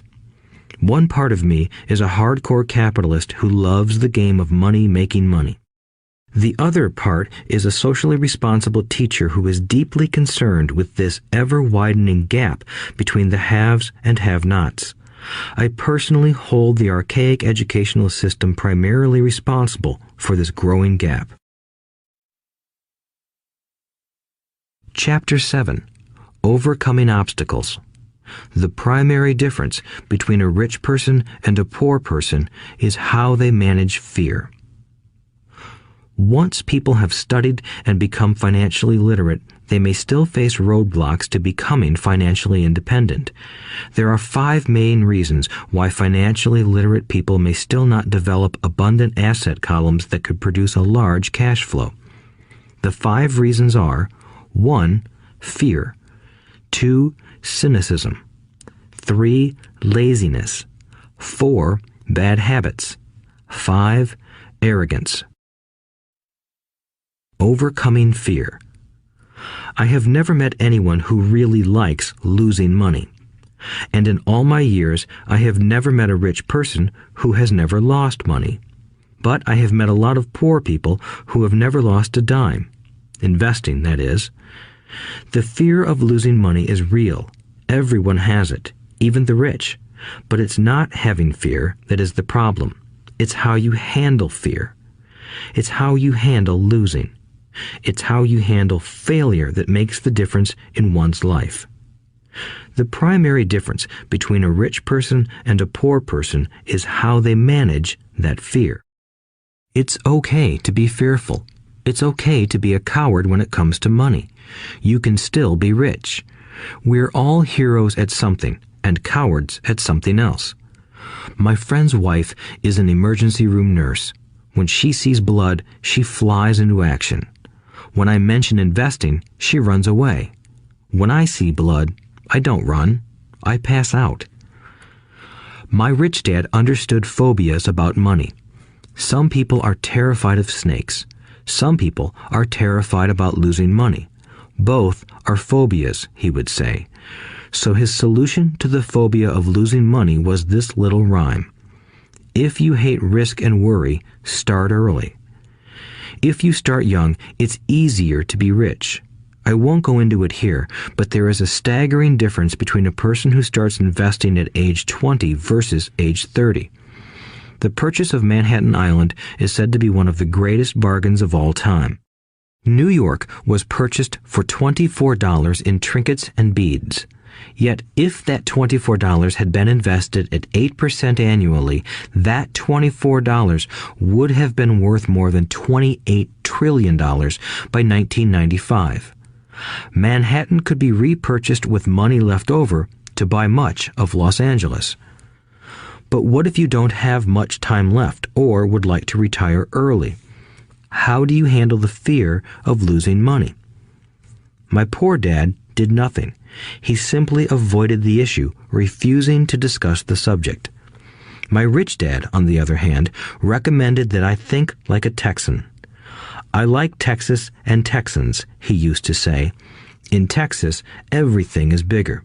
When Texans win, they win big. And when they lose, it's spectacular. They like losing? I asked. That's not what I'm saying. Nobody likes losing.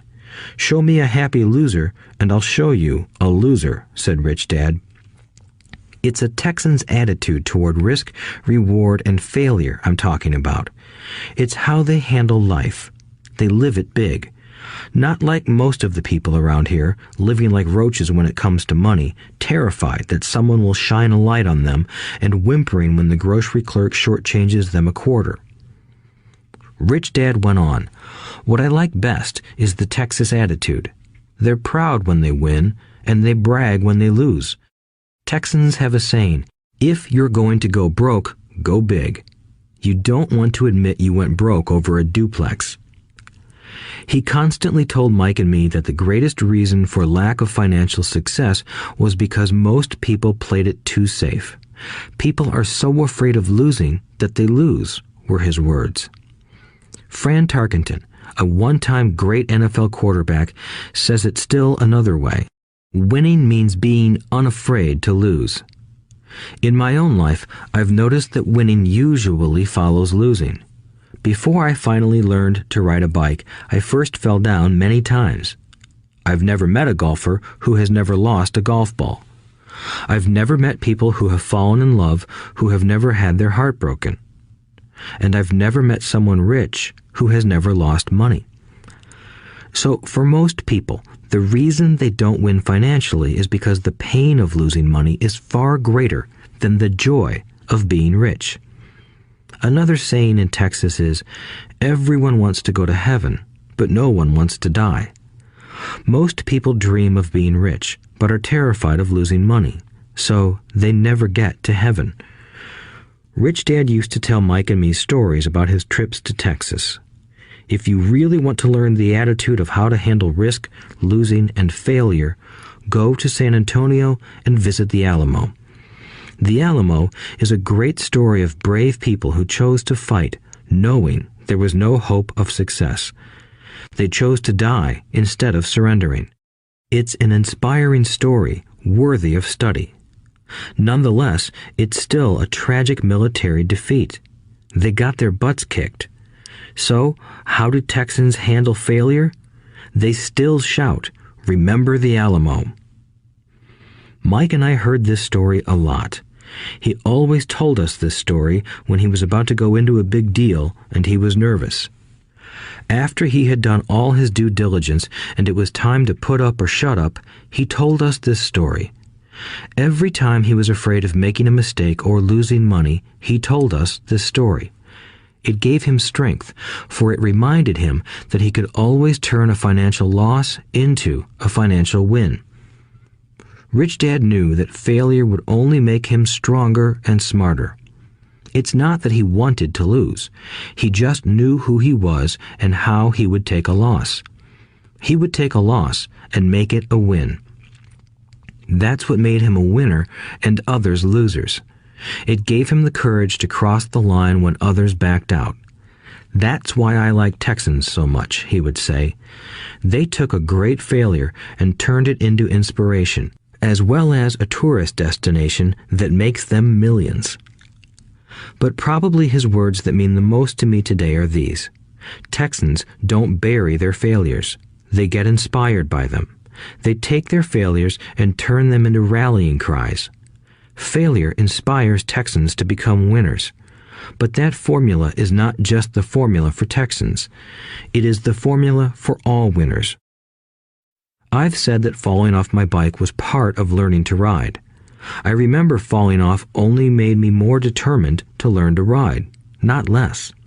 I also said that I have never met a golfer who has never lost a ball. For top professional golfers, losing a ball or a tournament provides the inspiration to be better, to practice harder, to study more. That's what makes them better. For winners, losing inspires them. For losers, losing defeats them.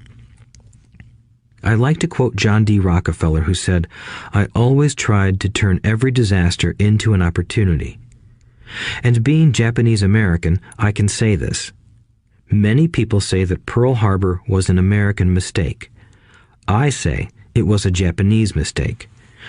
From the movie Tora, Tora, Tora, a somber Japanese admiral says to his cheering subordinates, "I am afraid we have awakened a sleeping giant." Remember Pearl Harbor became a rallying cry. It turned one of America's greatest losses into the reason to win. This great defeat gave America strength, and America soon emerged as a world power. Failure inspires winners, and failure defeats losers. It is the biggest secret of winners. It's the secret that losers do not know. The greatest secret of winners is that failure inspires winning. Thus, they're not afraid of losing. Repeating Fran Tarkenton's quote, "Winning means being unafraid to lose." People like Fran Tarkenton are not afraid of losing because they know who they are. They hate losing, so they know that losing will only inspire them to become better. There is a big difference between hating losing and being afraid to lose.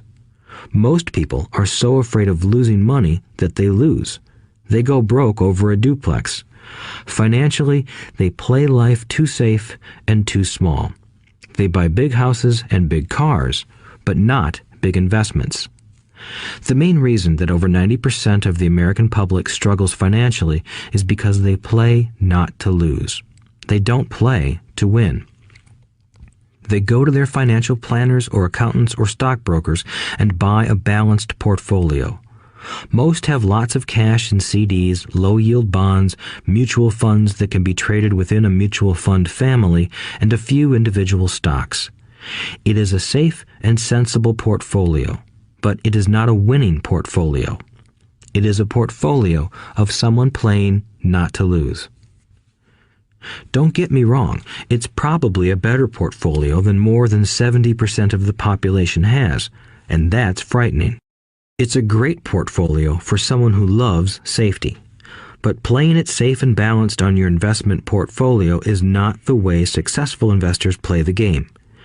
If you have little money and you want to be rich, you must first be focused, not balanced. If you look at any successful person, at the start, they were not balanced. Balanced people go nowhere. They stay in one spot. To make progress, you must first go unbalanced.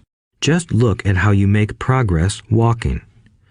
Thomas Edison was not balanced. He was focused. Bill Gates was not balanced. He was focused. Donald Trump is focused. George Soros is focused. George Patton did not take his tanks wide. He focused them and blew through the weak spots in the German line. The French went wide with the Maginot Line, and you know what happened to them. If you have any desire to be rich, you must focus. Do not do what poor and middle-class people do, put their few eggs in many baskets. Put a lot of your eggs in a few baskets and focus. Follow one course until successful. If you hate losing, play it safe. If losing makes you weak, play it safe. Go with balanced investments.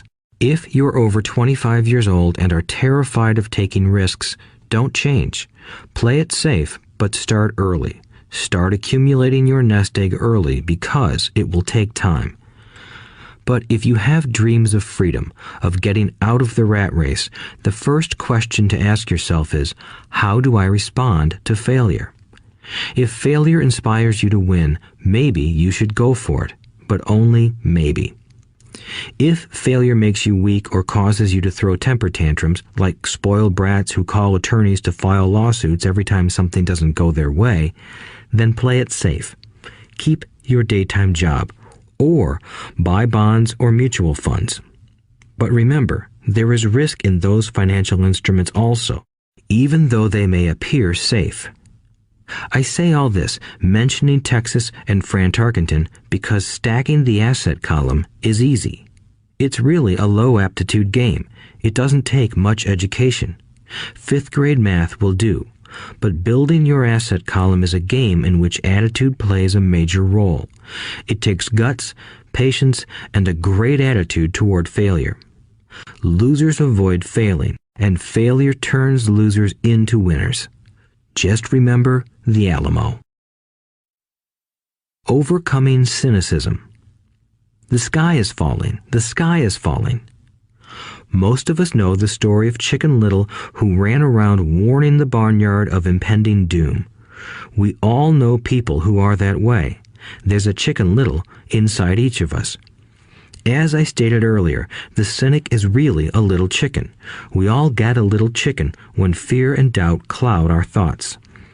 All of us have doubts. I'm not smart. I'm not good enough. So-and-so is better than me.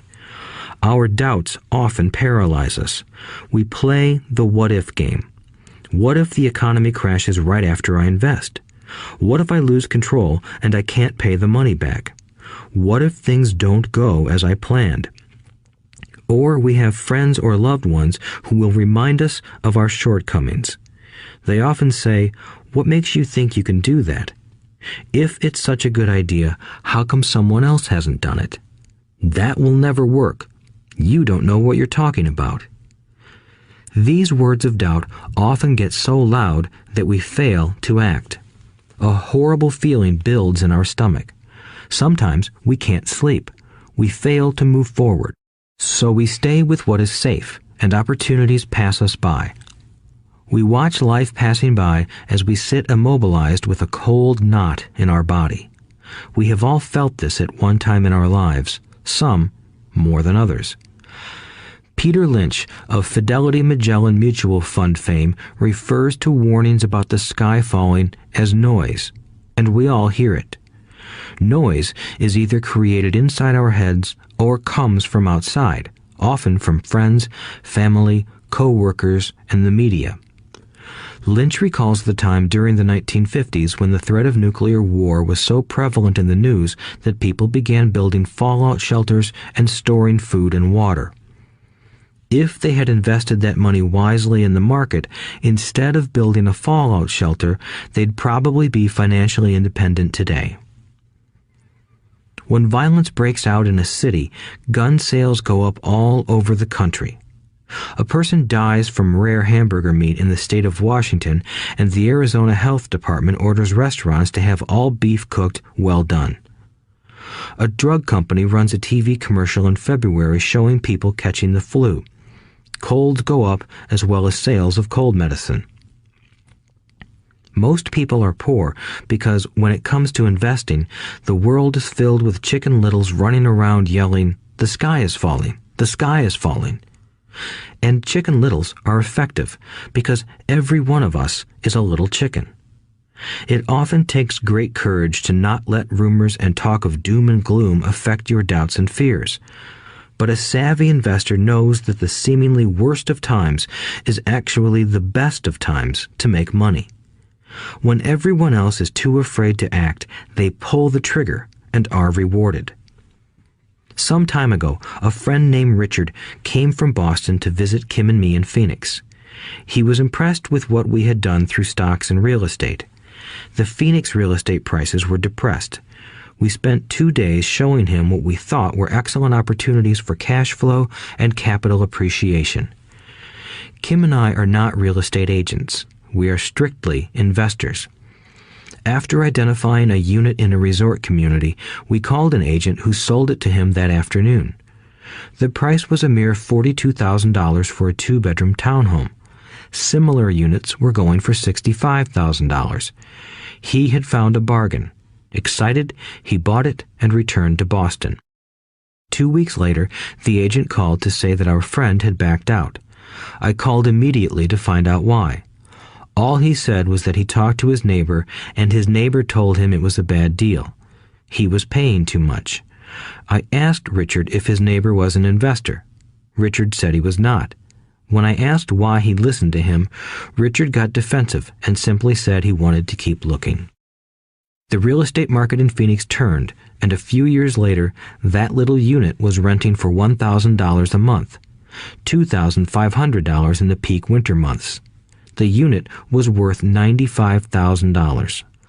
All Richard had to put down was $5,000, and he would have had a start at getting out of the rat race. Today, he still has done nothing. Richard's backing out did not surprise me. It's called buyer's remorse, and it affects all of us. The little chicken won, and a chance at freedom was lost. In another example, I hold a small portion of my assets in tax lien certificates instead of CDs. I earn 16% per year on my money, which certainly beats the interest rates banks offer on CDs.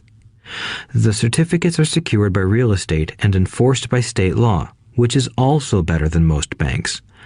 The formula they're bought on makes them safe. They just lack liquidity. So I look at them as 2 to 7 year CDs. Almost every time I tell someone that I hold my money this way, especially if they have money in CDs, they will tell me it's risky. They tell me why I should not do it. When I ask them where they get their information, they say from a friend or an investment magazine.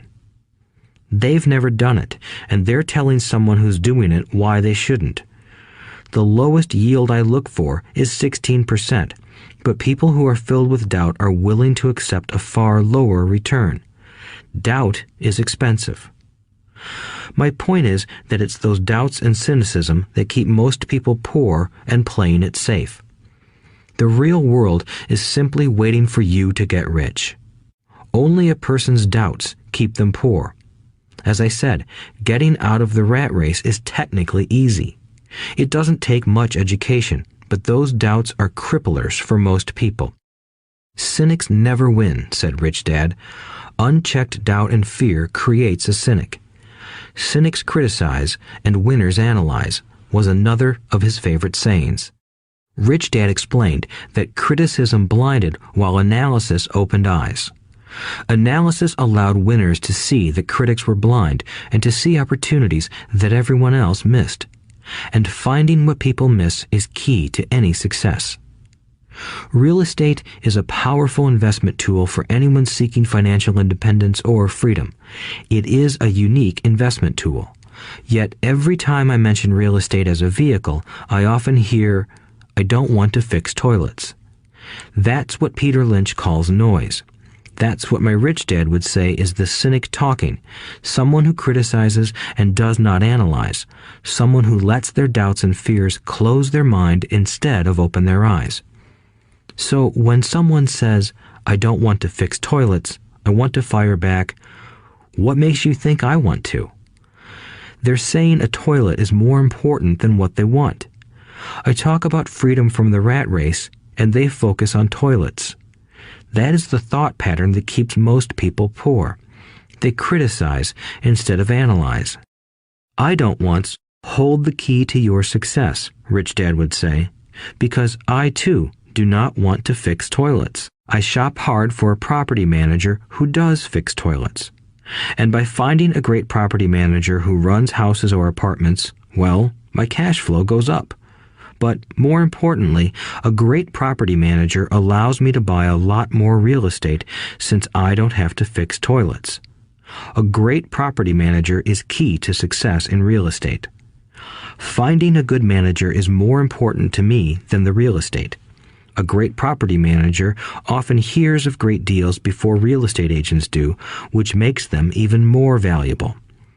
That is what Rich Dad meant by, I don't once hold the key to your success. Because I do not want to fix toilets either, I figured out how to buy more real estate and expedite my getting out of the rat race. The people who continue to say, I don't want to fix toilets, often deny themselves the use of this powerful investment vehicle. Toilets are more important than their freedom. In the stock market, I often hear people say, I don't want to lose money. Well, what makes them think I or anyone else likes losing money? They don't make money because they choose to not lose money. Instead of analyzing, they close their minds to another powerful investment vehicle, the stock market. I was riding with a friend past our neighborhood gas station. He looked up and saw that the price of gas was going up and thus the price of oil. My friend is a worrywart, or a Chicken Little. To him, the sky is always going to fall, and it usually does, on him.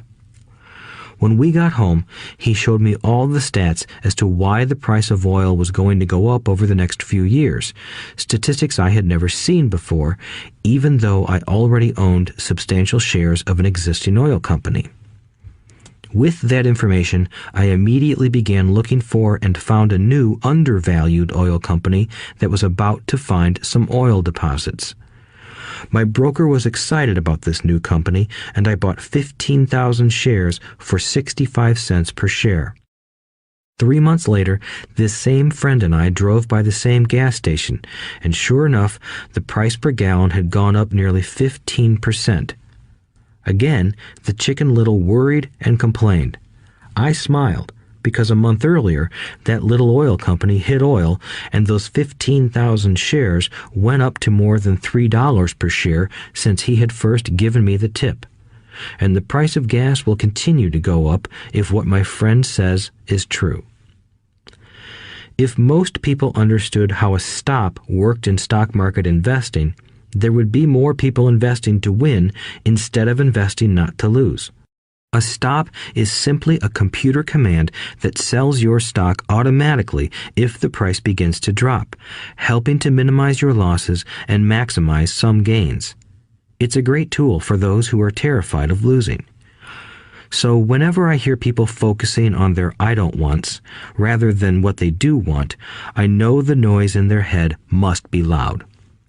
Chicken Little has taken over their brain and is yelling, the sky is falling and toilets are breaking.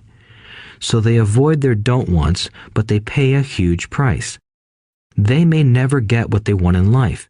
Instead of analyzing, their inner Chicken Little closes their mind. Rich Dad gave me a way of looking at Chicken Little. Just do what Colonel Sanders did. At the age of 66, he lost his business and began to live on his Social Security check. It wasn't enough. He went around the country selling his recipe for fried chicken. He was turned down 1,009 times before someone said yes, and he went on to become a multimillionaire at an age when most people are quitting. He was a brave and tenacious man, Rich Dad said of Harlan Sanders. So when you're in doubt and feeling a little afraid, just do what Colonel Sanders did to his little chicken. He fried it. Overcoming laziness. Busy people are often the most lazy. We have all heard stories of a businessman who works hard to earn money. He works hard to be a good provider for his wife and children. He spends long hours at the office and brings work home on weekends. One day he comes home to an empty house. His wife has left with the kids. He knew he and his wife had problems, but rather than work to make the relationship strong, he stayed busy at work. Dismayed, his performance at work slips and he loses his job. Today, I often meet people who are too busy to take care of their wealth, and there are people too busy to take care of their health. The cause is the same. They're busy, and they stay busy as a way of avoiding something they do not want to face. Nobody has to tell them. Deep down, they know. In fact, if you remind them, they often respond with anger or irritation. If they aren't busy at work or with the kids, they're often busy watching TV, fishing, playing golf, or shopping. Yet deep down, they know they are avoiding something important. That's the most common form of laziness. Laziness by staying busy. So, what is the cure for laziness? The answer is a little greed. For many of us, we were raised thinking of greed or desire as bad. Greedy people are bad people, my mom used to say, yet we all have inside of us this yearning to have nice, new, or exciting things. So to keep that emotion of desire under control, often parents find ways of suppressing that desire with guilt. You only think about yourself. Don't you know you have brothers and sisters? Was one of my mom's favorites. You want me to buy you what? Was a favorite of my dad. Do you think we're made of money? Do you think money grows on trees? We're not rich people, you know. It wasn't so much the words, but the angry guilt trip that went with the words that got to me. Or the reverse guilt trip was the I'm sacrificing my life to buy this for you. I'm buying this for you because I never had this advantage when I was a kid. I have a neighbor who is stone broke but can't park his car in his garage. The garage is filled with toys for his kids. Those spoiled brats get everything they ask for. I don't want them to know the feeling of want are his everyday words. He has nothing set aside for their college or his retirement, but his kids have every toy ever made. He recently got a new credit card in the mail and took his kids to visit Las Vegas. I'm doing it for the kids, he said with great sacrifice. Rich Dad forbade the words, I can't afford it. In my real home, that's all I heard. Instead, Rich Dad required his children to say, how can I afford it? He believed that the words, I can't afford it, shut down your brain. It didn't have to think anymore. How can I afford it opened up the brain and forced it to think and search for answers. But most importantly, he felt the words, I can't afford it, were a lie, and the human spirit knows it. The human spirit is very, very powerful, he would say. It knows it can do anything. By having a lazy mind that says, I can't afford it, a war breaks out inside you. Your spirit is angry, and your lazy mind must defend its lie. The spirit is screaming, come on, let's go to the gym and work out. And the lazy mind says, but I'm tired. I worked really hard today. Or the human spirit says, I'm sick and tired of being poor. Let's get out there and get rich. To which the lazy mind says, rich people are greedy. Besides, it's too much bother. It's not safe. I might lose money. I'm working hard enough as it is. I've got too much to do at work anyway. Look at what I have to do tonight. My boss wants it finished by morning. I can't afford it also causes sadness, a helplessness that leads to despondency and often depression. How can I afford it opens up possibilities, excitement, and dreams. So Rich Dad was not so concerned about what we wanted to buy as long as we understood that how can I afford it creates a stronger mind and a dynamic spirit. Thus, he rarely gave Mike or me anything. He would instead ask, how can you afford it? And that included college, which we paid for ourselves. It was not the goal, but the process of attaining the goal that he wanted us to learn. The problem I see today is that there are millions of people who feel guilty about their desire or their greed. It's old conditioning from their childhood.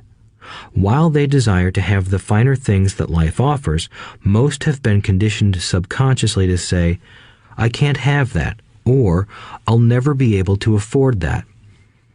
When I decided to exit the rat race, it was simply a question of how can I afford to never work again?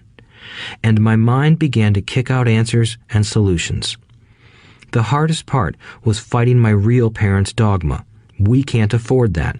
Stop thinking only about yourself. Why don't you think about others? And other similar sentiments designed to instill guilt to suppress my greed. So, how do you beat laziness? Once again, the answer is a little greed. It's that radio station WIIFM, which stands for What's in it for me? A person needs to sit down and ask, what would my life be like if I never had to work again? What would I do if I had all the money I needed? Without that little greed, the desire to have something better, progress is not made. Our world progresses because we all desire a better life. New inventions are made because we desire something better. We go to school and study hard because we want something better. So whenever you find yourself avoiding something you know you should be doing, then the only thing to ask yourself is, what's in it for me? Be a little greedy. It's the best cure for laziness. Too much greed, however, as anything in excess can be, is not good. But just remember what Michael Douglas said in the movie Wall Street. Greed is good. Rich Dad said it differently. Guilt is worse than greed, for guilt robs the body of its soul. I think Eleanor Roosevelt said it best. Do what you feel in your heart to be right, for you'll be criticized anyway. You'll be damned if you do, and damned if you don't. Overcoming bad habits. Our lives are a reflection of our habits more than our education. After seeing the movie Conan the Barbarian, starring Arnold Schwarzenegger, a friend said, "I'd love to have a body like Schwarzenegger." Most of the guys nodded in agreement. "I even heard he was really puny and skinny at one time," another friend added. "Yeah, I heard that too," another one said. "I heard he has a habit of working out almost every day in the gym." "Yeah, I'll bet he has to." "Nah," said the group's cynic. "I'll bet he was born that way. Besides, let's stop talking about Arnold and get some beers." This is an example of habits controlling behavior. I remember asking my rich dad about the habits of the rich. Instead of answering me outright, he wanted me to learn through example, as usual. "When does your dad pay his bills?" Rich Dad asked. "The first of the month," I said. "Does he have anything left over?" he asked. "Very little," I said. "That's the main reason he struggles," said Rich Dad. "He has bad habits. Your dad pays everyone else first. He pays himself last, but only if he has anything left over." "Which he usually doesn't," I said. "But he has to pay his bills, doesn't he? You're saying he shouldn't pay his bills?" "Of course not," said Rich Dad. "I firmly believe in paying my bills on time. I just pay myself first, before I pay even the government." "But what happens if you don't have enough money?" I asked. "What do you do then?" "The same," said Rich Dad. "I still pay myself first, even if I'm short of money. My asset column is far more important to me than the government." "But," I said, "don't they come after you?" "Yes, if you don't pay," said Rich Dad. "Look, I did not say not to pay. I just said I pay myself first, even if I'm short of money." "But," I replied, "how do you do that?" "It's not how. The question is why," Rich Dad said. "Okay, why?" "Motivation," said Rich Dad. "Who do you think will complain louder if I don't pay them? Me or my creditors?" "Your creditors will definitely scream louder than you," I said, responding to the obvious. "You wouldn't say anything if you didn't pay yourself." So you see, after paying myself, the pressure to pay my taxes and the other creditors is so great that it forces me to seek other forms of income. The pressure to pay becomes my motivation. I've worked extra jobs, started other companies, traded in the stock market, anything just to make sure those guys don't start yelling at me. That pressure made me work harder, forced me to think, and all in all, made me smarter and more active when it comes to money. If I had paid myself last, I would have felt no pressure, but I'd be broke. So it is the fear of the government or other people you owe money to that motivates you? That's right, said Rich Dad. You see, government bill collectors are big bullies. So are bill collectors in general. Most people give in to those bullies. They pay them and never pay themselves. You know the story of the 98-pound weakling who gets sand kicked in his face? I nodded. I see that ad for weightlifting and bodybuilding lessons in the comic books all the time. Well, most people let the bullies kick sand in their faces. I decided to use the fear of the bully to make me stronger. Others got weaker. Forcing myself to think about how to make extra money is like going to the gym and working out with weights. The more I work my mental money muscles out, the stronger I get. Now, I'm not afraid of those bullies. I liked what Rich Dad was saying, so if I pay myself first, I get financially stronger mentally and fiscally. Rich Dad nodded. And if I pay myself last, or not at all, I get weaker. So, people like bosses, managers, tax collectors, bill collectors, and landlords push me around all my life just because I don't have good money habits. Rich Dad nodded, just like the 98-pound weakling. Overcoming arrogance. What I know makes me money. What I don't know loses me money. Every time I have been arrogant, I have lost money. Because when I'm arrogant, I truly believe that what I don't know is not important, Rich Dad would often tell me. I have found that many people use arrogance to try to hide their own ignorance. It often happens when I am discussing financial statements with accountants or even other investors. They try to bluster their way through the discussion. It is clear to me that they don't know what they're talking about. They're not lying, but they are not telling the truth. There are many people in the world of money, finances, and investments who have absolutely no idea what they're talking about. Most people in the money industry are just spouting off sales pitches like used car salesmen. When you know you are ignorant in a subject, start educating yourself by finding an expert in the field or a book on the subject. Chapter 8. Getting Started. There is gold everywhere. Most people are not trained to see it. I wish I could say acquiring wealth was easy for me, but it wasn't. So in response to the question, how do I start, I offer the thought process I go through on a day-to-day basis. It really is easy to find great deals. I promise you that. It's just like riding a bike. After a little wobbling, it's a piece of cake. But when it comes to money, it takes determination to get through the wobbling. That's a personal thing. To find million-dollar deals of a lifetime requires us to call on our financial genius. I believe that each of us has a financial genius within us. The problem is that our financial genius lies asleep, waiting to be called upon. It lies asleep because our culture has educated us into believing that the love of money is the root of all evil. It has encouraged us to learn a profession so we can work for money, but failed to teach us how to have money work for us. It taught us not to worry about our financial future because our company or the government would take care of us when our working days are over. However, it is our children, educated in the same school system, who will end up paying for this absence of financial education. The message is still to work hard, earn money, and spend it. And when we run short, we can always borrow more.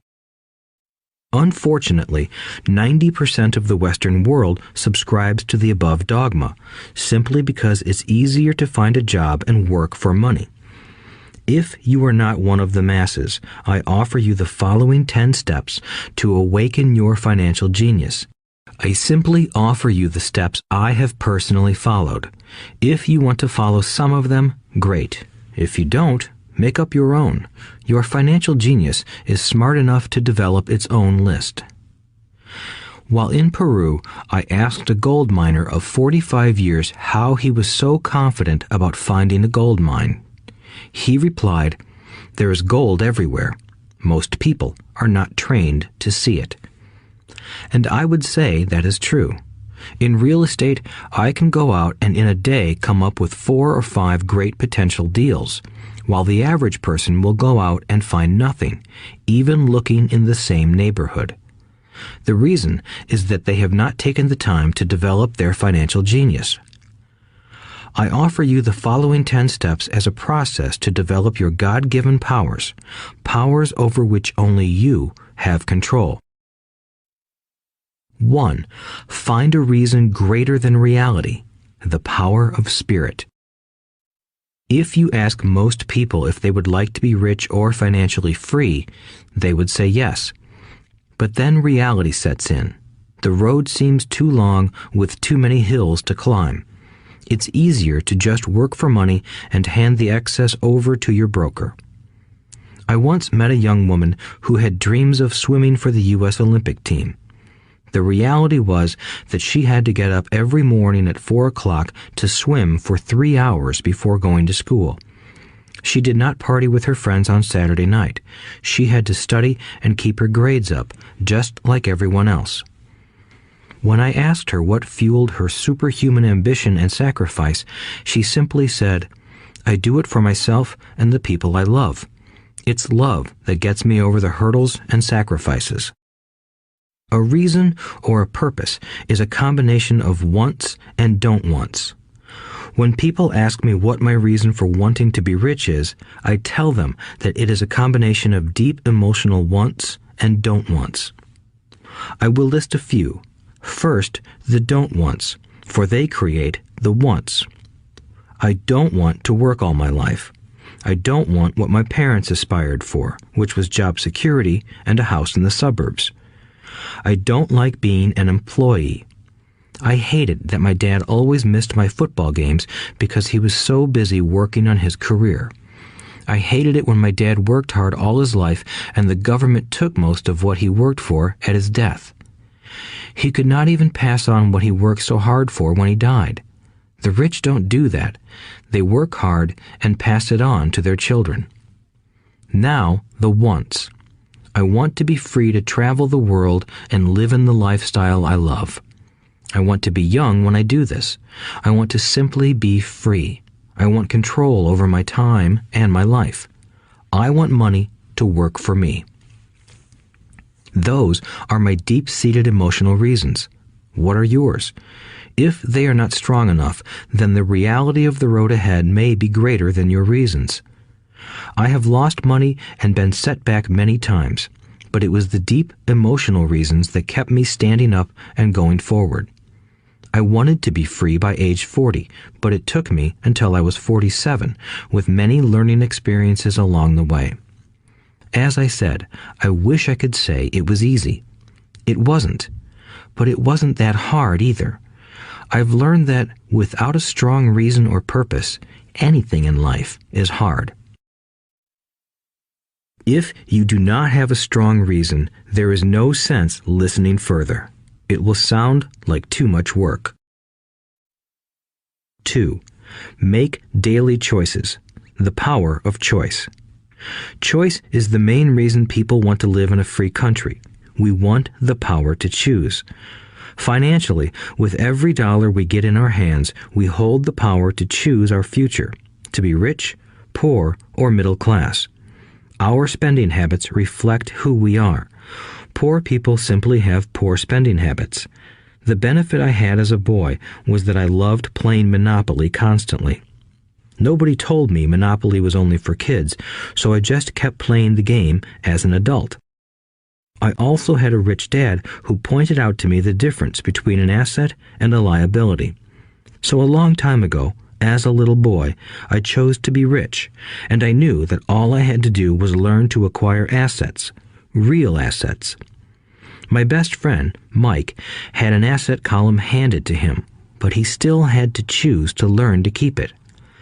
Many rich families lose their assets in the next generation simply because there was no one trained to be a good steward over their assets. Most people choose not to be rich. For 90% of the population, being rich is too much of a hassle. So they invent sayings that go, "I'm not interested in money. I'll never be rich. I don't have to worry. I'm still young. When I make some money, then I'll think about my future.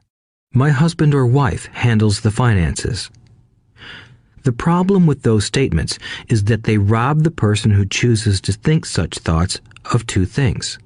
One is time, which is your most precious asset. The second is learning. Having no money should not be an excuse to not learn, but that is a choice we all make daily. The choice of what we do with our time, our money, and what we put in our heads. That is the power of choice. All of us have choice. I just choose to be rich, and I make that choice every day. Invest first in education. In reality, the only real asset you have is your mind, the most powerful tool we have dominion over. Each of us has the choice of what we put in our brain once we're old enough. You can watch TV, read golf magazines, or go to ceramics class or a class on financial planning. You choose. Most people simply buy investments rather than first investing in learning about investing. A friend of mine recently had her apartment burglarized. The thieves took her electronics and left all the books. And we all have that same choice. 90% of the population buys TV sets, and only about 10% buy business books. So what do? I go to seminars. I like it when they are at least 2 days long because I like to immerse myself in a subject. In 1973, I was watching this guy on TV who was advertising a 3-day seminar on how to buy real estate for nothing down. I spent $385, and that course has made me at least $2 million, if not more. But more importantly, it bought me life. I don't have to work for the rest of my life because of that one course. I go to at least 2 such courses every year. I love CDs and audiobooks. The reason? I can easily review what I just heard. I was listening to an investor say something I completely disagreed with. Instead of becoming arrogant and critical, I simply listened to that 5-minute stretch at least 20 times, maybe more. But suddenly, by keeping my mind open, I understood why he said what he said. It was like magic. I felt like I had a window into the mind of one of the greatest investors of our time. I gained tremendous insight into the vast resources of his education and experience. The net result? I still have the old way I used to think, and I now have a new way of looking at the same problem or situation. I have 2 ways to analyze a problem or trend, and that is priceless. Today, I often say, how would Donald Trump do this, or Warren Buffett, or George Soros? The only way I can access their vast mental power is to be humble enough to read or listen to what they have to say. Arrogant or critical people are often people with low self-esteem who are afraid of taking risks. That's because if you learn something new, you are then required to make mistakes in order to fully understand what you have learned. If you have listened this far, arrogance is not one of your problems. Arrogant people rarely read or listen to experts. Why should they? They are the center of the universe. There are so many intelligent people who argue or defend when a new idea clashes with the way they think. In this case, their so-called intelligence combined with arrogance equals ignorance. Each of us knows people who are highly educated or believe they are smart, but their balance sheet paints a different picture. A truly intelligent person welcomes new ideas, for new ideas can add to the synergy of other accumulated ideas. Listening is more important than talking. If that were not true, God would not have given us 2 ears and only 1 mouth. Too many people think with their mouth instead of listening in order to absorb new ideas and possibilities. They argue instead of asking questions. I take a long view on my wealth. I do not subscribe to the get-rich-quick mentality most lottery players or casino gamblers have. I may go in and out of stocks, but I am long on education. If you want to fly an airplane, I advise taking lessons first. I am always shocked at people who buy stocks or real estate but never invest in their greatest asset, their mind. Just because you bought a house or two does not make you an expert at real estate. 3. Choose friends carefully. The power of association. First of all, I do not choose my friends by their financial statements. I have friends who have actually taken a vow of poverty, as well as friends who earn millions every year. The point is that I learn from all of them. Now, I will admit that there are people I have actually sought out because they had money. But I was not after their money. I was seeking their knowledge. In some cases, these people who had money have become dear friends. I've noticed that my friends with money talk about money. They don't do it to brag. They're interested in the subject. So I learn from them, and they learn from me. My friends who are in dire financial straits do not like talking about money, business, or investing. They often think it rude or unintellectual. So I also learn from my friends who struggle financially. I find out what not to do. I have several friends who have generated over $1 billion in their short lifetimes. The 3 of them report the same phenomenon. Their friends who have no money have never come to them to ask them how they did it, but they do come asking for one of 2 things, or both, a loan or a job. Warning: don't listen to poor or frightened people. I have such friends, and while I love them dearly, they are the Chicken Littles of life. To them, when it comes to money, especially investments, it's always the sky is falling, the sky is falling. They can always tell you why something won't work.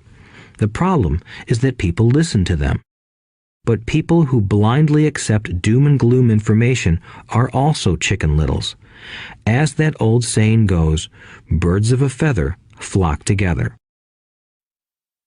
If you watch business channels on TV, they often have a panel of so-called experts. One expert will say the market is going to crash, and the other will say it's going to boom. If you're smart, you listen to both. Keep your mind open, because both have valid points.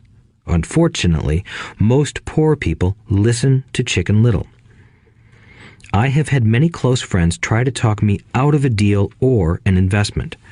Not long ago, a friend told me he was excited because he found a 6% certificate of deposit.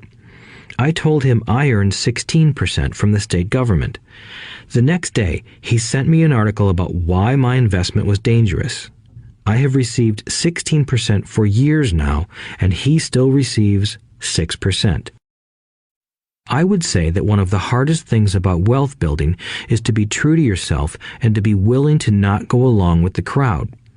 This is because, in the market, it is usually the crowd that shows up late that is slaughtered. If a great deal is on the front page, it's too late in most instances. Look for a new deal. As we used to say as surfers, there is always another wave. People who hurry and catch a wave late usually are the ones who wipe out. Smart investors don't time the markets. If they miss a wave, they search for the next one and get themselves in position. This is hard for most investors because buying what is not popular is frightening. Timid investors are like sheep going along with the crowd. Or their greed gets them in when wise investors have already taken their profits and moved on. Wise investors buy an investment when it's not popular. They know their profits are made when they buy, not when they sell. They wait patiently. As I said, they do not time the market. Just like a surfer, they get in position for the next big swell. It's all insider trading. There are forms of insider trading that are illegal, and there are forms of insider trading that are legal. But either way, it's insider trading. The only distinction is, how far away from the inside are you? The reason you want to have rich friends is because that is where the money is made. It's made on information. You want to hear about the next boom, get in and get out before the next bust. I'm not saying do it illegally, but the sooner you know, the better your chances are for profits with minimal risk. That is what friends are for, and that is financial intelligence. 4. Master a formula and then learn a new one. The power of learning quickly. In order to make bread, every baker follows a recipe, even if it's only held in their head. The same is true for making money. Most of us have heard the saying, "You are what you eat." I have a different slant. I say, "You become what you study." In other words, be careful what you learn, because your mind is so powerful that you become what you put in your head. For example, if you study cooking, you then tend to cook. If you don't want to be a cook anymore, then you need to study something else. When it comes to money, the masses generally have one basic formula they learned in school, and it's this: work for money. The predominant formula I see in the world is that every day millions of people get up, go to work, earn money, pay bills, balance checkbooks, buy some mutual funds, and go back to work.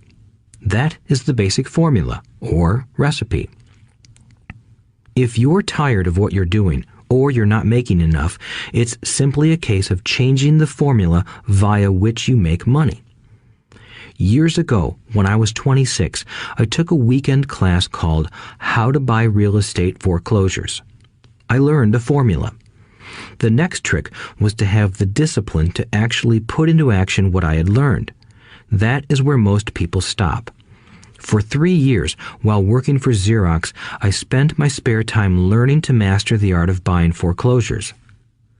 I've made several $million using that formula.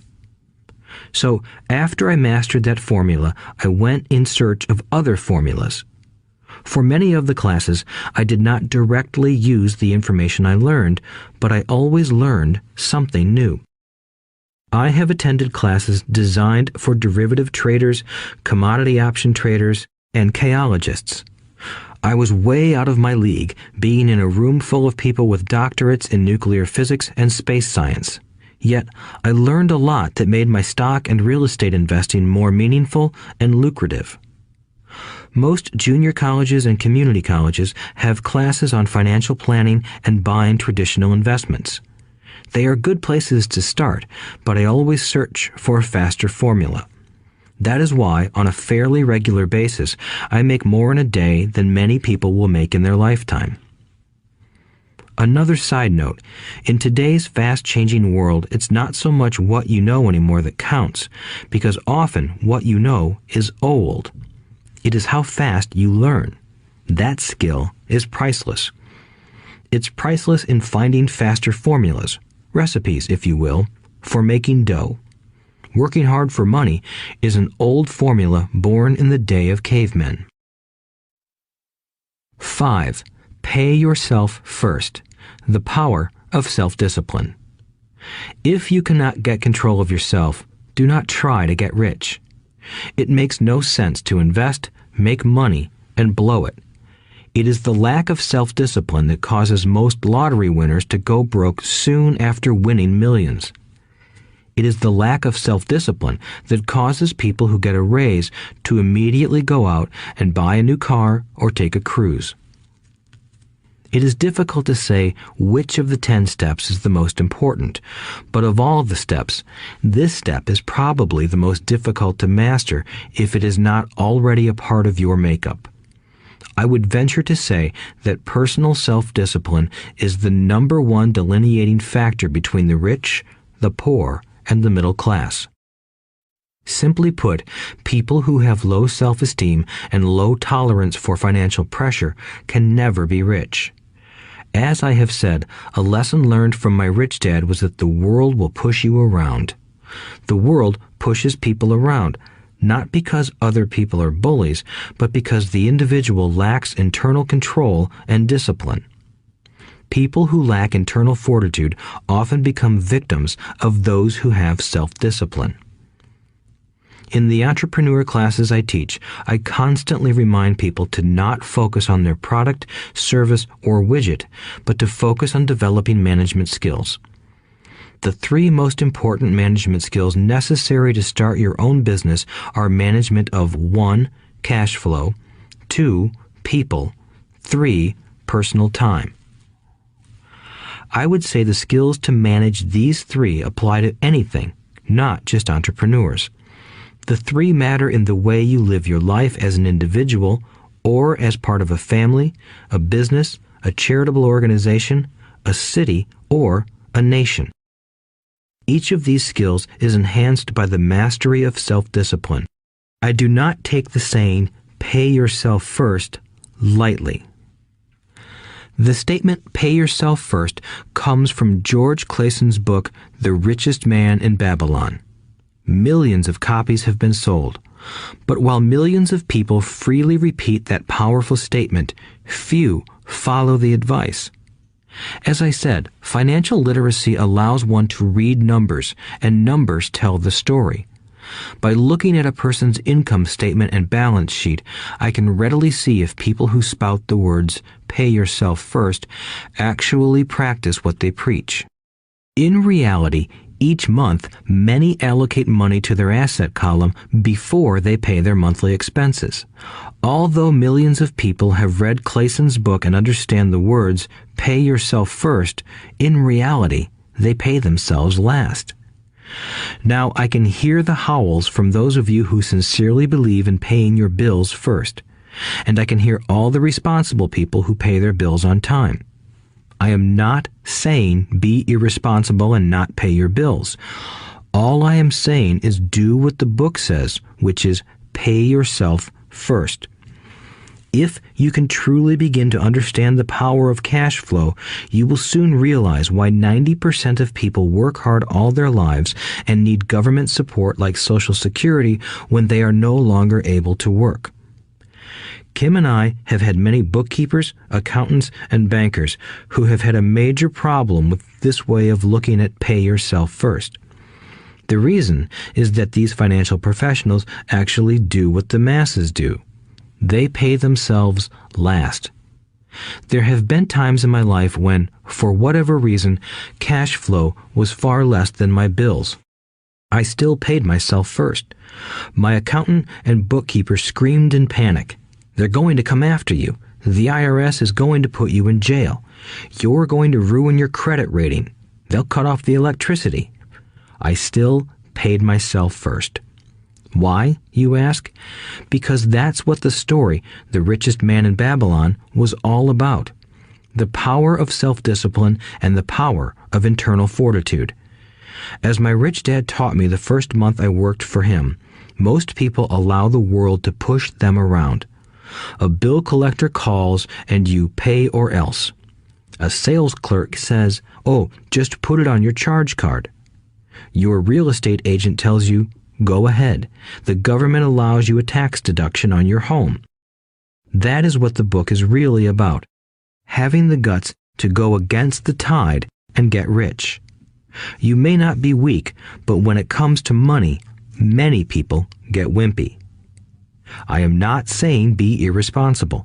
The reason I don't have high credit card debt and doodad debt is because I pay myself first. The reason I minimize my income is because I don't want to pay it to the government. That is why my income comes from my asset column through a Nevada corporation. If I work for money, the government takes it. Although I pay my bills last, I am financially astute enough to not get into a tough financial situation. I don't like consumer debt. I actually have liabilities that are higher than 99% of the population, but I don't pay for them. Other people pay for my liabilities. They're called tenants. So rule number 1 in paying yourself first is don't get into debt in the first place. Although I pay my bills last, I set it up to have only small, unimportant bills that are due. When I occasionally come up short, I still pay myself first. I let the creditors and even the government scream. I like it when they get tough. Why? Because those guys do me a favor. They inspire me to go out and create more money. So I pay myself first, invest the money, and let the creditors yell. I generally pay them right away anyway. Kim and I have excellent credit. We just don't cave into pressure and spend our savings or liquidate stocks to pay for consumer debt. That is not too financially intelligent. To successfully pay yourself first, keep the following in mind. 1. Don't get into large debt positions that you have to pay for. Keep your expenses low. Build up assets first. Then buy the big house or nice car. Being stuck in the rat race is not intelligent. 2. When you come up short, let the pressure build and don't dip into your savings or investments. Use the pressure to inspire your financial genius to come up with new ways of making more money and then pay your bills. You will have increased your ability to make more money as well as your financial intelligence. So many times I have gotten into financial hot water and used my brain to create more income while staunchly defending the assets in my asset column. My bookkeeper has screamed and dived for cover, but I was like a good soldier defending the fort. Fort assets. Poor people have poor habits. A common bad habit is innocently called dipping into savings. The rich know that savings are only used to create more money, not to pay bills. I know that sounds tough, but as I said, if you're not tough inside, the world will always push you around anyway. If you do not like financial pressure, then find a formula that works for you. A good one is to cut expenses, put your money in the bank, pay more than your fair share of income tax, buy safe mutual funds, and take the vow of the average. But this violates the pay yourself first rule. This rule does not encourage self-sacrifice or financial abstinence. It doesn't mean pay yourself first and starve. Life was meant to be enjoyed. If you call on your financial genius, you can have all the goodies of life, get rich, and pay bills. And that is financial intelligence. 6. Pay your brokers well. The power of good advice. Sometimes I see people posting a sign in front of their house that says, "For sale by owner." Or I see people on TV claiming to be discount brokers. My rich dad taught me to take the opposite approach. He believed in paying professionals well, and I have adopted that policy also. Today, I have expensive attorneys, accountants, real estate brokers, and stockbrokers. Why? Because if, and I do mean if, the people are professionals, their services should make you money. And the more money they make, the more money I make. We live in the information age. Information is priceless. A good broker should provide you with information as well as take the time to educate you. I have several brokers who do that for me. Some taught me when I had little or no money, and I am still with them today. What I pay a broker is tiny in comparison with what kind of money I can make because of the information they provide. I love it when my real estate broker or stockbroker makes a lot of money because that usually means I made a lot of money. A good broker saves me time in addition to making me money. Like when I bought the vacant land for $9,000 and sold it immediately for over $25,000 so I could buy my Porsche quicker. A broker is my eyes and ears in the market. They're there every day, so I do not have to be. I'd rather play golf. People who sell their house on their own must not value their time much. Why would I want to save a few bucks when I could use that time to make more money or spend it with those I love? What I find funny is that so many poor and middle-class people insist on tipping restaurant help 15 to 20%, even for bad service, but complain about paying a broker 3 to 7%. They enjoy tipping people in the expense column and stiffing people in the asset column. That is not financially intelligent. Keep in mind that not all brokers are created equal. Unfortunately, most brokers are only salespeople. They sell, but they themselves own little or no real estate. There is a tremendous difference between a broker who sells houses and a broker who sells investments. The same is true for stock, bond, mutual fund, and insurance, brokers who call themselves financial planners. When I interview any paid professional, I first find out how much property or stocks they personally own and what percentage they pay in taxes. And that applies to my tax attorney as well as my accountant. I have an accountant who minds his own business. His profession is accounting, but his business is real estate. I used to have an accountant who was a small business accountant, but he had no real estate. I switched because we did not love the same business. Find a broker who has your best interests at heart. Many brokers will spend the time educating you, and they could be the best asset you find. Just be fair, and most of them will be fair to you. If all you can think about is cutting their commissions, then why should they want to help you? It's just simple logic. As I said earlier, one of the management skills is the management of people. Many people only manage people they feel smarter than and they have power over. Many middle managers remain middle managers, failing to get promoted because they know how to work with people below them, but not with people above them. The real skill is to manage and reward the people who are smarter than you in some technical area. That is why companies have a board of directors. You should have one too. That is financial intelligence.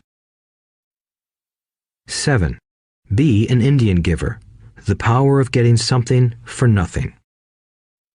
When the first European settlers came to America, they were taken aback by a cultural practice some American Indians had.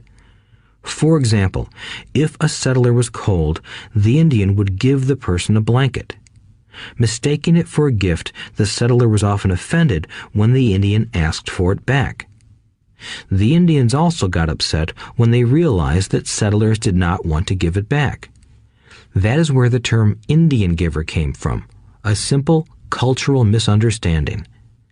In the world of the asset column, being an Indian giver is vital to wealth. The sophisticated investor's first question is, how fast do I get my money back? They also want to know what they get for free, also called a piece of the action. That is why the ROI, or return on investment, is so important.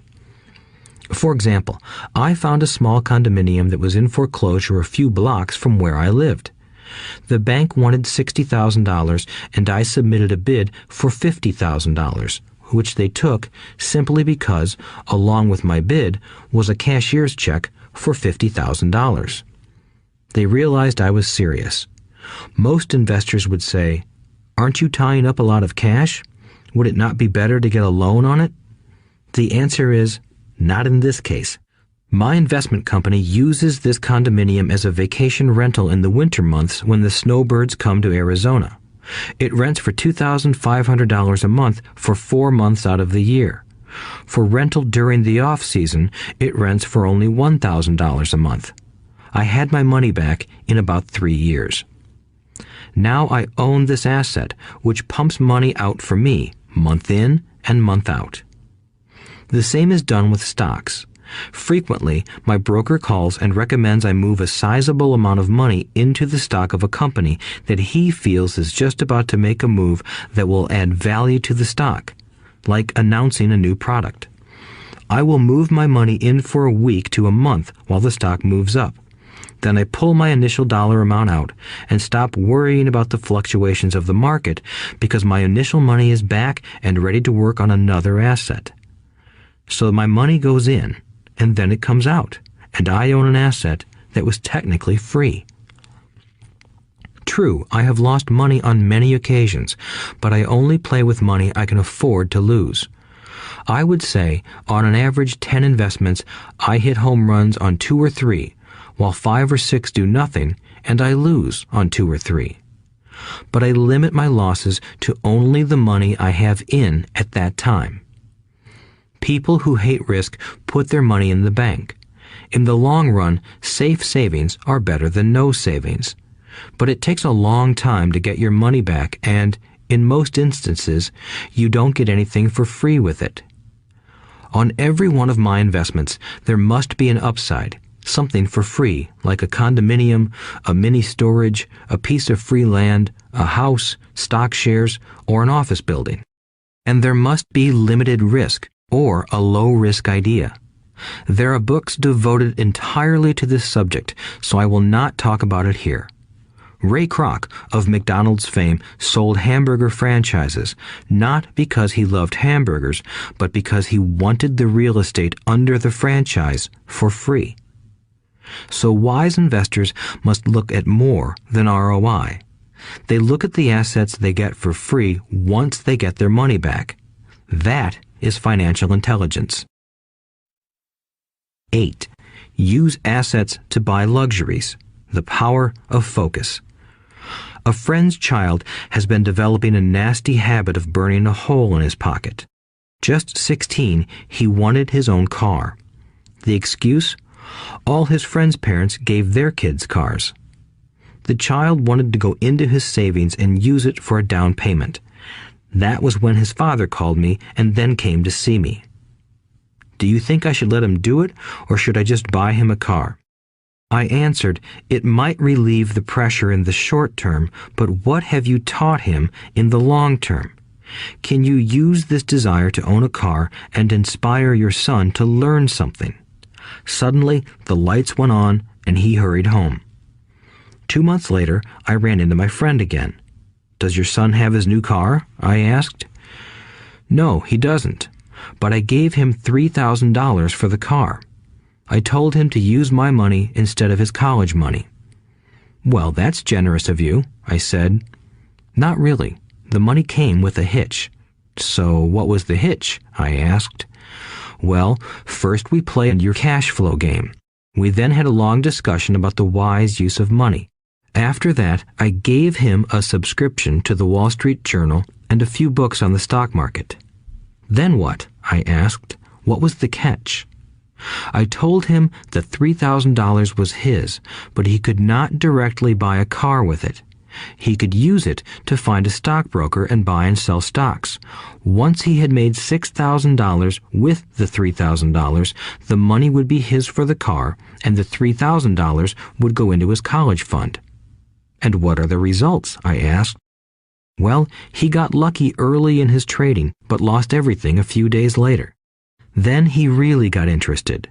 Today, I would say he is down $2,000, but his interest is up. He has read all the books I bought him, and he's gone to the library to get more. He reads the Wall Street Journal voraciously, watching for indicators. He's only got $1,000 left, but his interest and learning are sky high. He knows that if he loses that money, he walks for 2 more years. But he does not seem to care. He even seems uninterested in getting a car because he's found a game that is more fun. What happens if he loses all the money? I asked. We'll cross that bridge when we get to it. I'd rather have him lose everything now than wait till he's our age to risk losing everything. And besides, that is the best $3,000 I've ever spent on his education. What he is learning will serve him for life, and he seems to have gained a new respect for the power of money. As I said earlier, if a person cannot master the power of self-discipline, it is best not to try to get rich. I say this because although the process of developing cash flow from an asset column is easy in theory, what's hard is the mental fortitude to direct money to the correct use. Due to external temptations, it is much easier in today's consumer world to simply blow money out the expense column. With weak mental fortitude, that money flows into the paths of least resistance. That is the cause of poverty and financial struggle. The following example illustrates the financial intelligence needed to direct money to make more money.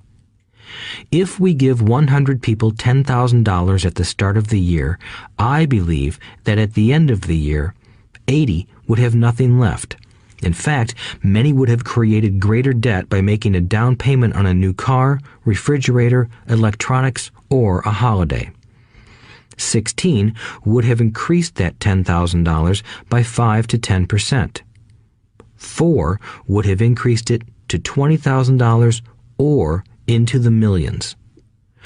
We go to school to learn a profession so we can work for money. It is my opinion that it's just as important to learn how to have money work for you. I love my luxuries as much as anyone else. The difference is I don't buy them on credit. It's the keep up with the Joneses trap. When I wanted to buy a Porsche, the easy road would have been to call my banker and get a loan. Instead of choosing to focus in the liability column, I chose to focus in the asset column. As a habit, I use my desire to consume to inspire and motivate my financial genius to invest. Too often today, we focus on borrowing money to get the things we want instead of focusing on creating money. One is easier in the short term, but harder in the long term.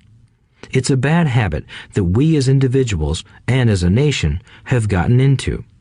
Remember, the easy road often becomes hard, and the hard road often becomes easy. The earlier you can train yourself and those you love to be masters of money, the better. Money is a powerful force. Unfortunately, people use the power of money against themselves. If your financial intelligence is low, money will run all over you. It will be smarter than you. If money is smarter than you, you will work for it all your life. To be the master of money, you need to be smarter than it. Then money will do as it is told. It will obey you. Instead of being a slave to it, you will be the master of it. That is financial intelligence. 9. Choose heroes. The power of myth. When I was a kid, I greatly admired Willie Mays, Hank Aaron, and Yogi Berra. They were my heroes, and I wanted to be just like them. I treasured their baseball cards. I knew their stats, the RBIs, the ERAs, their batting averages, how much they got paid, and how they came up from the minor leagues. As a 9-year-old kid, when I stepped up to bat or played first base or catcher, I wasn't me. I pretended I was a famous baseball player. It's one of the most powerful ways we learn, and we often lose that as adults. We lose our heroes. Today, I watch young kids playing basketball near my home. On the court, they're not little Johnny. They're pretending to be their favorite basketball hero. Copying or emulating heroes is true power learning. I have new heroes as I grow older. I have golf heroes, and I copy their swings and do my best to read everything I can about them. I also have heroes such as Donald Trump, Warren Buffett, Peter Lynch, George Soros, and Jim Rogers. I know their stats just like I knew the ERAs and RBIs of my childhood baseball heroes. I follow what Warren Buffett invests in, and I read anything I can about his point of view on the market and how he chooses stocks. And I read about Donald Trump, trying to find out how he negotiates and puts deals together. Just as I was not me when I was up to bat, when I'm in the market or I'm negotiating a deal, I am subconsciously acting with the bravado of Trump. Or, when analyzing a trend, I look at it as though Warren Buffett were doing it. By having heroes, we tap into a tremendous source of raw genius. But heroes do more than simply inspire us. Heroes make things look easy. Making it look easy convinces us to want to be just like them. If they can do it, so can I. When it comes to investing, too many people make it sound hard. Instead, find heroes who make it look easy. 10. Teach and you shall receive. The power of giving. Both of my dads were teachers. My rich dad taught me a lesson I have carried all my life, the necessity of being charitable or giving. My educated dad gave a lot of his time and knowledge, but almost never gave away money. He usually said that he would give when he had some extra money, but of course, there was rarely any extra. My rich dad gave money as well as education. He believed firmly in tithing. If you want something, you first need to give, he would always say. When he was short of money, he gave money to his church or to his favorite charity. If I could leave one single idea with you, it is that idea. Whenever you feel short or in need of something, give what you want first, and it will come back in buckets. That is true for money, a smile, love, or friendship. I know it is often the last thing a person may want to do, but it has always worked for me. I trust that the principle of reciprocity is true, and I give what I want. I want money, so I give money, and it comes back in multiples. I want sales, so I help someone else sell something, and sales come to me. I want contacts, and I help someone else get contacts. Like magic, contacts come to me. I heard a saying years ago that went, God does not need to receive, but humans need to give. My rich dad would often say, poor people are more greedy than rich people. He would explain that if a person was rich, that person was providing something that other people wanted. In my life, whenever I have felt needy or short of money or short of help, I simply went out or found in my heart what I wanted and decided to give it first. And when I gave, it always came back. It reminds me of the story of the guy sitting with firewood in his arms on a cold, freezing night. He is yelling at the pot-bellied stove, "When you give me some heat, then I'll put some wood in you." And when it comes to money, love, happiness, sales, and contacts, all one needs to remember is to give first. Often, just the process of thinking of what I want and how I could give that to someone else breaks free a torrent of bounty. Whenever I feel that people aren't smiling at me, I simply begin smiling and saying hello. Like magic, the next thing I know, I'm surrounded by smiling people. It is true that your world is only a mirror of you. So that's why I say, teach and you shall receive. I have found that the more I teach those who want to learn, the more I learn. If you want to learn about money, teach it to someone else. A torrent of new ideas and finer distinctions will come in. There are times when I have given and nothing has come back, or what I have received is not what I wanted. But upon closer inspection and soul-searching, I was often giving to receive in those instances instead of giving for the joy that giving itself brings. My dad taught teachers, and he became a master teacher. My rich dad always taught young people his way of doing business. In retrospect, it was their generosity with what they knew that made them smarter. There are powers in this world that are much smarter than we are. You can get there on your own, but it's easier with the help of the powers that be. You only need to be generous with what you have. Chapter 9. Still want more? Here are some to-dos. Many people may not be satisfied with my 10 steps. They see them more as philosophies than actions. I think understanding the philosophy is just as important as the action. There are many people who want to do instead of think, and then there are people who think but do not do. I would say that I am both. I love new ideas, and I love action. So for those who want a to-do list on how to get started, I will share with you some of the things I do in abbreviated form. Stop doing what you're doing. In other words, take a break and assess what is working and what is not working. The definition of insanity is doing the same thing over and over and expecting a different result. Stop doing what is not working and look for something new. Look for new ideas. For new investing ideas, I go to bookstores and search for books on different and unique subjects. I call them formulas. I buy how-to books on formulas I know nothing about. For example, in the bookstore I found the book The 16% Solution by Joel Moskowitz. I bought the book and read it, and the next Thursday I did exactly as the book said.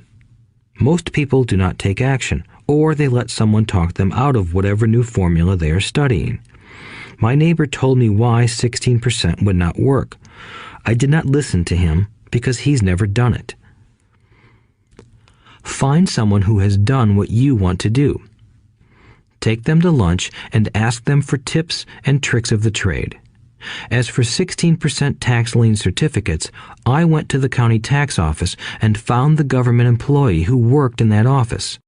I found out that she, too, invested in the tax liens. Immediately, I invited her to lunch. She was thrilled to tell me everything she knew and how to do it. After lunch, she spent all afternoon showing me everything. By the next day, I found 2 great properties with her help that have been accruing interest at 16% ever since. It took a day to read the book, a day to take action, an hour for lunch, and a day to acquire 2 great deals. Take classes, read, and attend seminars. I search newspapers and the internet for new and interesting classes, many of which are free or inexpensive. I also attend and pay for expensive seminars on what I want to learn. I am wealthy and free from needing a job simply because of the courses I took. I have friends who did not take those classes who told me I was wasting my money, and yet they're still at the same job. Make lots of offers. When I want a piece of real estate, I look at many properties and generally write an offer. If you don't know what the right offer is, neither do I. That is the job of the real estate agent. They make the offers. I do as little work as possible. A friend wanted me to show her how to buy apartment houses. So one Saturday, she, her agent, and I went and looked at 6 apartment houses. 4 were dogs, but 2 were good. I said to write offers on all 6, offering half of what the owners asked for. She and the agent nearly had heart attacks. They thought it was rude and would offend the sellers, but I really don't think the agent wanted to work that hard. So they did nothing and went on looking for a better deal. No offers were ever made, and that person is still looking for the right deal at the right price. Well, you don't know what the right price is until you have a second party who wants to deal. Most sellers ask too much. It is rare that a seller asks a price that is less than something is worth. Moral of the story: make offers.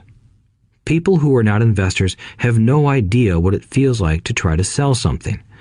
I have had a piece of real estate that I wanted to sell for months. I would have welcomed any offer.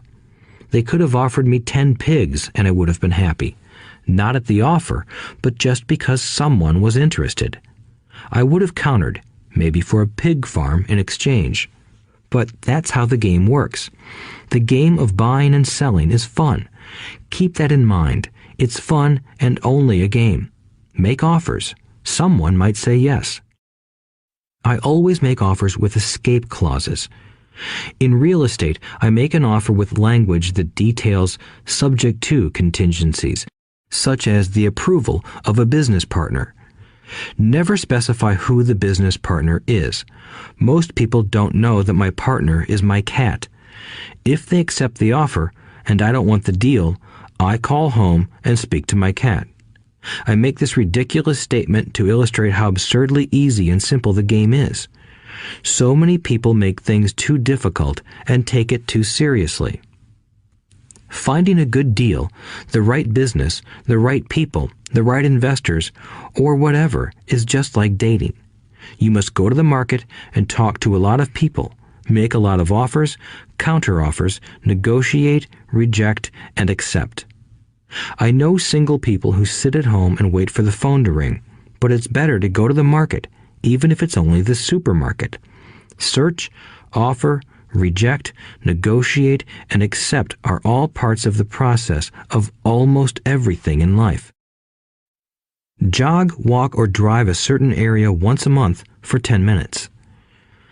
I have found some of my best real estate investments doing this. I will jog a certain neighborhood for a year and look for change. For there to be profit in a deal, there must be 2 elements, a bargain and change. There are lots of bargains, but it's change that turns a bargain into a profitable opportunity. So when I jog a neighborhood I might like to invest in. It is the repetition that causes me to notice slight differences. I notice real estate signs that are up for a long time. That means the seller might be more agreeable to deal. I watch for moving trucks going in or out. I stop and talk to the drivers. I talk to the postal carriers. It's amazing how much information they acquire about an area. I find a bad area, especially an area that the news has scared everyone away from. I drive it for sometimes a year, waiting for signs of something changing for the better. I talk to retailers, especially new ones, and find out why they're moving in. It takes only a few minutes a month, and I do it while doing something else, like exercising or going to and from the store. Shop for bargains in all markets. Consumers will always be poor. When the supermarket has a sale, say on toilet paper, the consumer runs in and stocks up. But when the housing or stock market has a sale, most often called a crash or correction, the same consumer often runs away from it. When the supermarket raises its prices, the consumer shops somewhere else. But when housing or the stock market raises their prices, the same consumer often rushes in and starts buying. Always remember, profits are made in the buying, not in the selling. Look in the right places. A neighbor bought a condominium for $100,000. I bought the identical condo next door for $50,000. He told me he's waiting for the price to go up. I told him that profit is made when you buy, not when you sell. He shopped with a real estate broker who owns no property of her own. I shopped at the foreclosure auction. I paid $500 for a class on how to do this.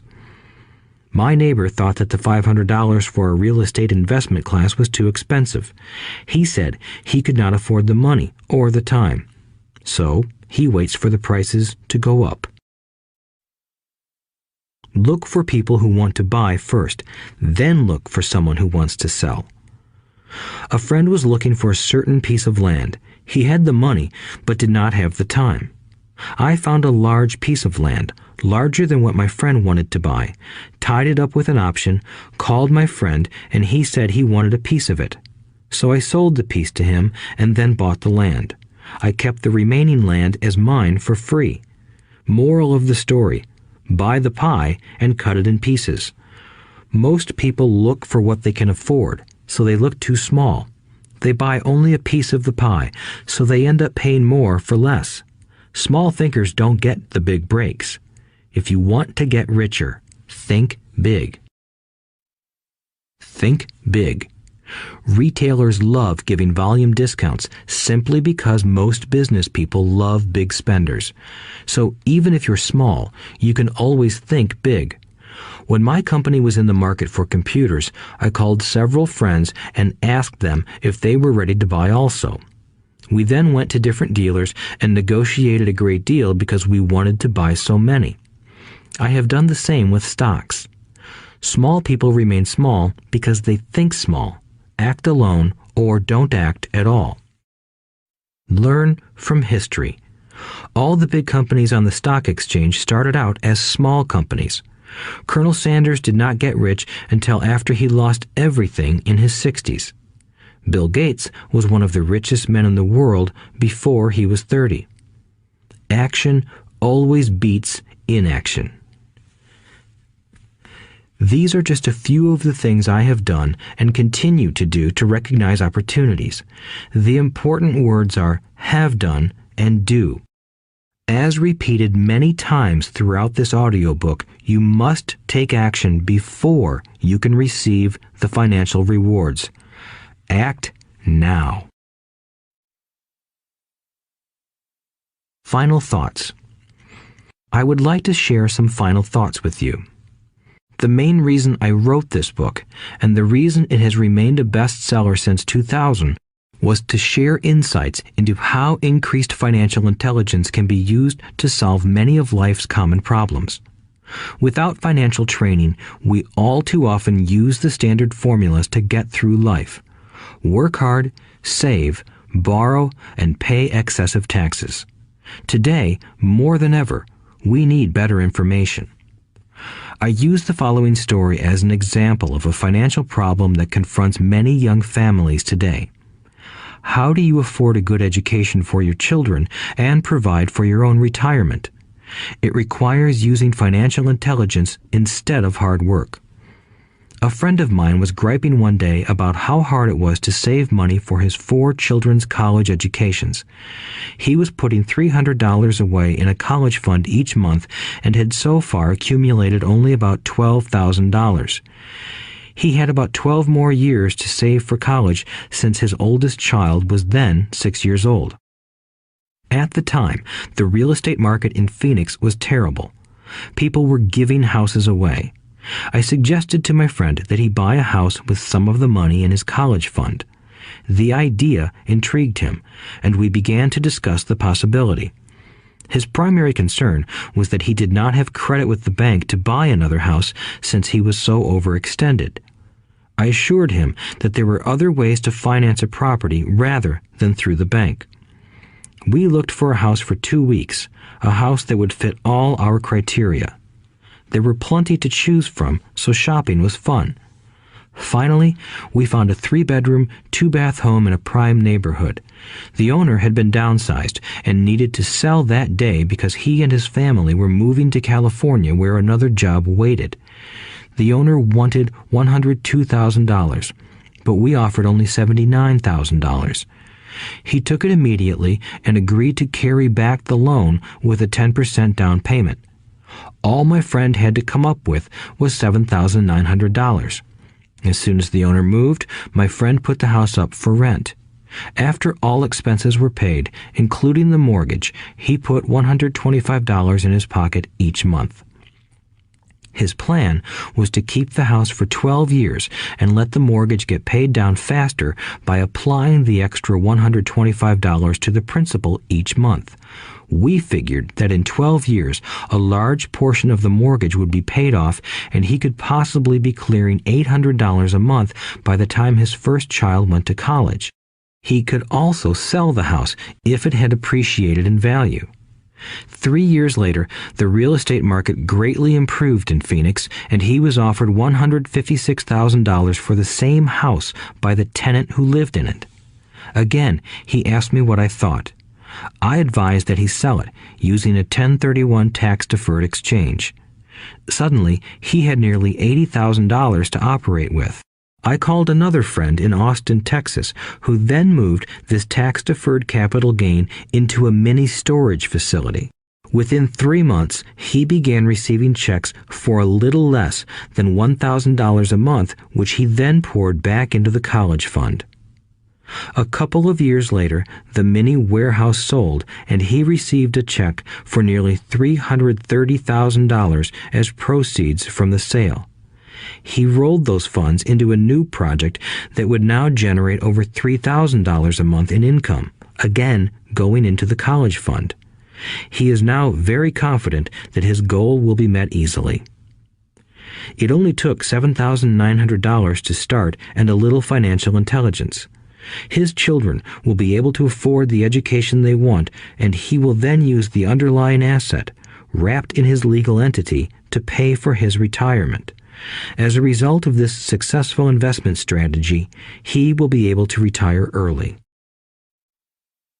Thank you for listening to this audiobook. I hope it has provided some insights into utilizing the power of money to work for you. Today, we need greater financial intelligence to simply survive.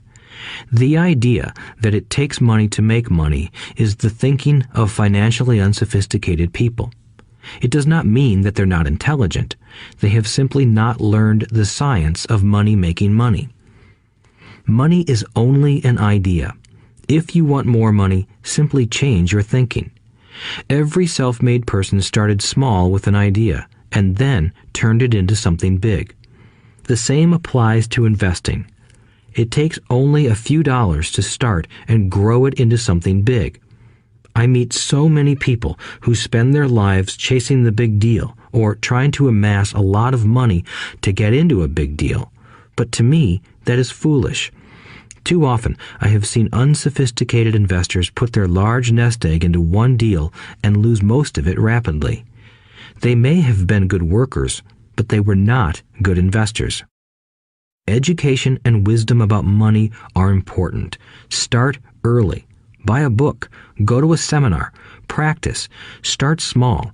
I turned $5,000 cash into a $1 million asset, producing $5,000 a month cash flow in less than 6 years.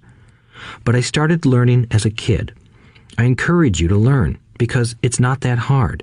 In fact, it's pretty easy once you get the hang of it. I think I have made my message clear. It's what is in your head that determines what is in your hands. Money is only an idea. There is a great book called Think and Grow Rich. The title is not Work Hard and Grow Rich. Learn to have money work hard for you, and your life will be easier and happier. Today, don't play it safe. Play it smart. The 3 incomes. In the world of accounting, there are 3 different types of income. 1, ordinary earned. 2, portfolio. 3, passive. When my poor dad said to me, "Go to school, get good grades, and find a safe, secure job," he was recommending I work for earned income. When my rich dad said, "The rich don't work for money, they have their money work for them," he was talking about passive income and portfolio income. Passive income, in most cases, is income derived from real estate investments. Portfolio income is income derived from paper assets such as stocks and bonds. Portfolio income is the income that makes Bill Gates the richest man in the world, not earned income. Rich Dad used to say, the key to becoming wealthy is the ability to convert earned income into passive income or portfolio income as quickly as possible. He would say, taxes are highest on earned income. The least taxed income is passive income. That is another reason why you want your money working hard for you. The government taxes the income you work hard for more than the income your money works hard for. In my second book, Rich Dad's Cash Flow Quadrant, I explain the 4 different types of people who make up the world of business. They are E, employee, S, self-employed, B, business owner, and I, investor. Most people go to school to learn to be an E or an S. The cash flow quadrant is written about the core differences of these 4 types and how people can change their quadrant. In fact, most of our products are created for people in the B and I quadrants. In Rich Dad's Guide to Investing, book number 3 in the Rich Dad series, I go into more detail on the importance of converting earned income into passive and portfolio income. Rich Dad used to say, all a real investor does is convert earned income into passive and portfolio income. If you know what you're doing, investing is not risky. It's just common sense. The key to financial freedom. The key to financial freedom and great wealth is a person's ability to convert earned income into passive and/or portfolio income. My rich dad spent a lot of time teaching Mike and me this skill. Having this ability is the reason my wife Kim and I are financially free, never needing to work again. We continue to work because we choose to. Today, we own a real estate investment company for passive income and participate in private placements and initial public offerings of stock for portfolio income. We also went back to work to build a financial education company so that we can continue to create and publish books and games. All of our educational products are created to teach the same skills my rich dad taught me, the skills of converting earned income into passive and portfolio income. The games we create are important because they teach what books cannot teach. For example, you would never learn to ride a bicycle by only reading a book. Our cash flow games for adults and cash flow for kids game are designed to teach players the basic investment skills of converting earned income into passive and portfolio income. They also teach the principles of accounting and financial literacy. These games are the only educational products in the world that teach people all of these skills simultaneously. Cash Flow 202 is the advanced version of Cash Flow 101 and requires the game board from 101 as well as a full understanding of 101 before it can be played. Cash Flow 101 and Cash Flow for Kids teach the principles of fundamental investing. Cash Flow 202 teaches the principles of technical investing. Technical investing involves advanced trading techniques such as short selling, call options, put options, and straddles.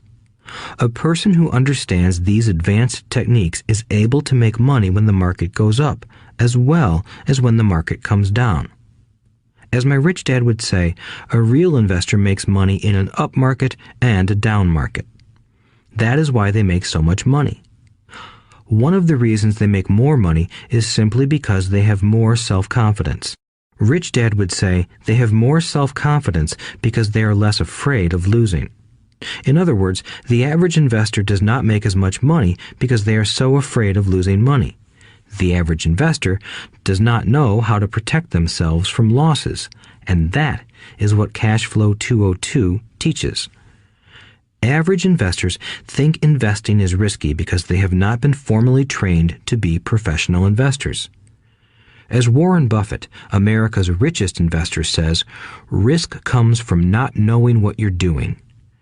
My board games teach the simple basics of fundamental investing and technical investing while people are having fun. I occasionally hear someone say, your educational games are expensive, which poses the question of ROI, the return on investment, or the value returned for the price paid. I nod my head and reply, yes, they may be expensive, especially when compared to entertainment board games. But my games are not as expensive as a college education, working hard all your life for earned income, paying excessive taxes, and then living in terror of losing all of your money in the investment markets. When someone walks away mumbling about the price, I can hear my rich dad saying, if you want to be rich, you must know what kind of income to work hard for, how to keep it, and how to protect it from loss. That is the key to great wealth.